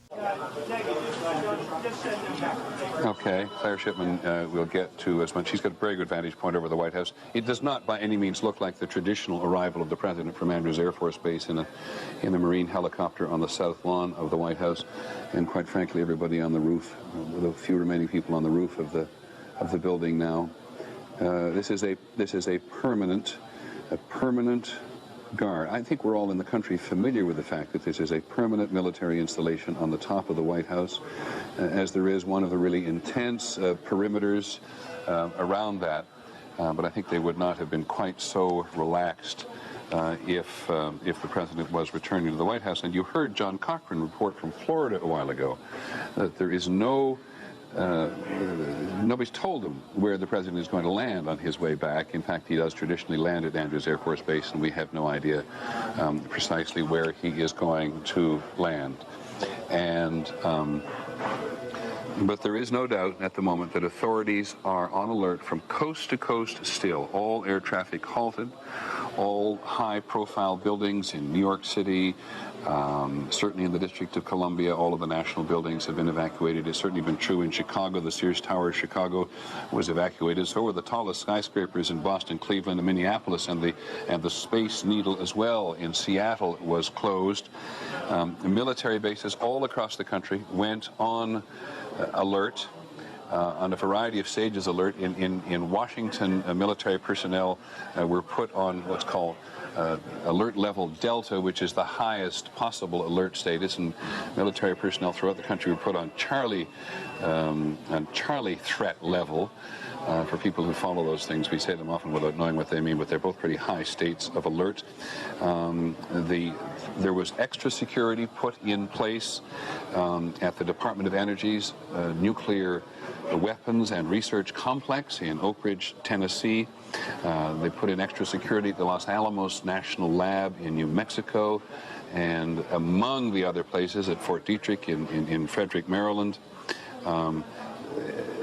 This is to give you some sense of the magnitude. We're looking at a limited amount of picture of New York City and Washington, but let me go on with this list of what people did across the country today. In Louisiana, the state police urged all petrochemical and pipeline companies to be on alert. In this particular tension, a target which people who study terrorism believed which was vulnerable. In Los Angeles, all of the police in Los Angeles went on tactical alert and mobilized their anti-terrorist division. You recall before the World Trade Fair, the World Trade meeting that was held up in Seattle, one of the last times the system really worked and everybody efficiently was when they caught a guy coming across the border from British Columbia and Canada with a view to blowing up the Space Needle, I think it was at the time, in the Space Needle in Seattle. That's what they originally suspected, and then later updated it. Turned into something in Los Angeles. When he began to cooperate, he admitted his plan was to set off a massive bomb inside the terminal of LAX, Los Angeles Airport. That's right. And what I remember at the time about that, John, which is why everybody in the country is so on edge today, is, here was a guy who was picked up by one agent at one border crossing in the country because he was sweating. One alert agent who didn't like the fact that he was panicking. Yeah, okay. Under questioning. Let me go back now to the World Trade Center. Just to finish this very quickly. Under orders from the FAA, airports nationwide are now closed all across the country. Anybody's just connecting with the world today and you're planning to go anywhere on an aircraft from one place to another, you can just forget it. So let's go back to the World Trade Center in Lower Manhattan on the west side and talk to Don Baylor. Don. Over for New York yet. As you know, this is one of the most densely constructed pieces of real estate in the world, and when the Twin Towers collapsed, it appears that they ignited fires on surrounding buildings. I'm seeing a huge amount of smoke. Just about 15 minutes ago, there was a phalanx of firemen, I would say probably about 50 firemen, moving deliberately into this black cloud of smoke. They disappeared completely into it. Then about 5 minutes ago, there was quite a bit of activity as a number of police officers started moving back individuals as well as firemen who were with their fire trucks away. So they moved the line of demarcation back away from that area, and I can see at least 2 buildings look to be partially involved. Just from my vantage point, I'm about 4 blocks away from where the Twin Towers once stood. Right before the second tower collapsed, when you and John were talking about the concerns over that possibility, Mayor Rudolph Giuliani walked right past me here on Church Street and Duane Street, again about 4 blocks from that area, moving his entourage out of that region, and then just moments later was when the collapse happened. There was a complete cessation of ambulances and any kind of emergency traffic in this area for about 5 minutes, and then slowly I saw 1 or 2 ambulances trickling out of this incredible cloud of dust with debris on top of them. Some of them had broken windshields. There was a police car that came by that looked like the top had been almost completely stove in. And that's one of the most disconcerting aspects this morning has been on this avenue that has been opened up, Church Street, there's just been a trickling of emergency vehicles coming out of that scene and towards the hospitals. I'm not sure how much they've been trapped down in that area or whether they moved away and are going to some of the other area hospitals that don't come by here. But I've not seen anywhere near the number of ambulances leaving the site that one would expect. Don, let me ask you this. Do you have, and I realize this is a tough one to ask you to speculate about, after the attack occurred on the aircraft, the first aircraft attack on one tower and then the second one, how many people managed to get out of that place before they collapsed? Have you any idea? Would you see a large number, small number? I saw a river of people at first running when the first attack happened. There were screams. A lot of people were looking up in shock. And then about, I would say, a minute and a half later, there was a steady stream of people moving from closer to that area, running up the streets. Then, of course, as I guess is human nature, a lot of people stopped, feeling that they were maybe far enough away that it was safe, started looking up, talking, pointing, and then the second plane hit.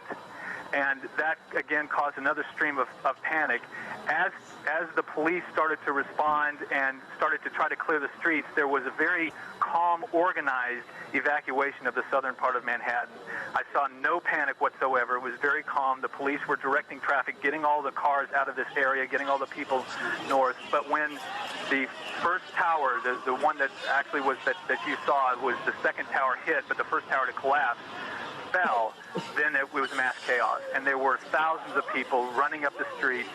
This billowing cloud of dust and debris came washing up over here, four blocks away, which only exacerbated the chaos of the moment.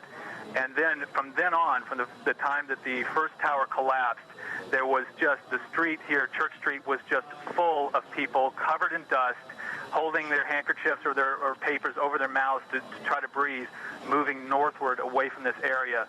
That stream trickled out, and then when the second building collapsed, once again there were more people, but this time when the second building collapsed, I witnessed firemen who were helping one another, struggling up the street, covered in debris. There was a police officer who was being carried by 2 other police officers trying to get out of that area. So there was obviously a lot of collateral damage with the people around that area. I would say even not just at the base of it, but for them to have gotten to my point that quickly, they would have been injured probably 2.5 blocks away from where the towers fell. Don, thanks very much. Don't go away, because you've helped us appreciate at ground level what, as I said before, seems almost surrealistic when you look at it on television. In terms of people getting out of the trade towers, do you have any sense at all? Have you heard anything, even anecdotally, from the cops about how many people managed to get out of the building before they collapsed? No, absolutely not. But you can imagine that the World Trade Centers, I'm not sure how many elevators exactly they have, but I have been in those buildings, and I think there are around 20 elevators in each. If they shut down immediately, you can imagine the people who would be streaming down the fire escapes and the stairwells. There's also, I don't know if it was the case now, but I do know that one of the towers had a major elevator that went all the way to the top that was malfunctioning and has been malfunctioning for at least a month. They've been having a lot of trouble with that. Not that that would have made any kind of difference, of course, once those elevators shut down. As soon as I imagine the fire alarms go on and that kind of thing, it's de rigueur that the elevators are not to be used in that situation.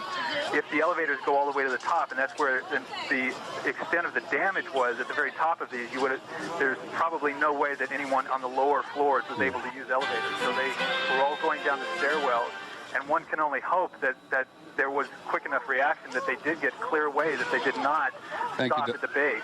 Thank you, Don, very much. You know, somebody said, looking at the Pentagon this morning, that it reminded them of World War II. Clearly a person too young to remember World War II. But as you look at these scenes, you can feel absolutely clear that you're looking at the results of the United States at war with angry and vicious people who will do in the future, as they have in the past, whatever they can to get at the United States, this huge presence in the world, with any number of enemies in the world, with any number of people who feel the United States has messed up their lives or their countries or their movements or impeded them from something. And so, in fairness, without being too carried away with it, we are looking at pictures from a war zone this morning. Not a picture, something that looks like a war zone. And we have had a steady stream of patients coming through the door since the first explosion occurred some hours ago. We have information at this point on 3+ fatalities, plus because there may be additional fatalities that I have not yet been informed of. We have had a severe burn case. One individual is an amputee, a serious neurosurgical injury, a whole range of injuries from both debris, smoke inhalation, respiratory issues related to smoke and debris from the collapse of the two buildings. So how many medical personnel, Kathleen, do you have working there at NYU Hospital? We have a medical staff of 500 plus physicians. The entire medical staff has been mobilized, as has the nursing staff, and they are working as hard as it's possible to work. And tell me again, Kathleen, I know it's hard to estimate how many people you've seen so far? It's in the hundreds.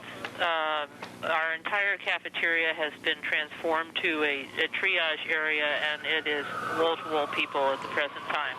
All right, Kathleen, thank you very much for that update. I'm sure we'll be checking back with you a bit later on, and thank you very much. Communications infrastructure, satellite dishes, television towers, and so forth were located on top of the World Trade Center. And the World Trade Center, both towers, are essentially gone now, a smoking pile of rubble. As you can see, that smoke column still billowing out of lower Manhattan. Rick Leventhal was in downtown Manhattan when the buildings came down and has an update for us from lower Manhattan. Rick? Well, John, we're on Church Street at Reed Street, for those of you familiar with lower Manhattan, just a few blocks away from World Trade. Still thick black smoke billowing from the scene where both towers collapsed. Again, just a few blocks away from us. We were standing out here on Church Street when both towers came tumbling down, and each time there was a huge cloud of smoke and debris that came roaring down this street, and everyone literally ran for their lives. At this point, the police have been efforting to establish a perimeter. They're trying to keep people back and make sure that no one interferes with their job, which is to try and secure the area and then get inside that World Trade Center rubble to see whether or not they can locate any survivors who may have been inside the building or just outside the building when it came tumbling down. We want to bring in Mark Walsh, who's a freelancer for Fox. You live just a few blocks away and witnessed. Dude, I live on the 43rd floor of a building which is 5 blocks from the World Trade Center itself. I witnessed the entire thing from beginning to end. People talk about how it looked like a movie. I know when I came walking down here early this morning and saw both towers on fire and people on every street corner, it was like a movie, but you watched the planes hit the towers. I was watching with my roommate. It was approximately several minutes after the first plane had hit. I saw this plane come out of nowhere and just ream right into the side of the Twin Tower, exploding through the other side. And then I witnessed both towers collapse, one first and then the second, mostly due to structural failure because the fire was just too intense. Obviously, there were a lot of people inside the buildings at the time. 2 guys from the 7th precinct, the 1st precinct, the fire department right here, the 7th truck, those guys are all right there at ground zero when those things went down. And God bless, I know there's a lot of guys there that were around there, and hopefully they made it out. What was happening around you, in the streets around you, as this was all going down? Absolute pandemonium. From my viewpoint up 43 floors, I could see people running like ants, just absolutely scurrying for their lives. Billows of smoke coming through the streets, just walking down the street, just pushing everybody back. And then several minutes after, it looked like it had just snowed over the entire area. Yeah, the debris, the soot was thick on the street. And there's still a dusting of it out here, but when I was standing here and the towers collapsed, we saw police officers running for their lives, screaming, "Get back, get back, get back!" And I'll tell you, that's a wake-up call when you see cops running for their lives, and people too, women's pushing baby carriages, that sort of thing. Well, you had the first tower first. That one, when that first went down, it just pushed everybody back, and it was a good 15 minutes before the second tower finally collapsed. Yeah. And it was just overwhelming, and by that point, it was just insane. Well, I'm hearing a lot of similar stories from people who were inside the building. One gentleman we spoke to earlier today, John, was on the 77th floor and said it was a relatively orderly evacuation at that point after the first plane hit the first tower. Everyone going down the stairs, not a lot of panic. But when they got to the 6th floor, he says they felt a second shake, and then people started to really be concerned. Obviously, there were people in the building at the time of this, and some of those people, they haven't recovered them yet. And that's a big issue right now, is trying to get the rescue workers and the emergency crews to the building. There were police officers there and emergency crews there when this was all happening, and they were right at ground zero when it all went down. Can we talk to you? What's your role out here right now? Just standing by right now. Can't say what role I'm playing right now. Well, there's a lot of standing by. There's also concern that some of these other buildings might actually come down. This building right here with the glass that you see, the nearest tall building, that has structural damage as well. We saw a lot of glass broken out, and a corner of the building appeared to be in distress, and there's concern that there might actually be another collapse of that building. And I can also tell you that when we first got here, we were a few blocks up. We could actually see debris from one of the planes on the street, a huge gear at one point, looked like a piece of an engine at another point. So that debris is still littering that area up there. They had roped it off with police tape, and they had FBI agents out there, and that was just before the first tower came tumbling down and everyone went running away. So there's evidence out here. There's a lot of work left to be done, and as you can imagine, the streets are a bit chaotic at this point. But I just want to show you one drastic difference looking north as opposed to looking south. Blue skies, clear streets, not a lot going on over there. But then come back around this way, Dan, and you'll see just smoke billowing from the scene. Still obviously a major disaster waiting to be cleaned up. Back to you, John. All right, Rick Leventhal in Lower Manhattan, thank you very much. Earlier today, an official said they were also concerned about United Flight 175, Boston to Los Angeles, and now we have reports that concern was justified. A second plane has gone down, United Flight 175. Again, that was from Boston to L.A. And as you look at the Pentagon, which was also hit by a plane earlier in the day. Jeff? Yes, Tom, you were mentioning that this is such a rare act, and yet we now know of at least 4 commercial airliners that apparently were hijacked and either crashed or crashed into buildings, causing death and havoc of an unimaginable scale. So whoever is behind this is of a dimension that literally dwarfs even fantasy. Pretty much. I dreamed pretty big with my dreams, and fortunately or unfortunately, didn't get quite this large. It's not, generally speaking, it's not credible to think that you're going to find more than one person who's willing to do something like this, because people who are willing to throw their lives away are fairly rare. In this case, they got somebody who was well organized and produced a well planned and reasonably well executed operation.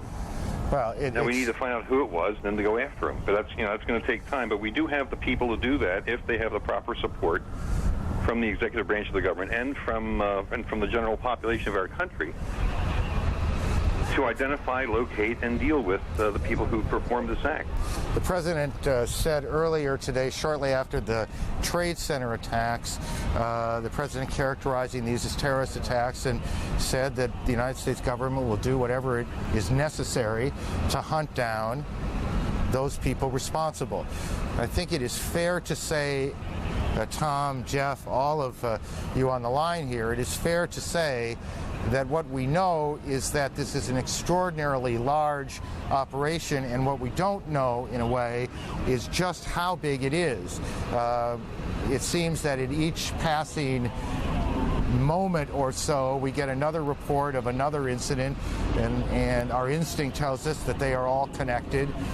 We have a number of planes down, 2 American airline jets, 2 United jets down. We have a plane that hit the Pentagon. We had 2 that hit the Trade Center. You're talking about something that is, I think it's fair to say, Jeff, it is beyond anything any of us could possibly have imagined. I think that those of us who dealt with Oklahoma City, those of us who dealt with the Trade Center here in '93, as we both did, you say, that is awful what happened. And you look at what appears to be playing out today, and we have no idea yet what the loss of life will be, certainly in the hundreds. We know that hospitals here in New York are overwhelmed with people being brought there all over the city of New York and beyond. The only piece of news that is the least bit, I guess, reassuring is that there is no report of any kind of chemical result. That is, the folks on the ground around the World Trade Center, the rescue crews, the survivors, there is absolutely no indication at this moment that there was any kind of bioterrorism involved. Not that what happened here isn't horrific enough. Absolutely. And let me just add on again, small, medium-sized pieces of information as we go. All airlines in the country are closed down. All airports in the country are closed down. We now are being told that the U.S.-Mexican border has been sealed. We don't know if that is just simply part of a plan that the government puts into effect